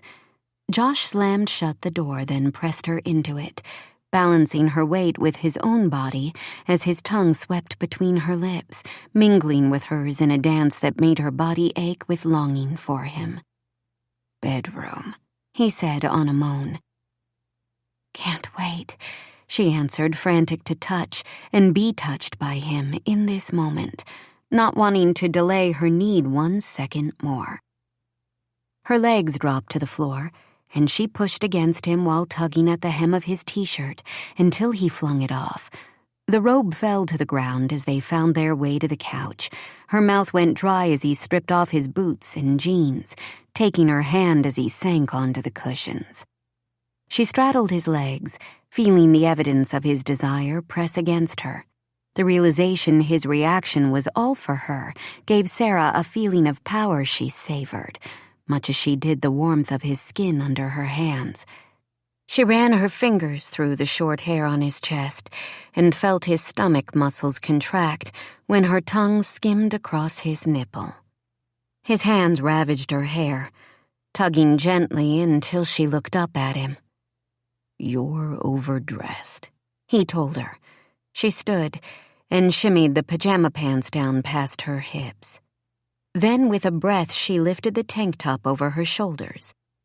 Sarah knew she had a decent figure, although in L.A., even the geriatric set had decent figures. She was well aware what a perfectly sculpted body looked like, and just as aware that hers didn't fit the bill.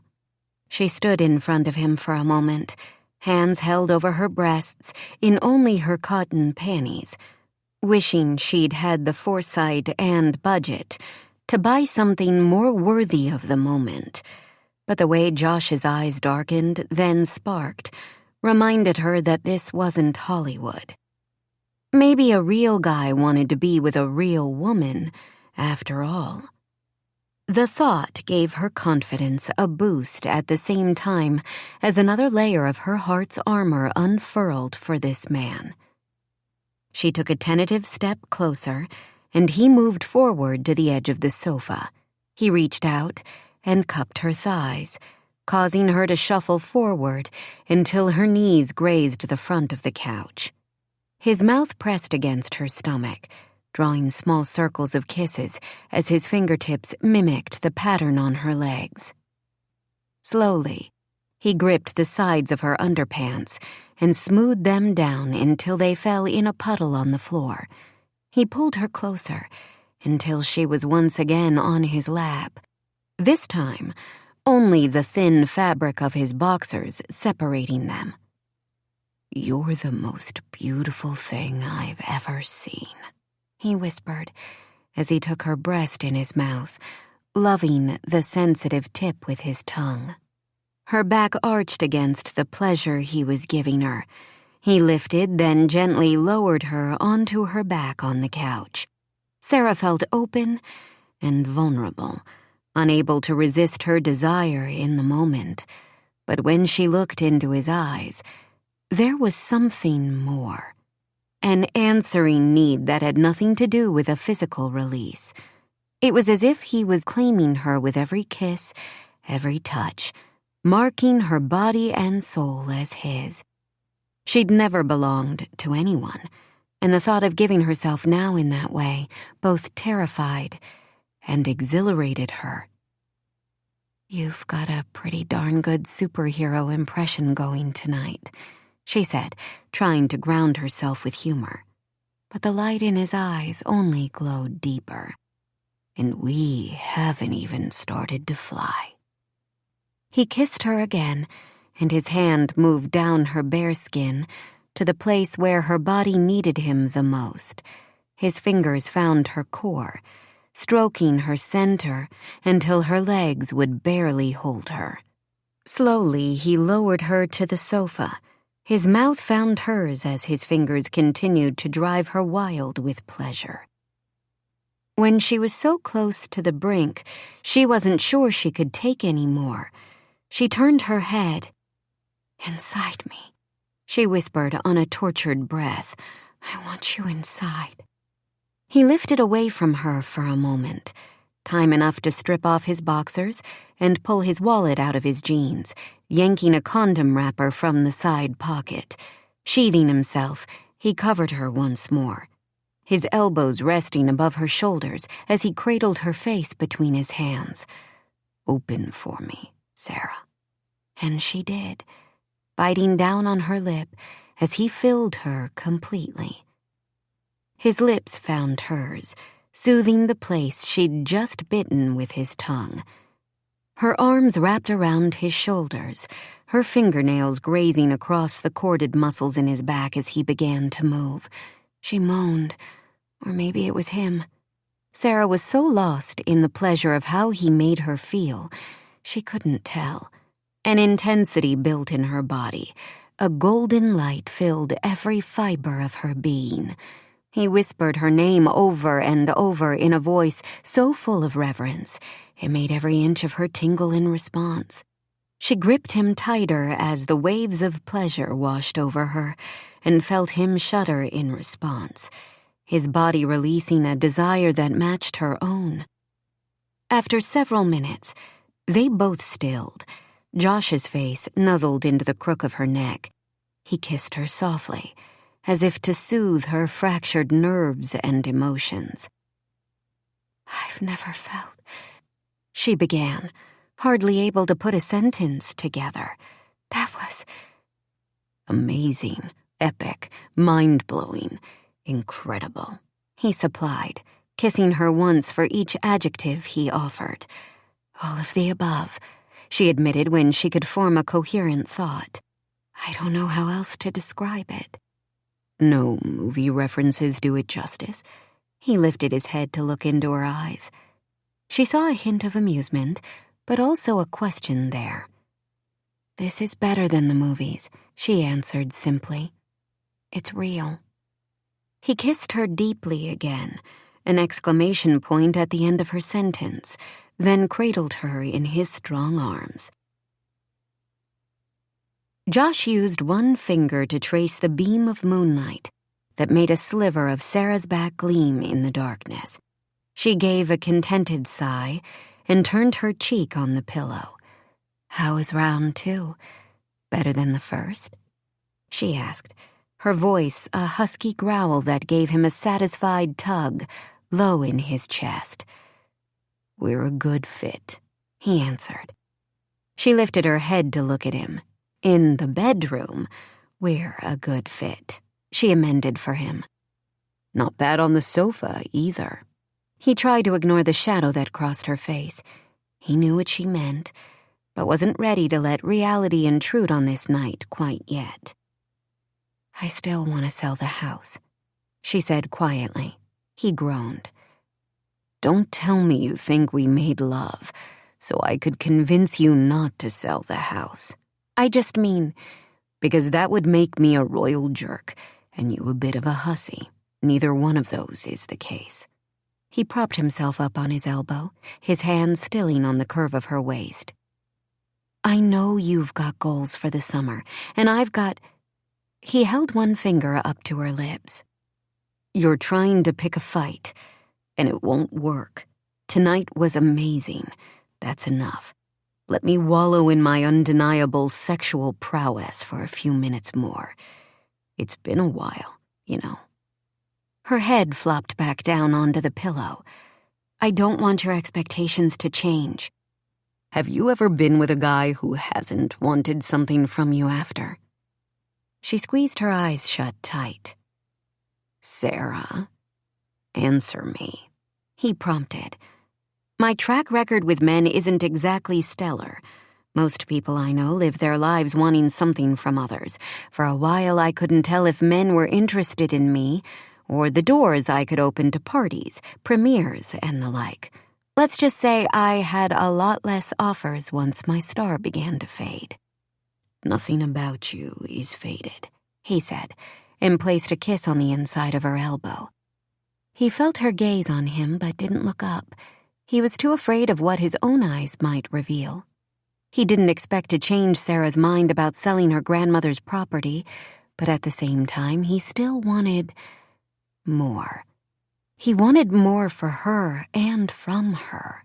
He wanted her to see what he saw when he looked at her, a smart, beautiful woman who had so much to offer. He knew what it was like to believe you were a one-trick pony.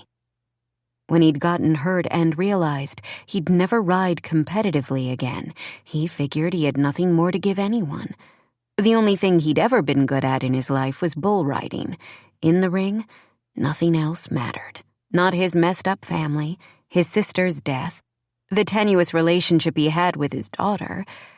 For those few seconds, his concentration had been completely focused on staying on the back of 1,000 pounds of angry animal. With that gone, he'd wondered what else he had in life. Then he'd gotten another chance with Claire, and he'd realized that the time in the ring wasn't as important as he'd once thought. What mattered was each tiny moment in life and how you lived it. He'd made up his mind to do better, both for Claire and himself.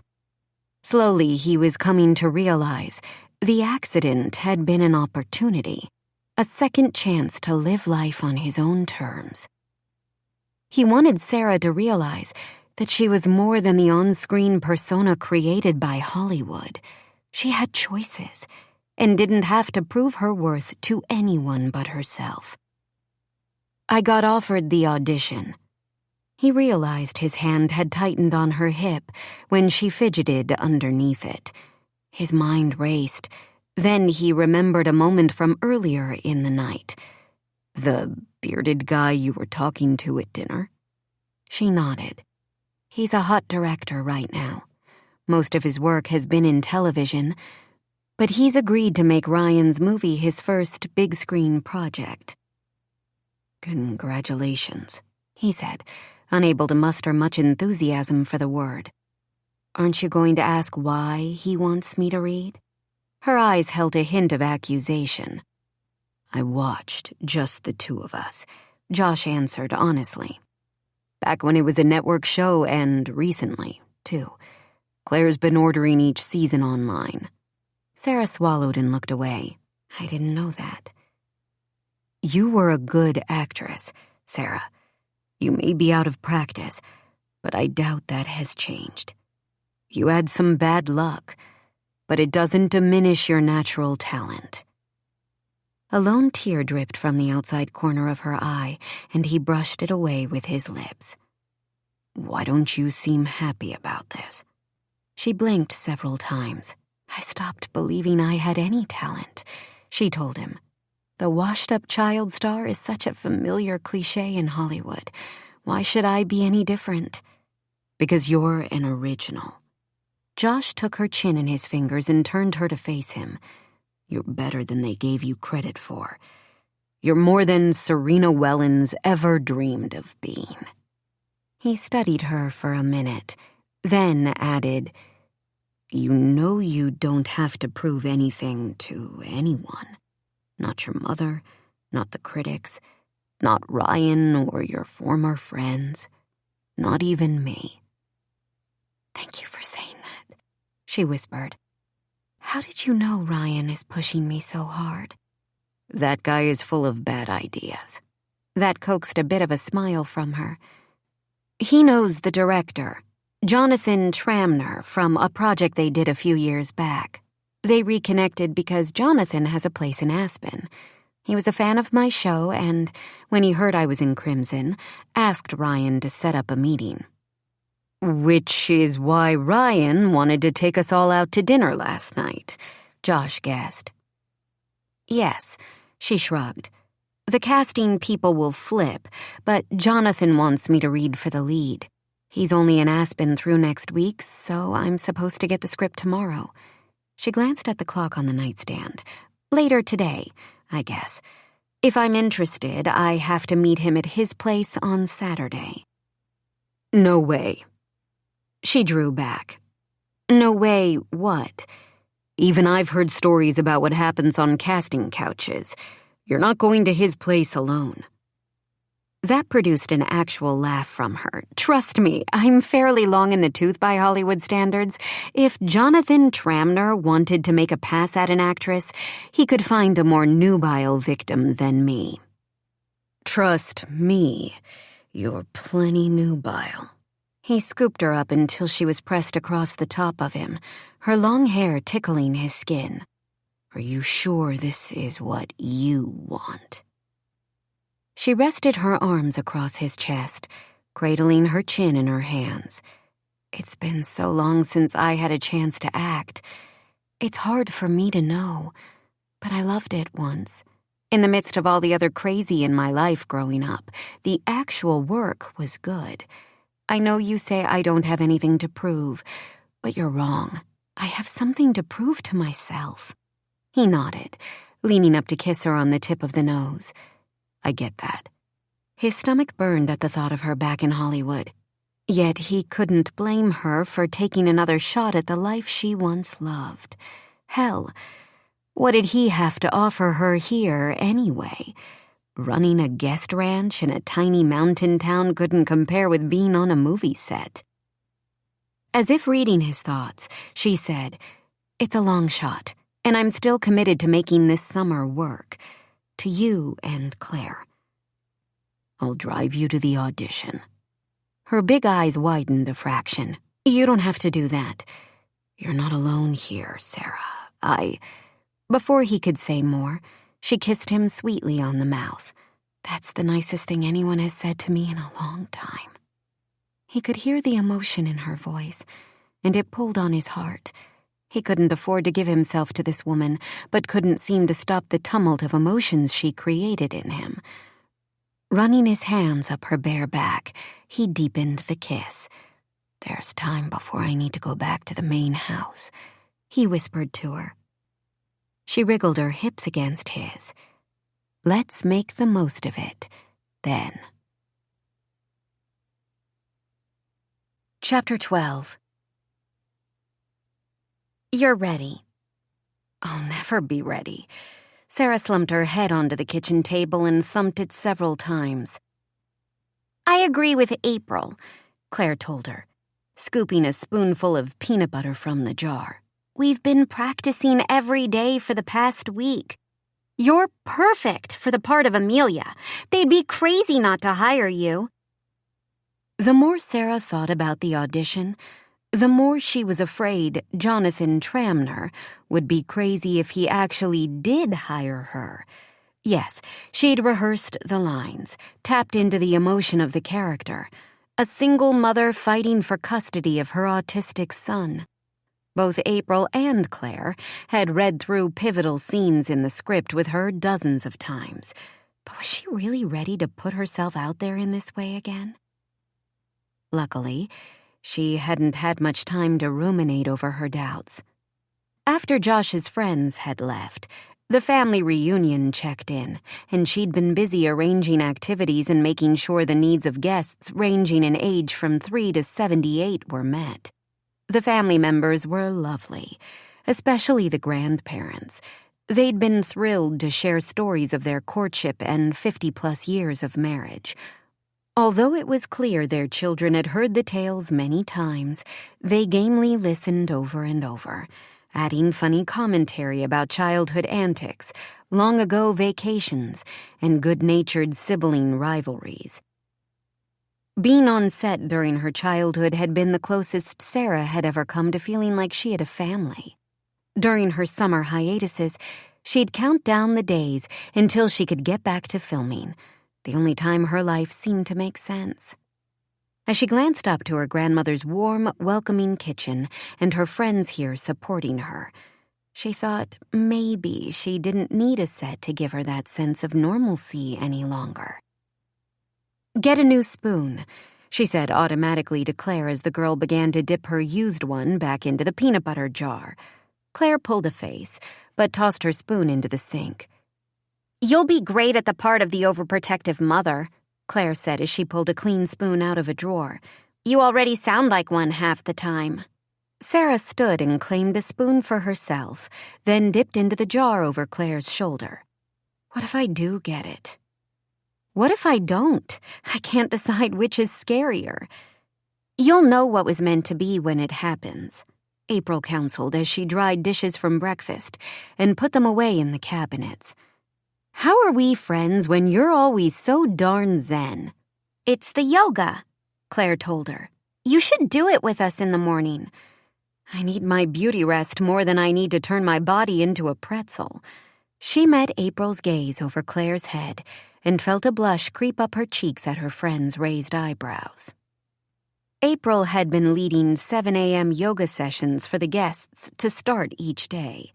Sarah would normally be a part of each one. Now, thanks to Josh, the early mornings after he left her cabin were the only rest she was getting. Maybe he wasn't turning her body into a pretzel each night, but she was certainly moving in ways she hadn't for a long, long time. She thought they'd been discreet about their relationship, but from the look on April's face, her friend knew exactly what was going on. "Have you and your dad made things right?" she asked Claire, wanting to turn the attention away from April's inquisitive gaze. "I guess," Claire mumbled around a mouthful of peanut butter. "I'm mainly ignoring him. It's easy because he's so busy with the guests." "You need to talk to him." She wrapped one arm around Claire's small shoulders. "He loves you, sweetie." "Your mom came by the other day," Claire countered. Sarah heard April cough to cover a laugh. The girl was young, but she was good. "Yes, I know. She texted me later." "She said there's a photographer in Aspen who does great headshots of models and actresses. She offered to drive me over." "Your father isn't going to allow that." Claire shrugged out of Sarah's embrace. "What if I don't tell him?" "Then I will," Sarah said, her eyes narrowed. "Trust me. My mother is not someone you want in your life." "She seems nice and she believes in me," Claire grumbled. "It's about time someone did." "Your father believes in you. He wants to keep you safe so you have a decent future. You have choices, Claire. You can be whoever you want." "As long as I do exactly what my dad says. How is that a choice?" "Talk to him. Tell him how you feel." Claire swiped a hand across her cheek. "He doesn't care about how I feel. He wants me to be the no-trouble little girl I used to be, playing quietly with my dolls in the corner. It stinks to get older." "Amen, sister," Sarah whispered, then caught herself. "You're barely a teenager. This is new territory for both of you. I know your dad loves you, even if he's stumbling around how he shows it." Buster galloped into the room and nudged his big head under Claire's arm. Her eyes widened, and she shook her head. "I'm crying and Dad's here. I don't want him to see me like this." Sarah took hold of her arm. "He knows you're upset. He is too, Claire. He's driving me to Aspen this morning for the audition. Why don't you come with us?" "Not a chance," Claire said, shaking off Sarah's grip. "I'm going to hang out with friends all day." "What friends? Where will you be?" "Friends," the girl repeated. "I'll be around town." She took a step toward the back door. "You're not my mother, Sarah. You don't need to act like you really care." Before Sarah could argue, Claire had run out of the house, Buster following close on her heels. Josh walked into the kitchen at that moment, his gaze swinging between Sarah and April. "What's going on in here?" he asked, brow furrowed. "Hormones," both women said at once. Josh took a step back. "Should I wait for you in the car?" Sarah shook her head. "It's Claire. I pushed her to talk to you." "Probably too far." She pointed a finger at Josh. "Why haven't you made things right with her yet?" He threw up his hands. "I've tried. She locks herself in her room anytime she's in the house and tells me she has a headache. With guests coming and going, I've barely had time to take a breath, let alone pin her down." "It's important, Josh." "I know." "Maybe you should stay here instead of going to Aspen with me. Rent a bunch of vintage John Hughes movies, anything with Molly Ringwald. Might give you a sense of what you're dealing with." "Your audition is important, too." His brows knit in frustration. "And there's no way in hell I'm watching teeny bopper flicks from the 80s. Sarah bit down on her lip. "I can manage the audition." She didn't want to admit how embarrassed she'd be if she bombed the read-through. The thought of Josh seeing her at her most vulnerable made her chest tighten. "Let him take you," April told her, sliding one arm around Sarah's shoulders. "You're not alone, Sarah." Sarah glanced at her friend. the one who'd been at her side through both her slow descent into obscurity and self-sabotaging attempts to ruin her own life. April had stayed with her no matter what. There was no one Sarah trusted more. "Am I good enough?" she whispered, too desperate for the answer to care that Josh could hear her pathetic question. "You're better," April assured her. She turned to Josh. "I'll be at the house all day so I can keep an eye on Claire. I'll suggest that her friends come here to hang out." "Thanks," Josh said gruffly. "I have a van coming to pick up the family reunion for the airport later this morning. We have a couple of days until the next guests arrive." He glanced at Sarah. "I'll take Claire out on the ATVs tomorrow. Spend the whole day with her on the mountain." He took a breath, then added, "I'll make things right." Sarah nodded. "Good. Then let's get this over with." With a last hug for April, she made her way to the front of the house in Josh's truck. She put her hand on the door, but before she could open it, Josh spun her to face him. His lips met hers, and he kissed her for several moments, his palms encircling her face. His touch helped to melt away the anxiety she'd felt since the morning, giving her a sense of delicious pleasure that curled her toes. "Not here," she told him when she finally broke the connection. "Claire could see us. Anyone could see us." "I don't care," he answered and kissed her again. "We shouldn't have to hide." He dipped his head until his eyes were level with hers. "Never think for a minute that you are not good enough, Sarah."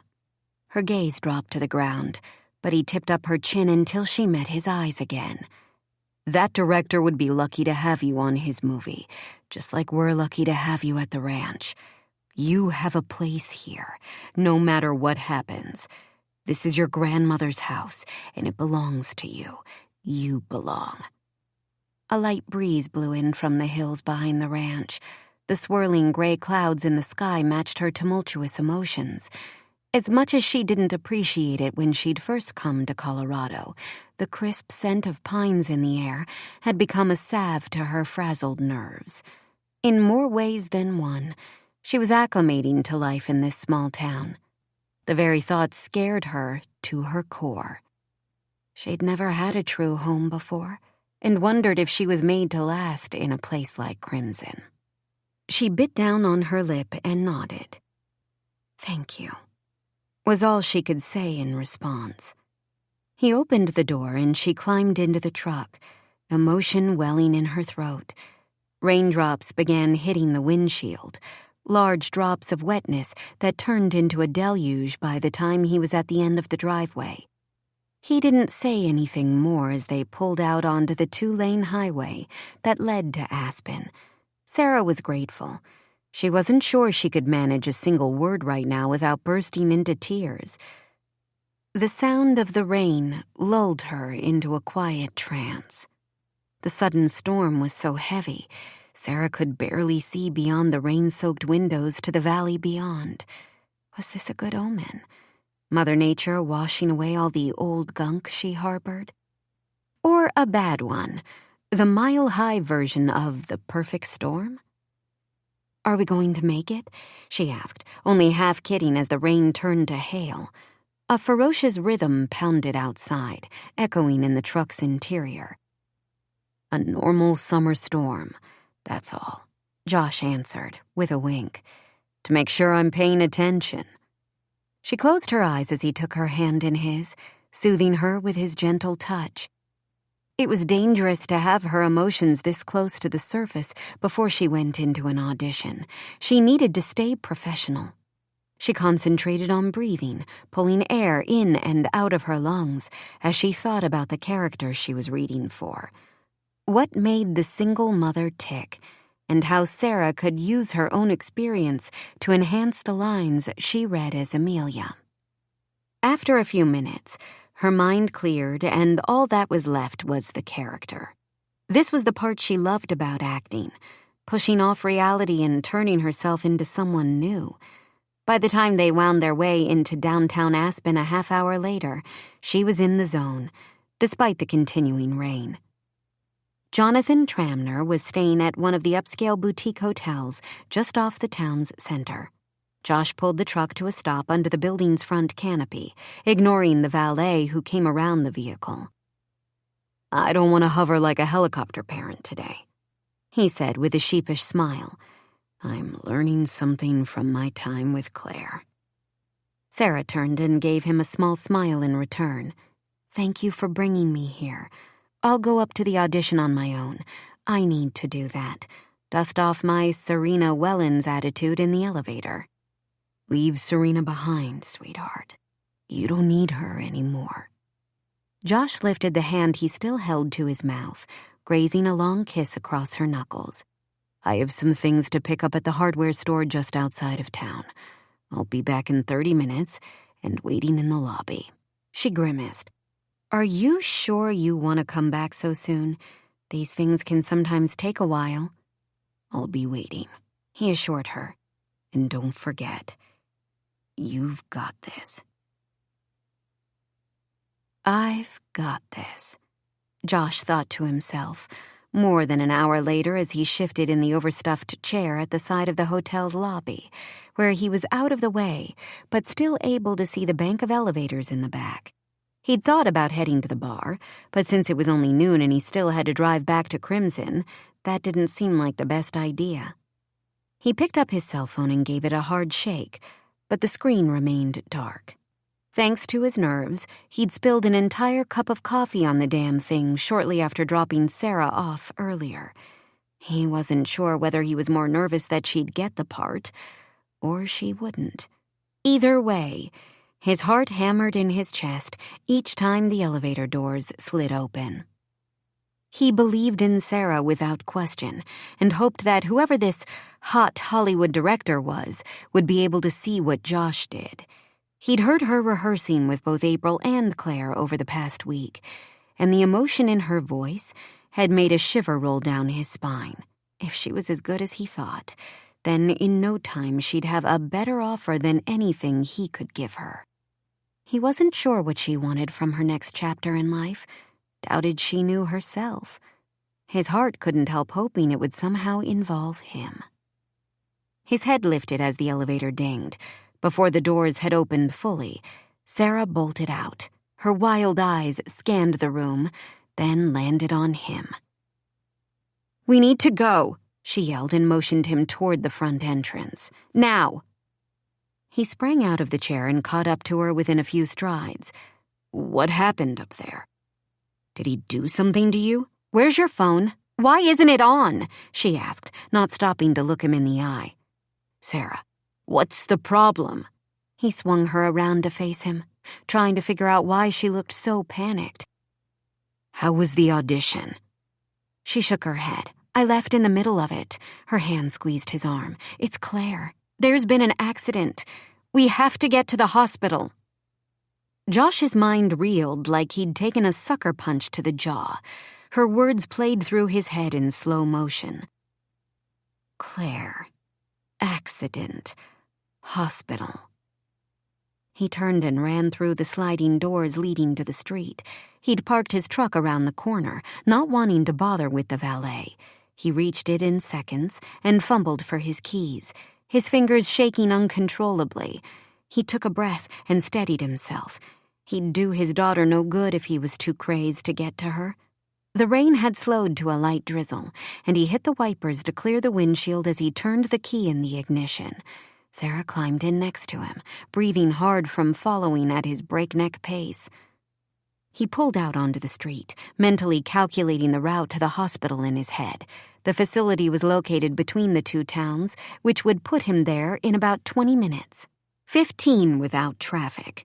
His mind saw the stretch of highway they'd drive in detail, from the tight curves to the areas where water was likely to pool after a storm. His focus was absolute, much like it had been during his bull riding days. That had been Josh's gift in the ring, his ability to visualize the entire ride, anticipate how the animal was going to move before it did. Control the situation. His current life left him feeling more out of control by the day. All his well-crafted plans amounted to nothing when his daughter was in trouble. "What happened?" he asked, his gaze remaining fixed on the road. "Is Claire okay?" "I don't know," Sarah answered, and his knuckles tightened on the steering wheel. "April said something happened at the creek. I had terrible reception in the hotel suite, so the call dropped. Why didn't you pick up your phone?" "Spilled coffee and fried it." "She was trying to reach you for a while before she called me." He saw her glance at the phone held tightly between her fingers. "Do you want me to try her again?" He shook his head. "We'll be there in minutes." If his head didn't explode from the pounding inside it first. Claire needed him, and he couldn't be reached. Wasn't the whole point of returning to Crimson so he'd be around to keep his daughter safe? Now the one time she needed him, he'd failed her. Like he'd failed his sister. Sarah reached out and placed a hand on his arm. "I'm sure she'll be fine. April would call back if there was anything else to report." "I have to get to her," he whispered, not hiding the emotion that choked his voice. "I have to know." Sarah squeezed his arm but said nothing more. Josh knew how fast the creek on the far side of his property flowed after a heavy rainstorm. The water could go from a soft trickle to a raging current within minutes. That was how it was in the mountains. He hadn't expressly warned Claire to stay away from the creek because they hadn't been getting much rain this summer. She wasn't much inclined to be outside when she didn't have to be anyway. He should have thought of it, though. His job as her father was to think of everything he could. Josh knew all too well how losing your concentration for even a moment could cost a person. It was a lesson he didn't want his daughter to learn. Within minutes, they pulled into the hospital parking lot.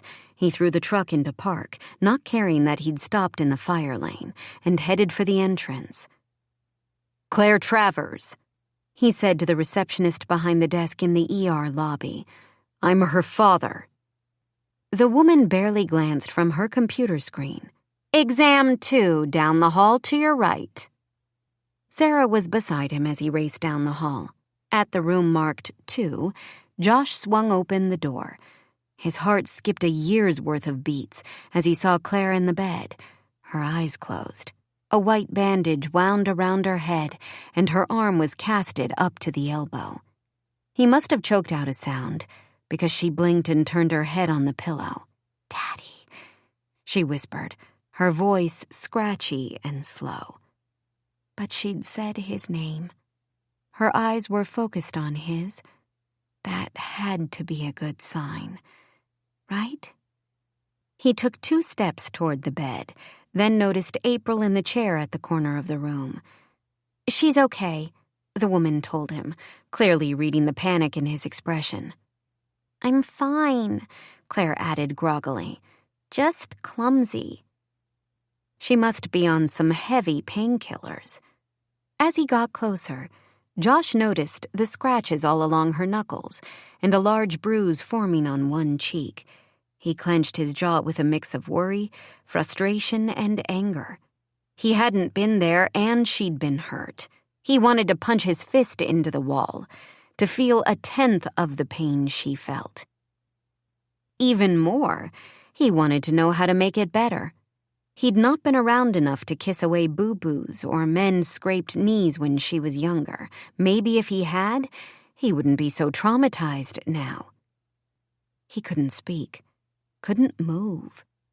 She looked so fragile, her face pale against the white sheet.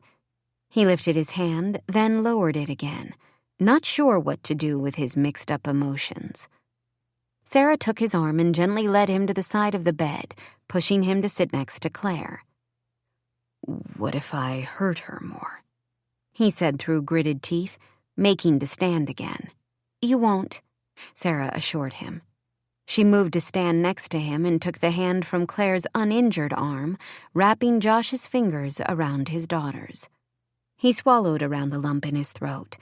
Claire's skin was cool to the touch, and instinctively, he grasped her hand tighter. rubbing his fingers back and forth until warmth began to seep into her fingertips. "You don't have to talk, sweetheart," Sarah said, soothing her thumb across Claire's forehead below the bandage. "We're so happy you're okay." Claire gave Sarah a wobbly smile, then her gaze turned to Josh. "I'm sorry I worried you. I knew it was stupid to go down to the creek after such a hard rain. Some of the kids thought it would be cool." She made a tiny sound that might have been a laugh. "I could hear your voice in my head telling me not to." She coughed, wincing from the effort. "Don't talk," Josh told her, dragging in a shaky breath. "Rest now. I'm here. You're okay." He said the words as much for his own benefit as hers. "She slipped on a rock and went down in the creek," April said, coming to stand at the foot of the bed. "The current was pretty strong, but she held onto a branch until one of the boys she was with could drag her out. She told me they were walking to a neighbor's house." April's breath hitched. "I'm sorry, Josh. You left me in charge and this happened. I'm so sorry." April shook her head, then turned and left the room. "It's not her fault," Claire said, squeezing Josh's fingers. "I lied about where I was going." She coughed again. "Hush now," Josh told her softly. "I'm not mad at April." He lifted Claire's hand and kissed the inside of her wrist. "Or you. Even though I probably should be." His voice caught as he added, "I'm just so damn glad it's not worse." He watched as Sarah bent to give Claire's cheek a gentle kiss. "I'm going to find April. You get some rest, and soon we'll take you home where you belong." As she turned to leave, Josh caught her hand. "Thank you for taking that call," he said, and leaned up to kiss her quickly on the mouth.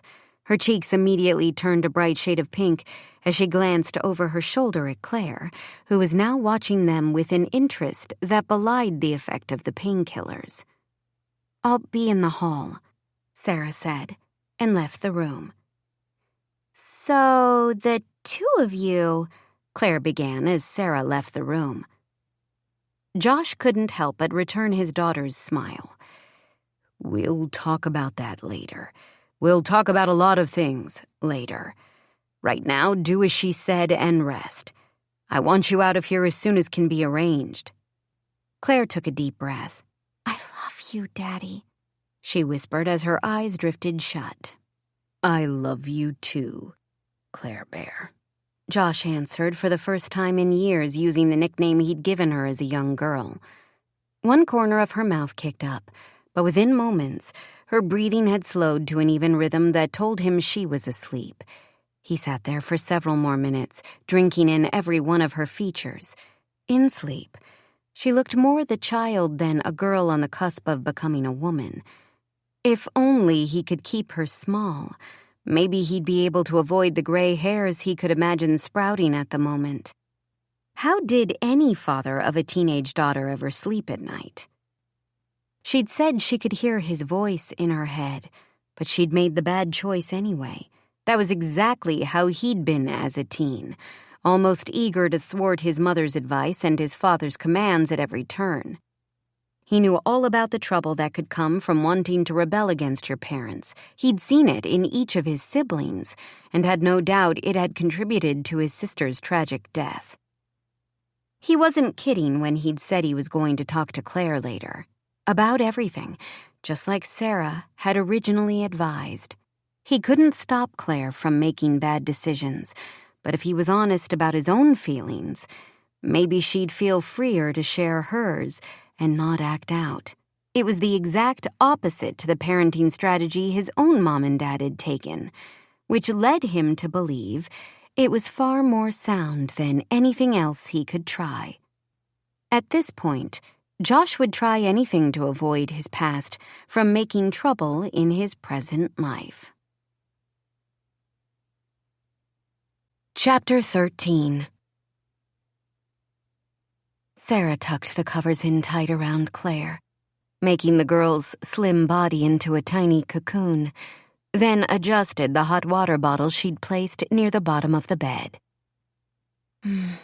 Claire mumbled. Feels snug as a bug.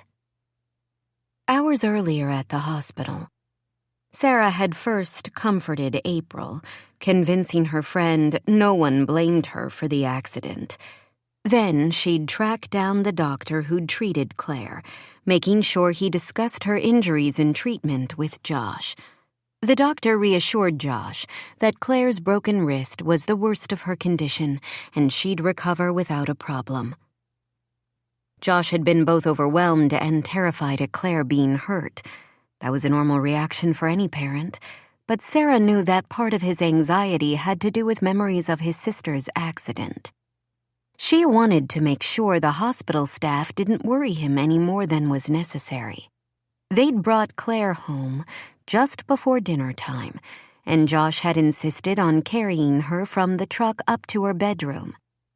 She'd been too tired to text her friends, but had begged Sarah and Josh to watch part of Season 3 of Just the Two of Us with her.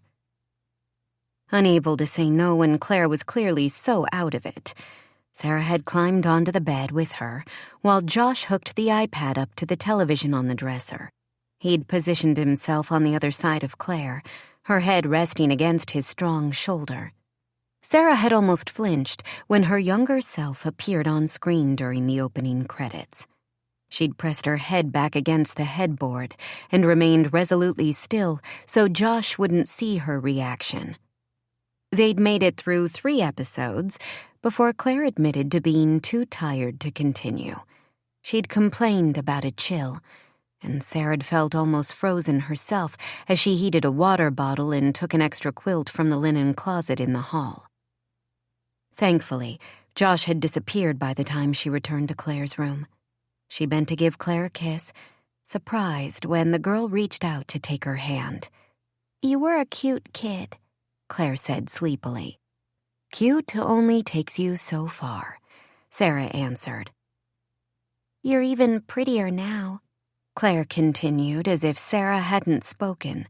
Especially since you stopped wearing so much makeup and took the streaks out of your hair. Sarah rolled her eyes at this drug-induced critique of her beauty habits.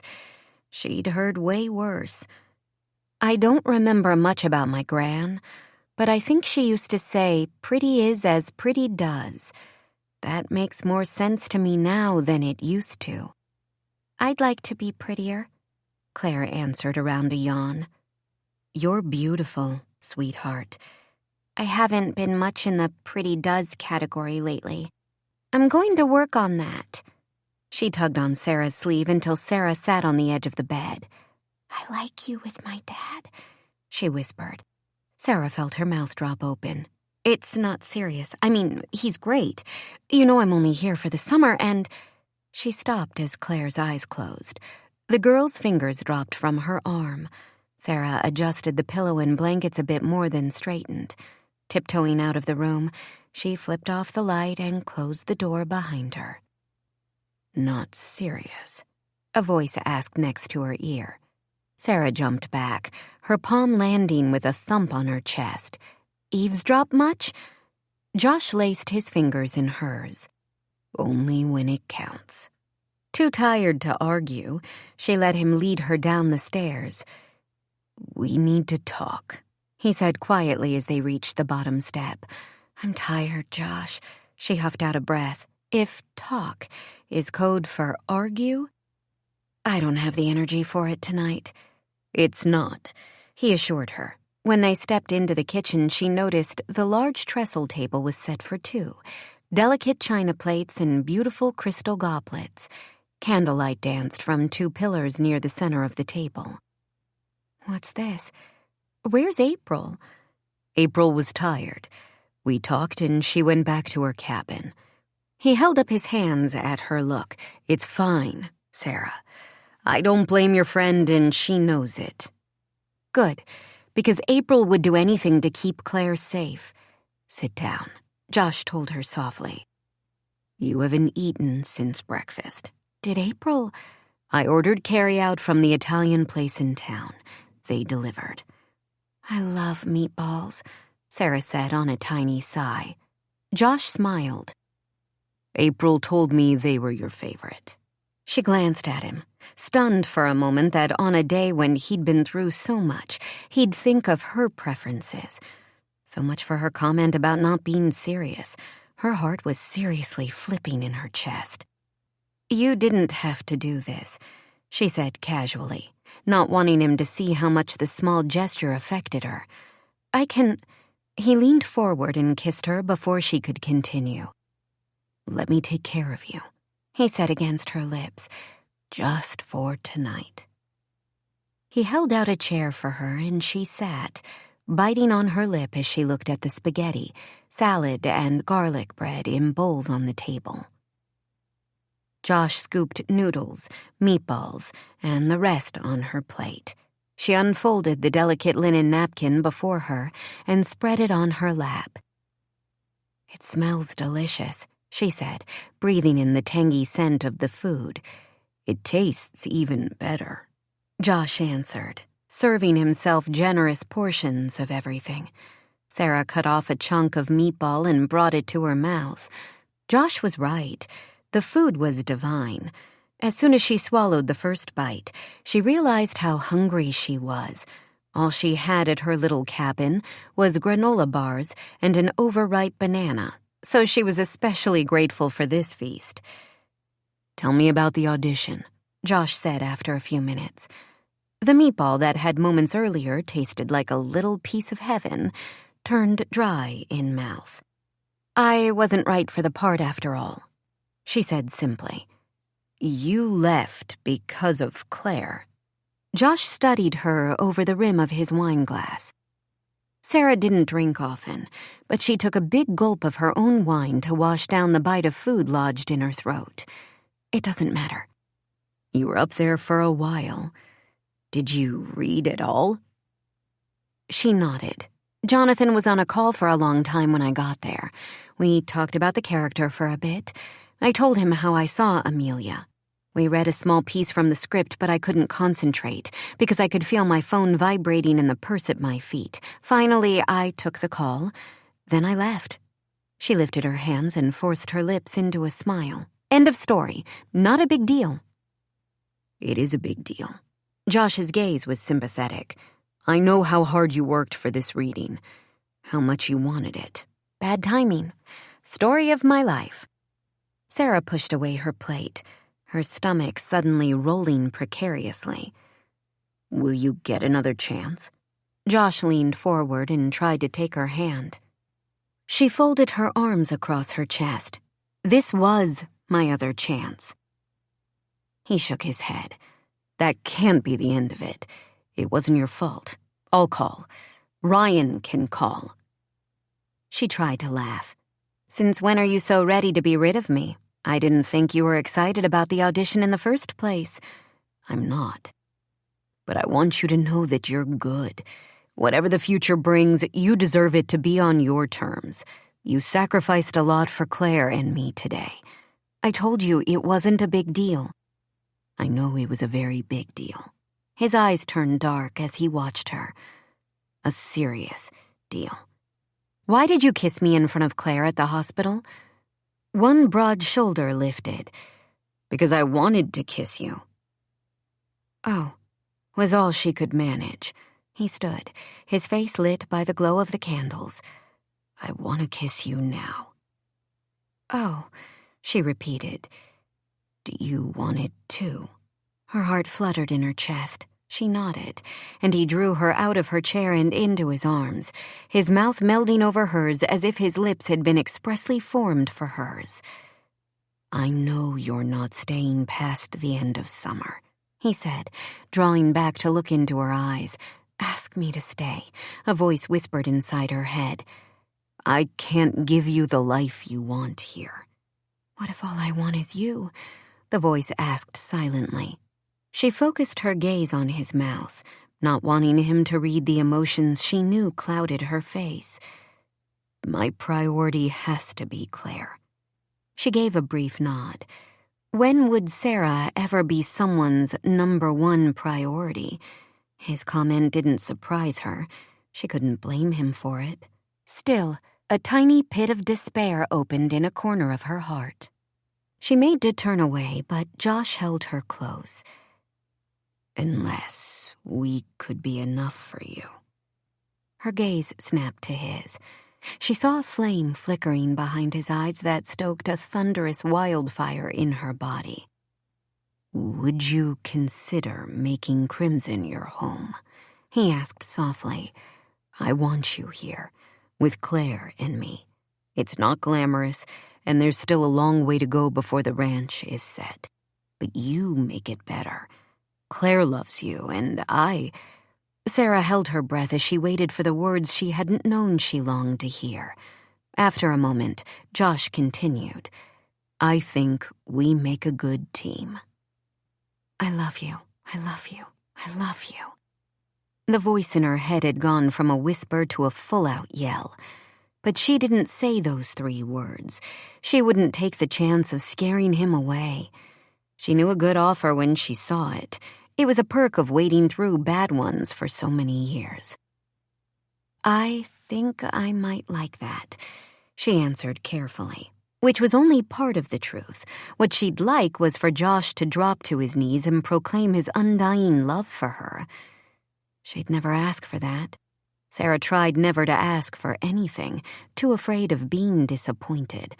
Unaware of her inner turmoil, he bent and claimed her mouth once again. If he wasn't actually able to say the words, his touch certainly communicated the deep feeling she longed for from him. "This is enough," she counseled her inner voice. "More than you ever expected." Apparently, her inner voice was a bit of a floozy, because it gave a small sigh then commanded her to concentrate on the kiss, which she did without hesitation. Josh's touch was pure magic. He wrapped his arms around her waist as her hands twined through his thick hair. She loved being enveloped in his strength.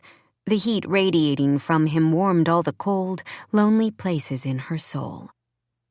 "Upstairs," he said, as his mouth grazed her ear. She pushed against his shoulders with her palms. "We should clean up down here. If April comes in—" "April won't be back tonight," he assured her as a devilish gleam lit his gaze. "Which gives me a better idea for right now." He kissed her again, and at the same time lifted the hem of her blouse up over her head. Sarah's eyes widened. "We can't. Not here." "Why not?" His grin turned wicked.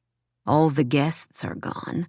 Claire is fast asleep, and the pain meds will almost guarantee she stays that way through the night. It's only us. You own this house, Sarah. You can do whatever you want with it, and in it." He stepped back, and she knew he was putting the power to decide where this night went next in her hands. Sarah relished the feeling of being able to control something in her life, even if it was this one moment. Her fingers reached behind her back and unclasped the strap of her bra. She let the satin fabric drop from her arms and smiled a bit as Josh sucked a breath. Slowly, she undid each button on her jeans, using her palms to slide the material over her hips and down her legs. "You're going to kill me," Josh said, his voice ragged. She straightened, wearing only her bright pink panties. "There are worse ways to die," she told him, making her tone sympathetic. His hungry gaze rolled over her from her face to her toes, then came to rest on her hips. "Put me out of my misery," he whispered. "Please." The raw desire in his eyes made her want to run into his arms. Instead, she looped a finger through the thin waistband on either side of her underpants, bending forward a little as the small piece of fabric fell in a puddle at her feet. "Is this what you want?" she asked, coyly placing. Feeling tired? Let's take 60 seconds to unwind with a song. This free audiobook is here for your relaxation. Thank you for being here with us.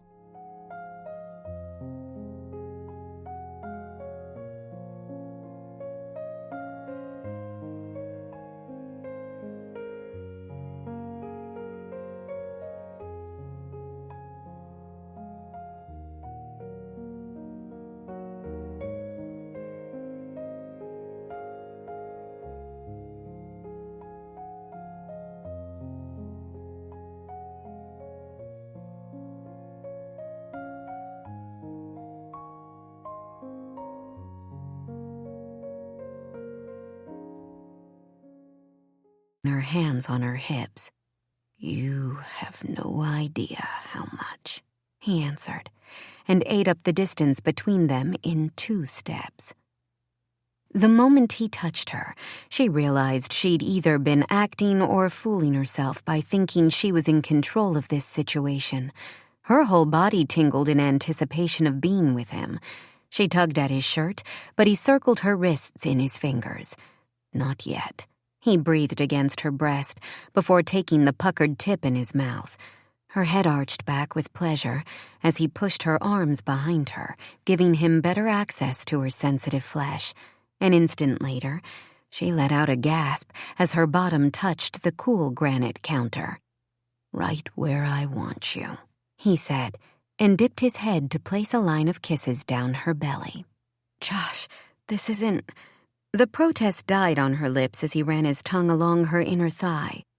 "We need to be quiet," he whispered. "No noise." Right. Claire upstairs sleeping, April in the nearest cabin. Quiet. She could do quiet. But when he kissed the center of her being, Sarah almost had to bite down on her arm to keep from crying out. The way he touched and tasted her was perfect, as if he knew her body's needs better than she did.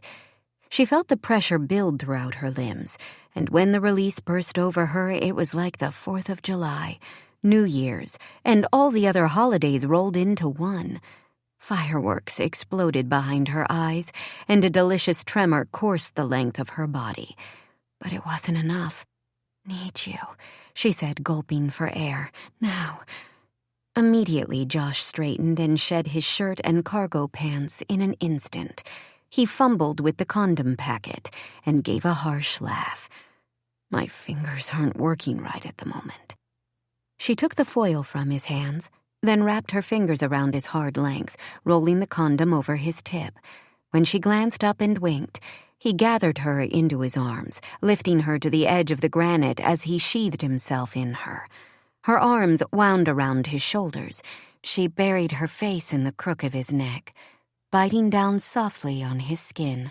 He increased his rhythm, and she matched him stroke for glorious stroke, until they dived off passion's cliff together. He murmured her name over and over, his warm, calloused palms stroking up and down her back. After a few moments, they stilled, holding each other without moving. She wished she could give her heart the same release as her body, leave it blissfully content. Instead, the dumb thing continued to pound against her chest even after her breathing had slowed. She knew the reason, even if she didn't want to admit it. She was in love. A litany of silly movie lines rang through her tormented mind. "You had me at hello. You've consumed me body and soul. You make me want to be a better..." Well, maybe she'd draw the line at Jack Nicholson. Sappy chick flicks had been her favorite before this summer. She wondered if she'd even be able to watch one again, because she suddenly understood the sentiment behind every tear-jerking scene. Hell, if she got the chance, she should audition for one of those roles. She had a wellspring of lovelorn angst to tap. He'd asked her to stay, said they made a great team. Wasn't that enough? But now that she'd really felt what it was like to be head over heels in love with someone, could she settle for anything less? "Are you okay?" Josh drew back to look at her. He placed his hand across her chest. "Your heart's beating like crazy." "Altitude adjustment," she said dismissively, scooting out of his grasp and bending to pick up her clothes. That was quite a workout. He took his own T-shirt from the chair where it had landed and pulled it over his head. "Stay with me tonight." Sarah swallowed, then waved at the table. "We need to clean up." "Clean up. Then stay," he told her, "at least for a few hours." He looped his arms around her waist. "Please." Knowing he couldn't see it, she squeezed her eyes shut tight. "You have good manners for a cowboy." She made her tone light. Perhaps she really was a decent actress. "Is that a yes?" She nodded, unable to resist. Was there anything he'd ask of her that she could say no to? April had always told Sarah she needed to be better about guarding her heart. But when a person spent their life with little encouragement or true affection, it was hard to stand strong when a man offered her any little bit. She'd gotten used to living on emotional crumbs. While Josh hadn't exactly baked her a cake, he was a good man. He was doing the best he could. She couldn't fault him for that. Why not enjoy the ride, as long as it lasted? Sarah stepped into the Crimson Visitors Center later that week. She'd just picked up the new brochures for the ranch from the printer and wanted to deliver them personally. The latest guests had left for the airport that morning, and a new crop was arriving in a few days. She was taking this, her one off day, to run errands and arrange a few promotional things in town. She tried to let April do most of the work with the locals, still not sure of the reception she'd receive. So far today, people had acted normal, no snide remarks about her career or how she didn't fit in here in the mountains. A few of the townies at the post office had asked about the ranch, appearing pleased when she told them their booking rate. Apparently, a lot of people had been rooting for Josh and her gran. It made Sarah proud to be part of the ranch's success. Ryan had been livid when she'd explained what had happened at the audition, but that wasn't her problem anymore. She'd done what she needed to in the situation. If she'd lost her best chance at regaining her career, so be it. Other than the cast on her arm, Claire had recovered nicely. Josh had taken her out for a picnic at one of the nearby waterfalls today. He'd invited Sarah to come, but she knew that father and daughter needed time for themselves. A slender woman with a severe ponytail looked up from a computer as the door jingled. Her mouth dropped open, and Sarah recognized her as one of the women who'd been in the clothing store when the shopkeeper had been so rude. "Hello," Sarah said, stepping forward while ignoring the potential awkwardness of the situation. She could make a scene, but that wouldn't do anything to help the ranch. Despite her years in showbiz, Sarah'd never been one to play the drama queen card. "Who do I talk to about these brochures for Crimson Ranch?" "I'm sorry," the woman answered immediately. Sarah waited for her to continue with, "I don't want to promote anything you're involved in." Instead, the woman said softly, "For that day in Feathers and Threads when you first came to town, I shouldn't have listened to Rita gossiping about you like that. I wanted to stand up to her, but I'm not used to people standing up for me." Josh had done just that, her irritating inner voice piped up. "Don't worry about it." "That doesn't make it right." The woman held out a thin hand. "My name is Olivia Wilder, and I hope you'll accept my apology." Sarah's first reaction was to make a sharp comeback, probably aimed at herself. Josh had told Sarah she was a difficult person to compliment. That was true, she realized. She also didn't take apologies well. It felt like letting her guard down. She'd learned long ago the negative consequences that came from that. Olivia looked sincere, however, and Sarah was growing tired of the energy it took to keep the walls built up around her. "Sarah Wells," she answered. "Nice to meet you. I appreciate the apology." Olivia's face broke into a wide smile, and Sarah was amazed at the transformation.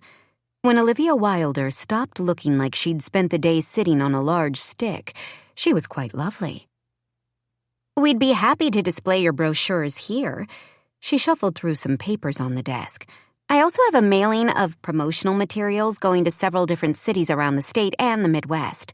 A few to Texas as well, since they're a big part of our tourism business." She picked up a pen and did some quick calculations.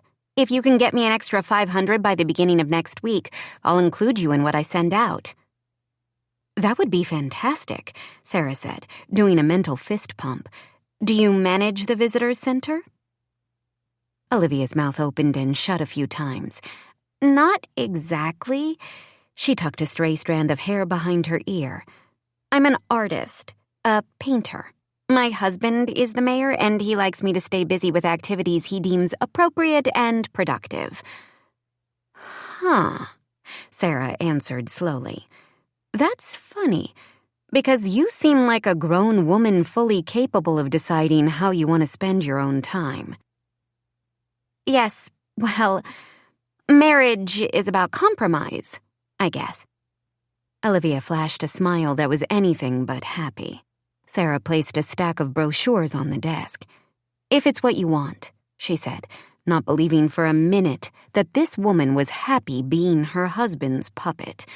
Maybe it was because Sarah had spent so many years doing other people's bidding with no concern for what she wanted from life.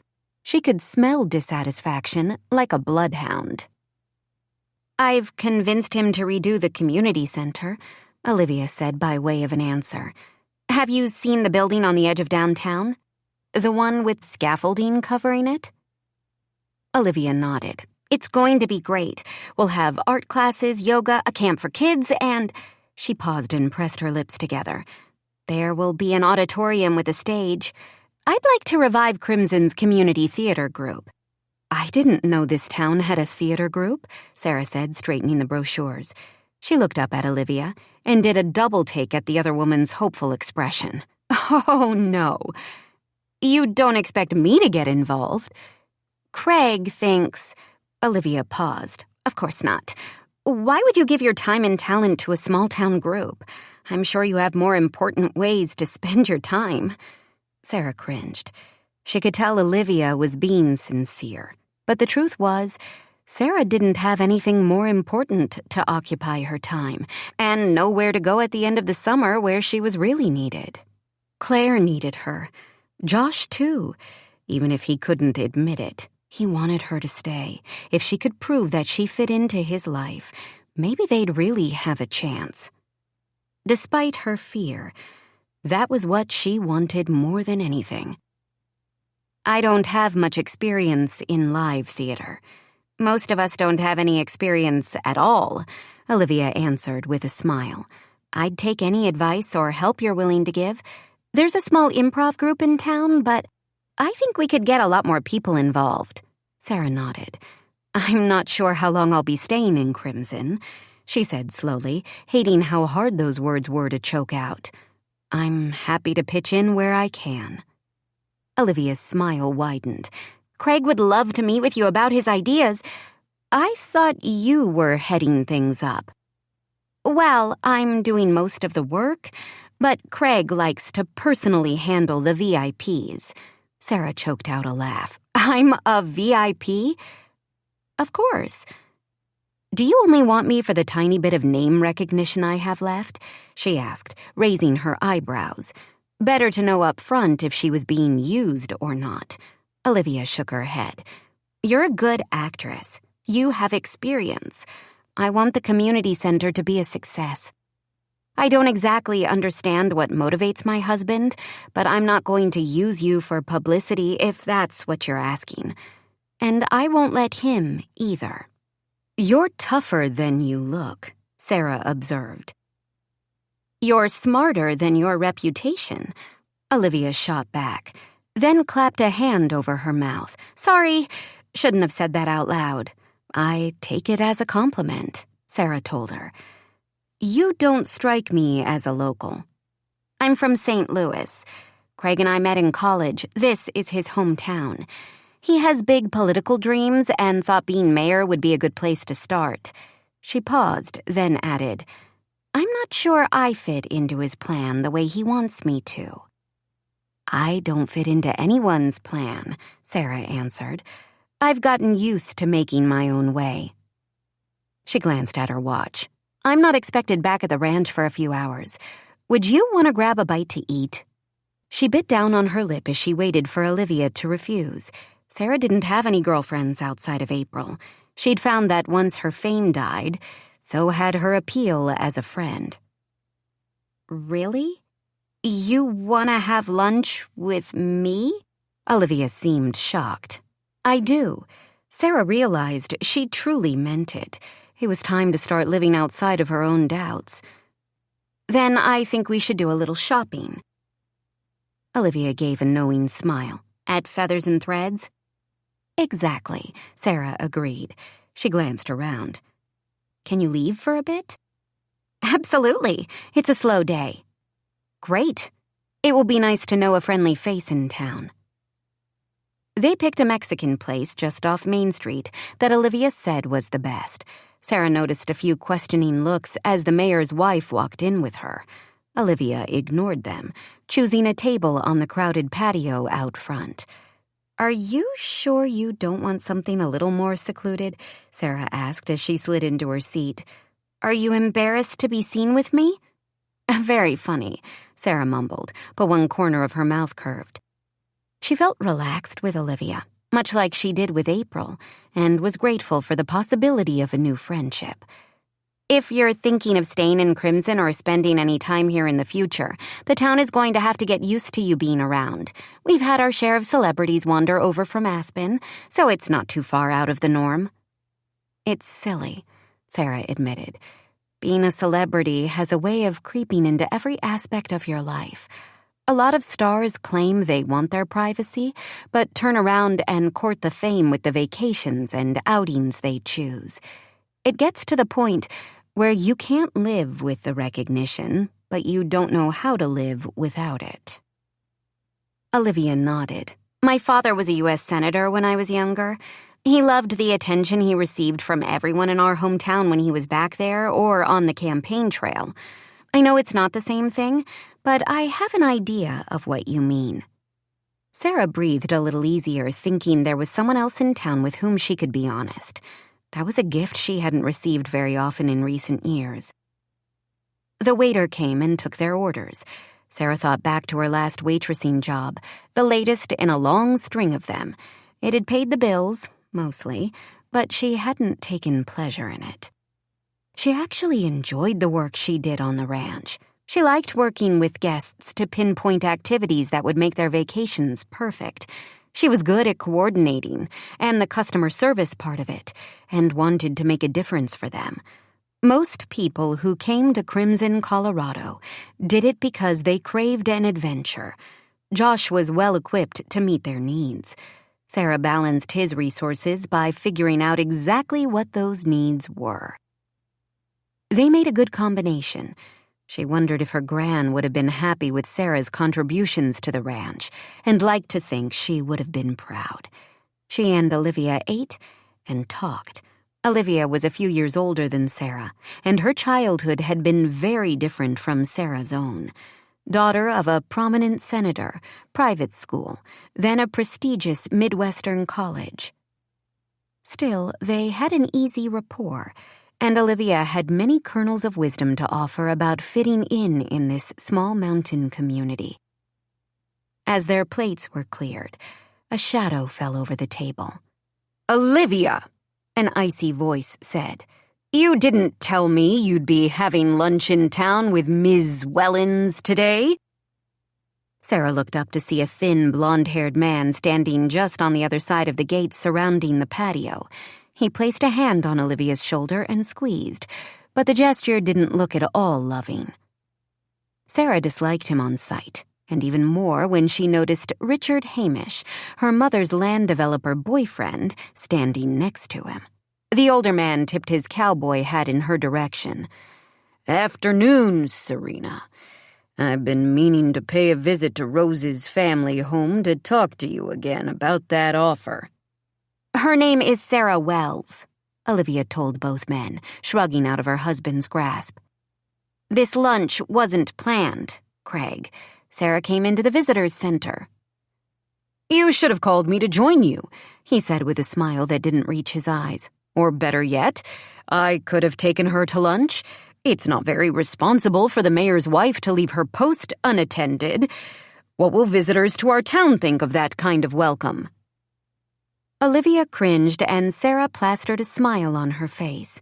"They'll think whoever works at the visitors' center needs to eat, and maybe the town should make arrangements for better coverage." She turned her gaze to Richard. "Don't bother coming to the ranch. It's my home now. I own it." "For now," the cowboy said with a smirk. I'll send you my latest offer. I have another group of developers interested in the property. I can make you a good deal, Sarah." He didn't try to hide his derision. "One that can get you out of the deep financial hole you're in." Sarah grabbed her wallet and took out a wad of bills. "It was lovely meeting you, Olivia. I hope we can schedule some girl time again." She gave Craig an icy stare. "I need to get back now." The other woman quickly stood and gave her a quick hug. "I'm sorry," she whispered. Sarah returned the hug, then turned to the two men. "I hope not to see either of you again any time soon." "I'm the mayor," Craig said coolly. "You'll see me everywhere if you have plans to stick around."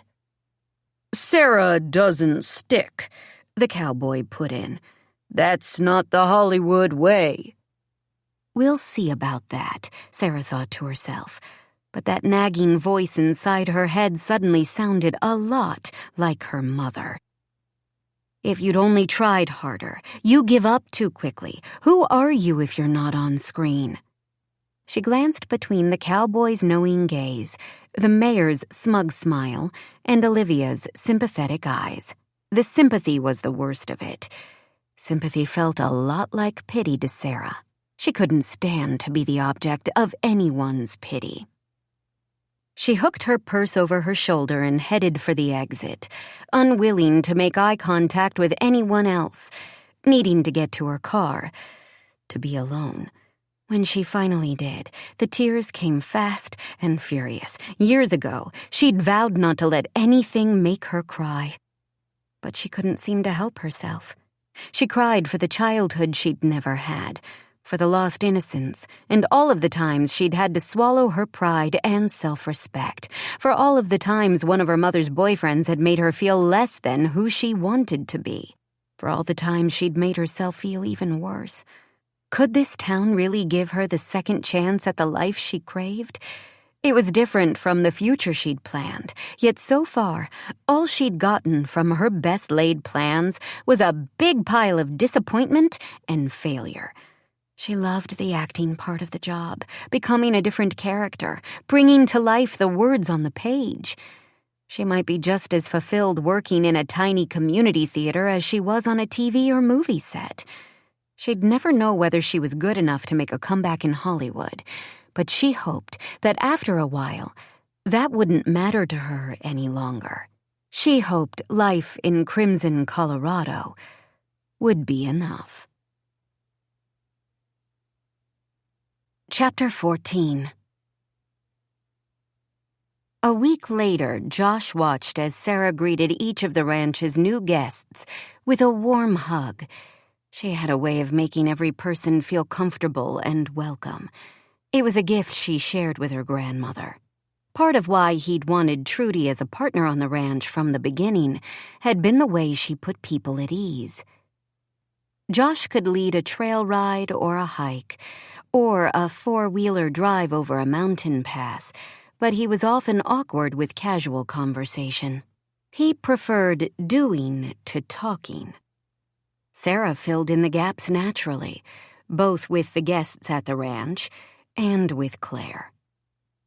His relationship with Claire was on the mend, and a large part of the reason why was Sarah's encouragement.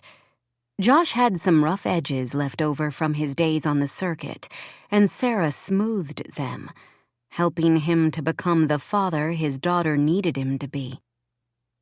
Tonight, Sarah's blonde hair hung in soft waves around her shoulders, and the pale yellow shirt she wore made her eyes seem an even deeper blue. He was glad she remained mostly makeup-free.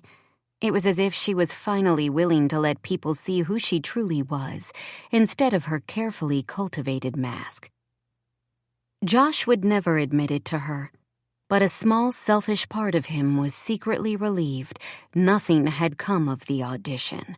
He didn't know how to compete with her former life. He understood a little bit about the lure of lights and fame. If Sarah had to make a choice between her career and life on the ranch, he couldn't imagine she'd choose him. At least, not yet. They needed more time for her to really see this was where she belonged. She drew Claire forward and introduced her to the teenage son of one of the families checking in this week. Their occupancy was full, and to celebrate, they'd decided to have a big cookout on the patio outside the main house. April had created one of her usual amazing feasts, and Sarah and Claire had handled the decorations. Tiny lights glistened from strands wound through the wrought iron gate around the edge of the patio. They'd set the tables with colorful tablecloths and mason jars filled with wildflowers picked from the meadow near the pond. The mountains provided a commanding backdrop, especially now as the sky above them turned a dozen shades of orange and red. The sun was close to dipping behind the highest peak. This was one of Josh's favorite times on the ranch, the moment when day slipped toward evening and all the colors softened while the sounds of nature became more pronounced in the shadows. A soft country ballad played from the speakers on the porch. The lilting melody made Josh want to gather Sarah in his arms and twirl her across the path from the main house to her cabin. He loved the feel of her in his arms, and though he'd given up dancing long before his knee injury, tonight seemed like the perfect time to make an exception. As if reading his thoughts, her gaze found his through the groups of guests milling about. He watched as her breath hitched, and a blush crept across her cheeks. He hoped she could read in his eyes all the wicked things he had planned for her later. She took a step toward him, and he realized that he was happy. For the first time in forever, Josh felt content with his life. The ache for his sister was still there, deep in his heart. His knee would never be as strong as it once was, despite what it had taken him to get here, or maybe because of it. Josh was truly happy with his life. Sarah had a lot to do with that. He thought about the hope in her eyes when he'd asked her to stay in Crimson. She wanted more from him, more than he believed he was willing or able to give a woman. There was no doubt in his mind that she deserved more than he could ever give her. But if she wanted him, what was holding him back from making her his? For real. Forever. He had a sudden vision of the future. The image included a family: Claire, Sarah, and maybe even a baby. One with Sarah's blonde hair and dark eyes like his, and Claire's. As if she could sense the change in him. A shy smile lit up Sarah's face as she stepped closer. Before she reached him, a loud honking had everyone at the cookout turning toward the front of the house. Josh could see a late-model sports car speeding up the long driveway that led to the main house, dust billowing behind it. Ryan's car. A sliver of unease bracketed Josh's shoulders, but he ignored it. He didn't know what schemes Sarah's former partner was cooking up tonight, but it didn't matter. Josh knew what he had to do. He took the 2 steps to bring him to Sarah's side. The scent of cinnamon and honey tantalized him, making his pulse stutter an erratic beat. He wrapped his fingers around hers. "Sarah, I need to talk to you." "Sarah!" Ryan's voice called from the front of the house. She glanced up at Josh, then to where Ryan was leaping onto the back patio. "I have the most amazing news!"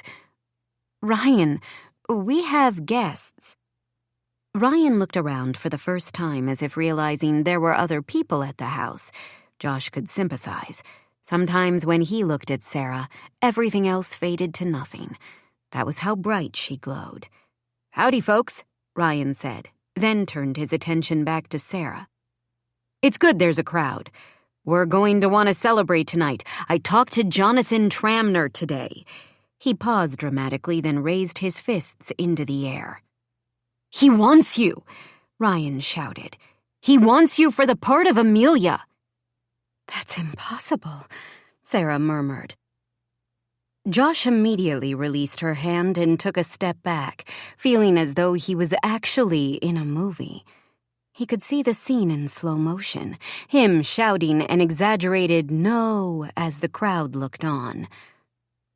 But this was real life, and he kept his mouth shut, waiting to see how Sarah would respond. Ryan spoke before she could answer. He loved your take on the character and said the short bit of the reading you did was fantastic. He glanced at Josh, then back at Sarah. What made up his mind was the look on your face when you took the call about Claire. He said he saw Amelia in your face, all the motherly concern and love. He actually said it gave him chills. Josh had chills right now, the bad kind, like right before you got sick to your stomach. I don't know what to say. Sarah's hand fluttered to her chest as if to settle her breathing. Josh kept his own breathing steady and even. Blood pumped through his veins, and he could have shot himself to the moon on pure adrenaline. But from the outside, he knew he looked completely calm. It was a trick he'd mastered through decades of practice, whether it was his father coming after him as a kid, or later when he was perched on the back of a bull. Josh earned a reputation for being cool under pressure. The pressure on his heart right now threatened to overtake him. Say you'll accept the part. This is the kind of role that comes along once in a career, Sarah. An award-winning kind of role. Ryan turned to the guests. Give her some encouragement, everyone. Ryan's gaze met Josh's over her shoulder. Our girl is going to be a star again. Applause broke out around the small gathering, guests approaching Sarah to offer their congratulations and words of encouragement.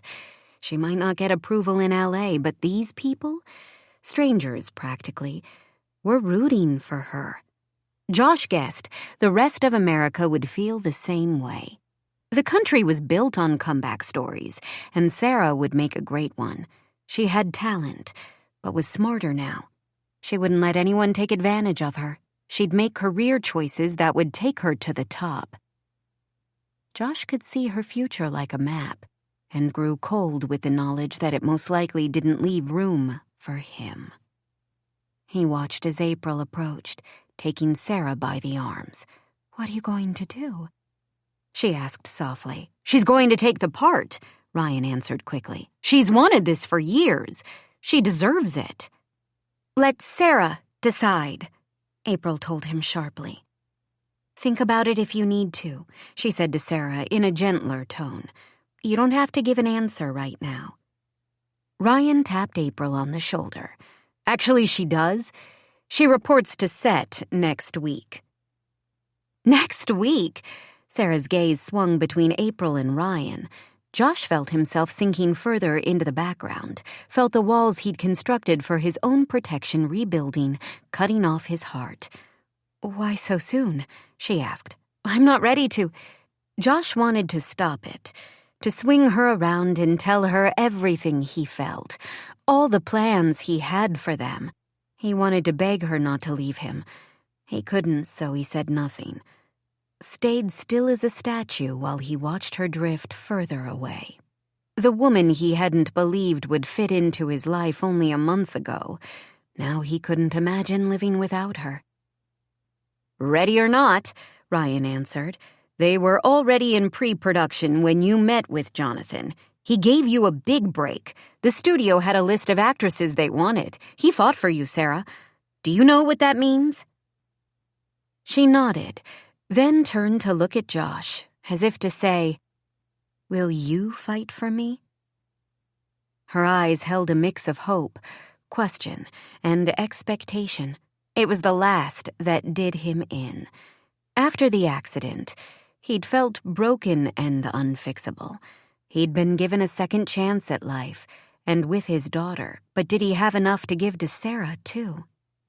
He knew a life with her would mean revealing everything, his emotions, his heart. She'd want access to all the hidden crevices in his miserable soul. He could see it as he looked at her now, her gaze beginning to cloud as she read the doubt on his face. He was bound to disappoint her. He couldn't protect her, didn't have the guts to be the man she needed him to be, as much as he wished it was another way. Congratulations, he mumbled, then forced a smile. You deserve it. Her breath hitched as she stared at him.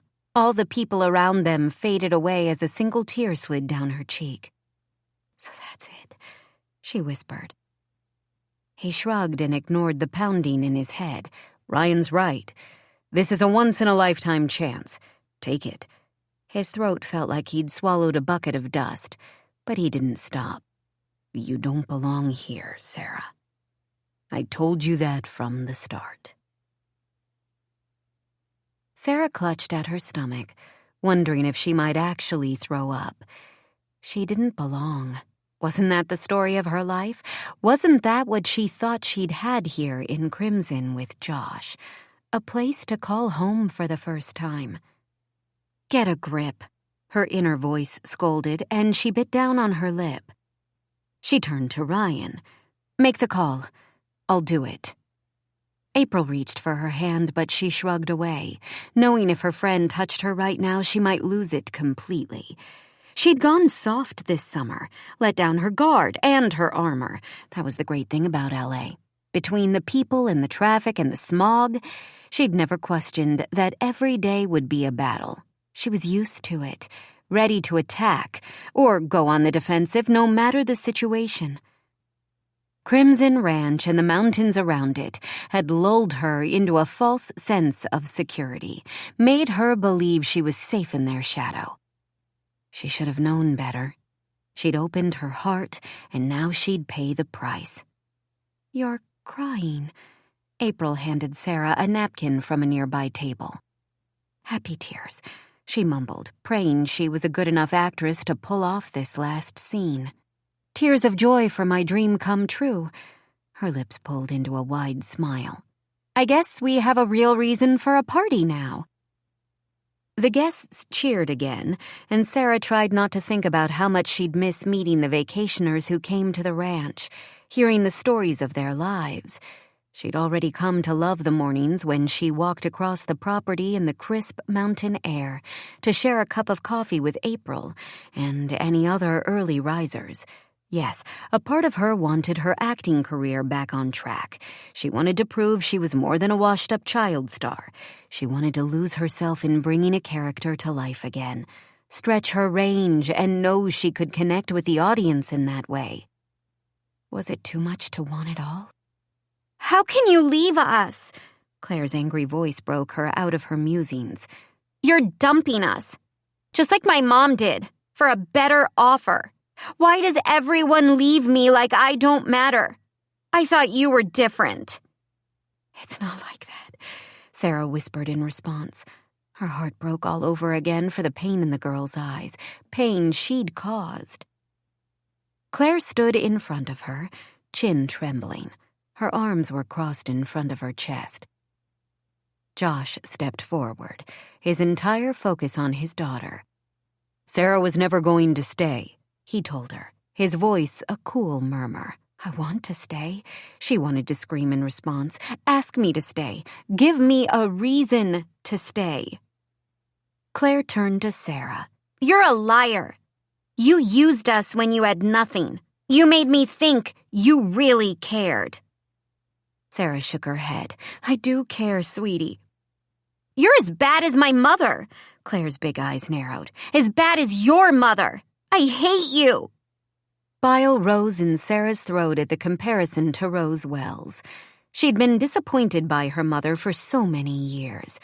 She felt like it had broken something fundamental inside of her. She didn't trust her own judgment, her ability to form lasting relationships, her capacity for love.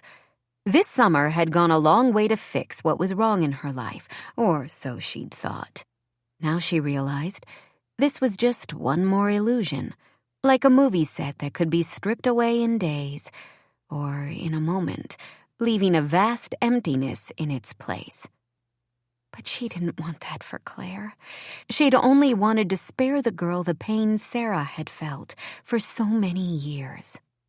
She took a step forward, but Josh blocked her way, putting himself between her and Claire, his back to Sarah. Just like that, he cut her off from the two people she'd come to think of as hers.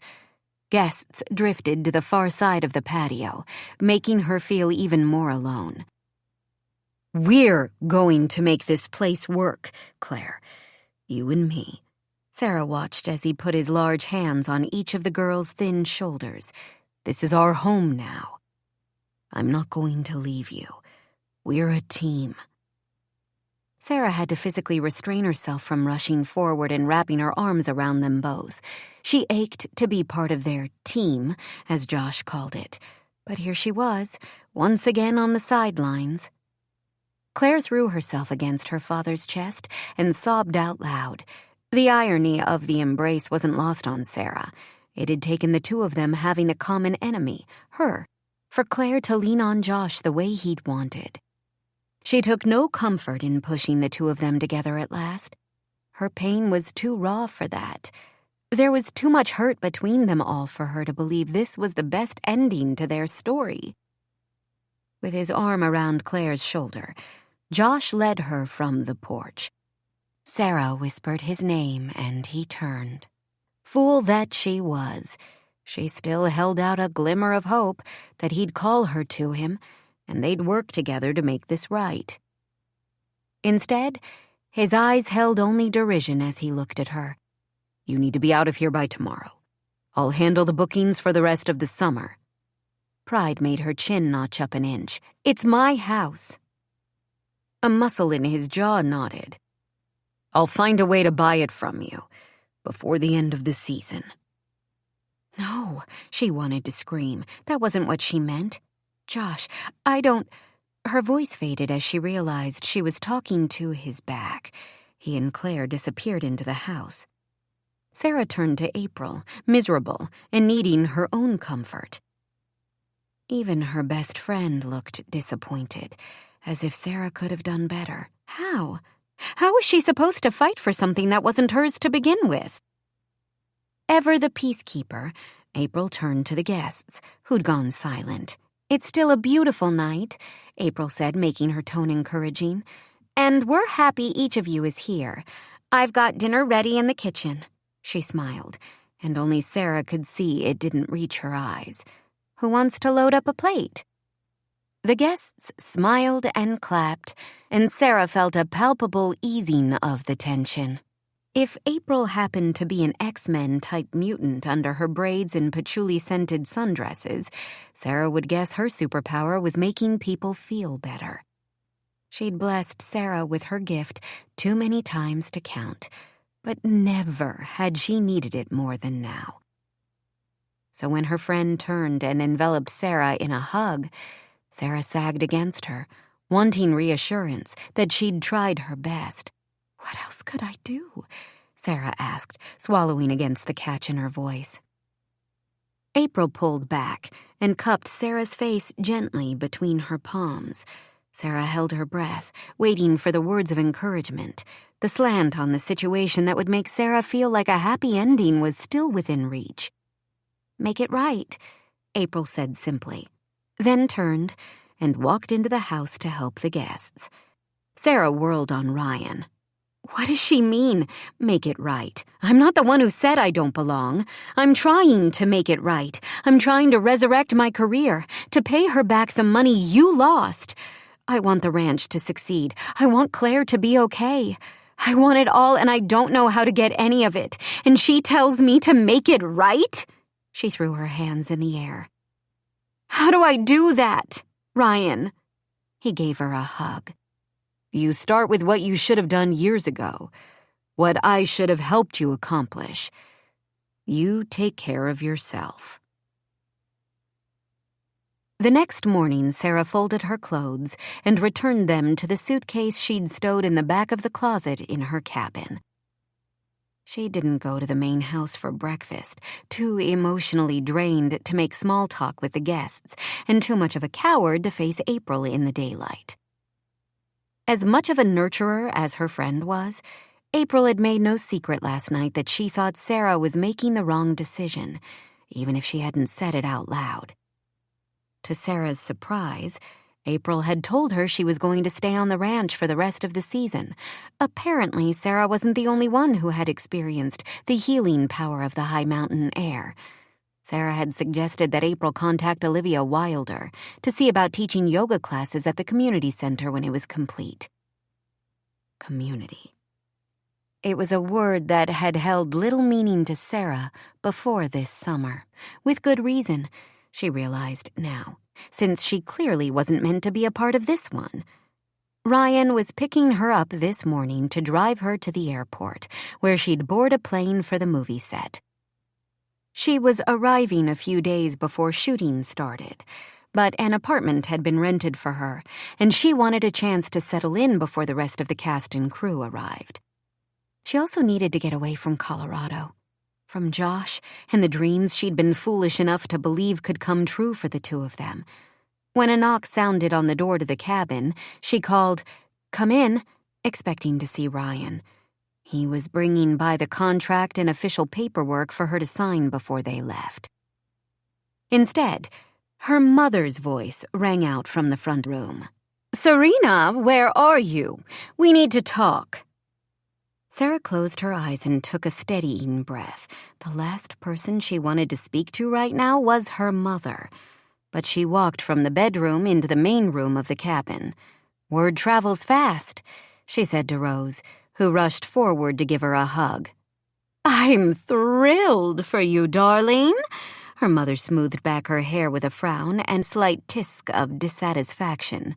"We're not going to let this opportunity go to waste." "We're not going to do anything," Sarah replied, stepping out of her mother's embrace. "This has nothing to do with you." "It has everything to do with me." Although Rose's voice was soft, Sarah heard an edge of steel underneath. Her stomach did a slow roll, the same visceral reaction she'd had to her mother's unspoken demands since she was a girl. "I'm your biggest fan," Rose continued. "Your first manager, you'll remember." She combed her fingers through her bangs. "It's time for me to get involved in your life again." Sarah's head snapped back as if she'd been slapped. "Not going to happen in a million years." "Oh, yes. I think I may come to stay with you on set for moral support and to make sure no one takes advantage of you. You're in a precarious place emotionally, since this is a chance you never thought you'd get." Her mother leaned forward. "Truth be told, you look quite ragged. Perhaps we could get you in for a bit of Botox before filming begins." Sarah threw her arms into the air. "Mom, what are you talking about? I'm not getting Botox. You're not coming to the set." "I have nothing else to occupy myself right now," her mother said with a sigh. "I'd planned to help Richard with plans for the condo development. I've always had an eye for interior design." She shrugged. "But since you won't sell the house yet, his deal has stalled. That leaves me free to focus my attention on you, my darling daughter." She tapped her finger on her upper lip. "And maybe Josh's daughter. I really do see potential in her. She obviously needs some maternal guidance." "Leave Claire alone," Sarah said on an angry hiss of breath. Temper flared to life inside her. "And get out of my life while you're at it." "Give me a reason to," Rose shot back, the smile never leaving her face. "Really, Mom? You're going to try to blackmail me now? That's a new low. It doesn't matter. I'm not afraid of you anymore, and I don't need your approval. I haven't needed you for a long time." Rose had the gall to look offended. "You'll always need me. I gave you the career you had." "I worked for my career," Sarah told her. "I had the talent you never did, and I worked for all the success I had. Unfortunately, I was naive enough to listen to you back then, to think you had my best interests at heart. Trust me, I won't make that mistake again." She brushed past her mother and opened the front door. "I'm not going to sell the house, and there isn't a damn thing you can do about it. Now get out. For good, Mother. I don't want to see you here again." "Don't do this, Sarah," Rose said, her voice turned to a pitiful whine. "I love Richard. But things are rocky between us since the land deal isn't working. I need you to help me." Sarah squeezed her eyes shut. This was the first time since she'd been a girl that her mother had called her by her given name. But even that small concession was too little too late. "Get out," she repeated, sweeping her hand toward the porch. With a dramatic sob, Rose rushed forward. "You'll change your mind," her mother called over her shoulder. "You can't do it on your own. You're not strong enough. You never were." Sarah sank onto the edge of the sofa, not bothering to shut the door behind her mother. Those last angry words echoed through her as her head dropped to her knees, tears spilling down her face, soaking her bare legs. All the emotions, the hurt and betrayal, the disappointment over what would never be poured out of her. After minutes, she gulped in an unsteady breath and raised her face, wiping her hands to clear the wetness. "She's wrong," a voice said softly from the porch. Claire stood in the doorway, clenching her fingers at her sides. "You're strong enough. I believe in you, Sarah." Tears came again as Sarah propelled herself off the couch, wrapping her arms around the girl. "I'm so sorry, sweetie. I never wanted to hurt you in all of this. I do care about you, Claire, I promise. Just because—" "I know," Claire interrupted. "I was mad last night. I'm pretty sure the therapist my mom made me see would tell you I have some wicked abandonment issues." She laughed softly. "Join the club," Sarah pulled back. "We should introduce my mother to yours. They could start a mutual narcissistic personality club." "If it keeps them busy," Claire started. "And off our backs," Sarah finished. They both laughed and Sarah hugged her again. "You can call me on set, and text, and tweet, and Facebook, and whatever other ways to communicate they invent in the next 5 minutes. I'm sorry this summer didn't work out the way any of us planned, but I'm still your friend." Claire nodded and blinked several times. "My dad isn't great at relationships.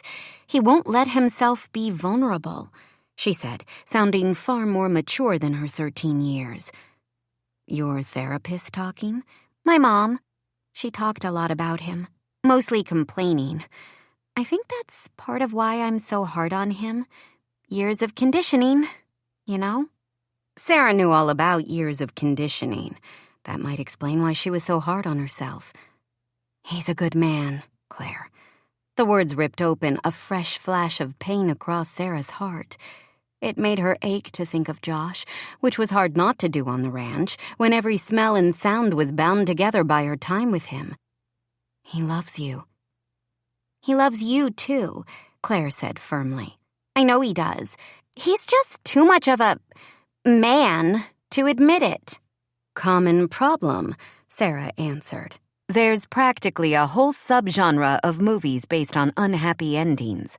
Gone with the Wind, Shakespeare in Love, Casablanca."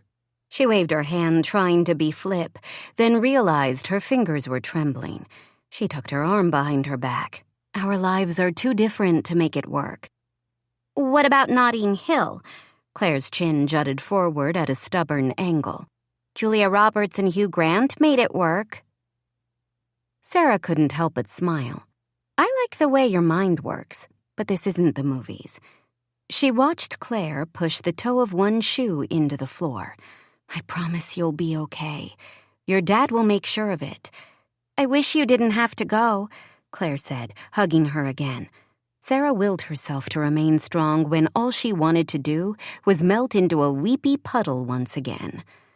"Maybe you can come to the movie premiere," she paused, then added, "if your dad agrees."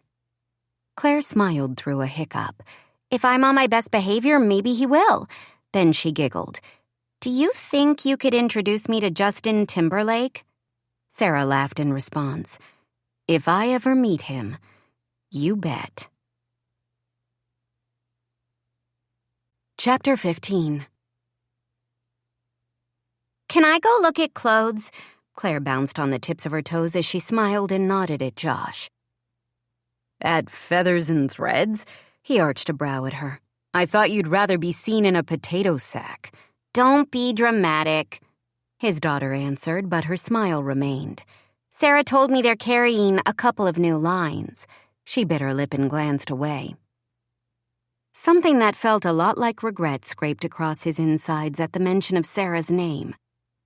I know you still talk to her, and text. I monitor your phone even if I don't read them all. Remember? So annoying, Claire mumbled. Can I go? Sure. Josh glanced at his watch. I need to load the rest of the wood into the truck, then I'll be down to pick you up. Thanks, Dad. He watched his daughter cross the street toward the boutique on the corner. He felt a lightness fill his chest at the change in his relationship with Claire. It was followed quickly by the weight of knowing that Sarah had a lot to do with the progress. It had been 3 weeks since she'd left Crimson, almost a month filled with emptiness and a constant longing to be with her again. He hoped it would fade soon, or he thought he might go mad from the pain of it, pain he knew he'd caused himself. He knew what she'd wanted that night on the patio. Her eyes had held a hope that he'd offer more. He'd wanted to, planned on it, until Ryan had come in with his big announcement. How could Josh compete with the bright lights of Hollywood? He cursed under his breath. When had he ever backed away from a fight? He knew it was a mistake, but in that moment he couldn't stop himself from making it. He wouldn't ask her to give up another chance at her career, yet he hadn't been able to offer her the relationship she deserved, because he was too afraid that when she was away filming, he couldn't protect her. It hadn't worked with his sister or with his relationship with Claire's mother. Here in Colorado, on the ranch, he could make sure everything was okay for the people he loved. He was in charge of his life and emotions. Things were simple, just the way he liked them. He was too afraid of losing her when she left him, too scared she'd eventually choose her career over him. As much as he knew now that he loved Sarah with his whole heart, he'd tried to convince himself it was for the best. The whole reason he'd returned to Crimson was to protect Claire, to give her the normal life he'd always craved, not to let the outside world seep in and destroy them. It was irrational, he knew. Sarah had been a positive influence on his daughter from the start. But he held on to his fear like an anchor, and only now worried it might take him down as well. You got a lot of posts there. Not sure you'll need that many. Josh looked up into the face of Richard Hamish, partially shaded by the large Stetson on his head. You have no idea what I need, Rich. Josh took a pair of work gloves from his back pocket and slipped them on. Go play intimidating cowboy with someone else. It's wasted on me. He hefted several boards into the truck bed. If you haven't heard, Crimson Ranch is having a great first season. I'm going to secure that loan and buy the house come fall. Not if she sells it to me first. The older man sounded as if it were a done deal, confidence dripping from every syllable. You're bluffing. Josh kept working on loading fence posts into the truck, needing to keep his hands occupied so he wasn't tempted to wrap them around Richard's craggy neck. Sarah isn't going to sell you the house. Not now. Rose flew down there and is working on her as we speak. Josh stilled. On set with Sarah. He knew how much being near her mother upset Sarah. She didn't need that kind of distraction when she was filming a movie. I sure as hell don't want Rose around me until this deal goes through. Richard spit a wad of tobacco into the street. Dang woman talks my ear off. She meddles into every detail of a man's life. It's about time she uses her energy on someone other than me. She can wear that girl down. I'd bet my belt buckle on it. You think Rose will convince Sarah to sell? Her mom will head back here once Sarah agrees. She won't do it. Josh wanted to be sure, but how could he? He'd given Sarah no reason to believe in him. Why should she stick to their bargain at this point? If she wanted to get on with her life, the easiest path would be to sign the house over to her mother. If she wants to keep that fancy new movie role, she will. Sarah earned that part. Even if her mother is an annoyance, she's not going to cost her the job. Richard's smile was too confident. Sarah's had a bumpy few years. There's a lot of pressure trying to restart a life. You should understand that better than most. Who knows if she can handle it? She may crack. Go back to using drugs. She didn't use drugs, and you know it. Doesn't matter what I know. The important thing is what the American people believe. One story in the tabloids and that production company will drop her in an instant."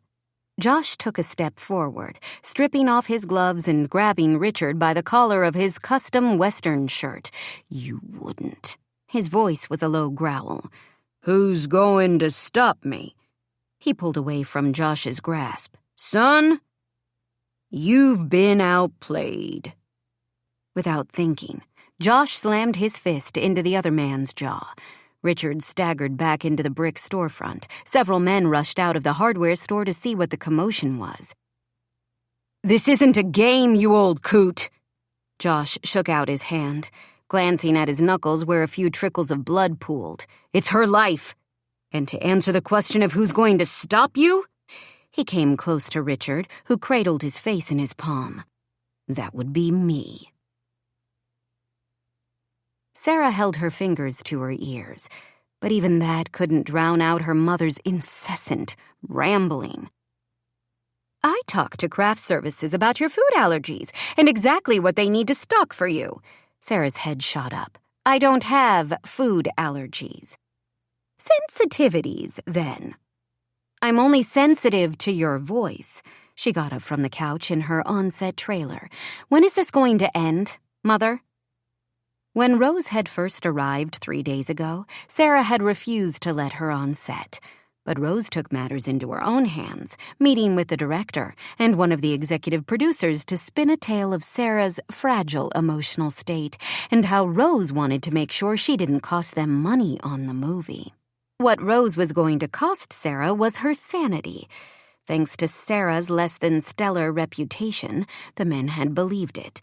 Rose had become a constant presence during filming. It was hard for Sarah to stay connected with the character of a hard-working mom when all she wanted was for her own mother to leave her the hell alone. "You know what it takes," Rose said simply, turning to the small bank of cabinets she was rearranging. Rose had even gotten Jonathan Tramner, the director, to suggest to Sarah that her mother stay with her in the studio apartment at the end of filming each day. Sarah got no break, which was making her crazy. "Why is Richard Hamish so important that you'll do anything to make me sell Grant's house to him?" "I love him." "It would be a revelation if you loved your own daughter half as much." Rose didn't turn around, but her shoulders stiffened. "I do love you, Serena. I devoted my life to making your career a success. You owe me for that." "I paid the bills for a decade." Resentment rose hot and strong in Sarah. "I more than paid my debt to you." When her mother didn't turn around, Sarah's gaze fell to the line of glass bottles on the small cabinet. "Why is all that liquor in here?" "One of the men helped me unload it." Her mother's voice was emotionless. "I explained to them that you might need a little something to calm your nerves." "My nerves wouldn't be so shot if you'd leave. And you know I do yoga for—" Her voice trailed off as realization dawned. "You're going to make it seem like I'm drunk?" She stood pacing the small room. "Do you have needles stashed somewhere, too?" "Sell the house," Rose spun around, her finger pointed in accusation. "Why are you so devoted to a man who doesn't want you? You're going to save his ranch and let my dream for a happy life be thrown in the trash? You shouldn't be protecting him. He doesn't care about you, Serena. You're not important to him. When are you going to stop being a doormat for people who are only using you?" The air whooshed out of the room, and Sarah thought her knees might buckle. Her mother was right. She was a doormat. No matter how tough she talked, how insolent her attitude, she let people take advantage of her. Her mother was first in that line. Maybe that was what Josh had been doing, wooing her in Colorado to ensure her loyalty. It didn't matter anymore. Her time with him had given her the confidence to believe in herself again. Even if he didn't believe in the two of them, he'd given her a gift she could never repay. "Good point, Mom. She pushed open the door to the trailer. "First, I'm going to stop being a doormat for you." I didn't mean. "I don't care." She lifted her hands. "I don't care if you ruin my career again. If they fire me, I'll find another job, another path, even if it isn't in Hollywood. I love acting, not being a celebrity." She thought about Olivia's offer to help with a community theater in Crimson. "I can make my life a success. I deserve happiness, and I'm not going to let you rob me of it for 1 second longer." You don't know what you're saying. She does. Sarah whirled as Josh filled the tiny doorway of the trailer. His gaze was fixed on Rose. "She should have said it a long time ago. I should have said it for her. To her." He turned to Sarah. "You deserve happiness." Rose stalked forward. You only want the house. You don't care about her. His eyes never left Sarah's. "Sell the house." She shook her head. "I mean it," he said, and took her arms between his hands, close enough that she could see the tiny flecks of gold in his dark eyes, close enough that the smell of him wound through her senses like a drug. "Sell the house, if it will make you happy." "It's your future," she said softly. "I'll make a different future," he answered, "with you, if you'll have me. No piece of property, no business is worth anything without you in my life to share it. I love you, Sarah. I think I have since the moment you jumped on the counter and spun my world out of control." She drew a shaky breath, unable to believe what she was hearing. "But you like control." "I thought I needed it," he said, pushing a stray hair behind her ear. His touch made a shiver run through her. "I'm sorry for hurting you and letting you walk away." He dipped his head so he was looking directly into her eyes. "I was wrong about a lot of things, but one thing I'm definitely right about is that nothing is worth losing you." She choked back a sob and tried to look away. He held her head steady. "Claire loves you. I love you. We both need you in our lives so damn much. Please give us another chance, Sarah. Name the terms. Anything you want." She shook her head. "I can't cook," she mumbled. One side of his mouth kicked up. "We'll order takeout." "I'm opinionated." "I want to hear every thought in that beautiful mind." Her eyes searched his. She saw the truth of his words, of his love for her. Still, she was so scared to risk having her heart and dreams crushed once more. She didn't know if she could survive again. "I want to act," she told him, wondering if it would be the nail in the coffin. He leaned forward and ran his lips against hers. "I'll be at every premiere and production. I'll help you learn lines. I'll come to you wherever you are." His soft breath fell against her mouth. "Because I'm nothing without you, Sarah. Wherever you are is where I want to be, forever." Her arms wrapped around his waist, and he pulled her to him, deepening the kiss until she was lost in sensation. "I love you, Josh," she said after a moment. "Forever."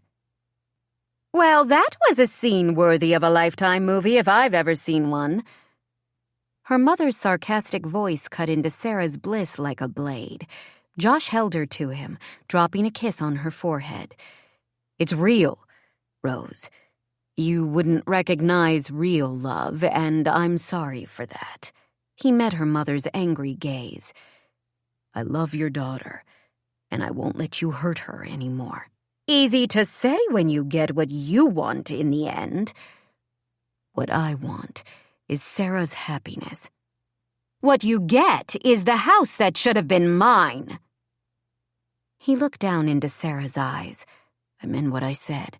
Sell the house if it will make things easier for you. I'll find another property. We'll rebuild. As long as you're with me, I can make it right." She shook her head. "It's right just the way it is." Turning to Rose, she said, "I'm not selling, Mom. You can't blackmail me into it. You can't threaten. I'm not giving you power over me again." We'll see what happens when Richard takes control of this. her mother spit out, pulling out her cell phone and punching in numbers. You always were ungrateful. I don't think you'll get a hold of him right now, Josh said casually. He flew down to Houston this morning to see his wife. Rose's hand stilled in midair. Wife? You didn't know? Yes. His wife of 25 years lives in Texas. Didn't you think it was odd how he never took you with him when he flew down there? Those were business trips, Rose said woodenly. You were the one being used, Mom, Sarah said. I'm sorry. Rose shook her head. I don't need your pity. I don't pity you, Sarah explained. I'm sorry you think so little of yourself that you let a man treat you like that. That house should still be mine. It's not, and it's never going to be. Move on, Mother. Rose looked around the trailer as if not really seeing anything. I need help. I need the house. Yes, Sarah agreed. You need to learn to stand on your own 2 feet. Trust me, that's the best help I can give you. Rose's spine stiffened. Once I walk out that door, you're dead to me, Serena. Be careful what you choose right now. Sarah didn't hesitate in her response. I choose love, she whispered, and pressed her cheek against Josh's warm chest. With a muttered curse, Rose fled from the trailer, slamming the door behind her. Josh tipped her head up. Forever. She nodded. I choose you, Josh Travers, forever. This is Carly Robbins. We hope you have enjoyed this unabridged production of A Kiss on Crimson Ranch by Michelle Major, presented by Harlequin Special Release and Harper Audio. This program was produced by Common Mode, Paul Fowley, Technical Director, Executive Producer, Carly Katz. Text copyright 2014 by Michelle Major. Production copyright 2022 by Harlequin Enterprises Limited. Used under license with Harlequin Books S.A. All rights reserved. Thank you for listening.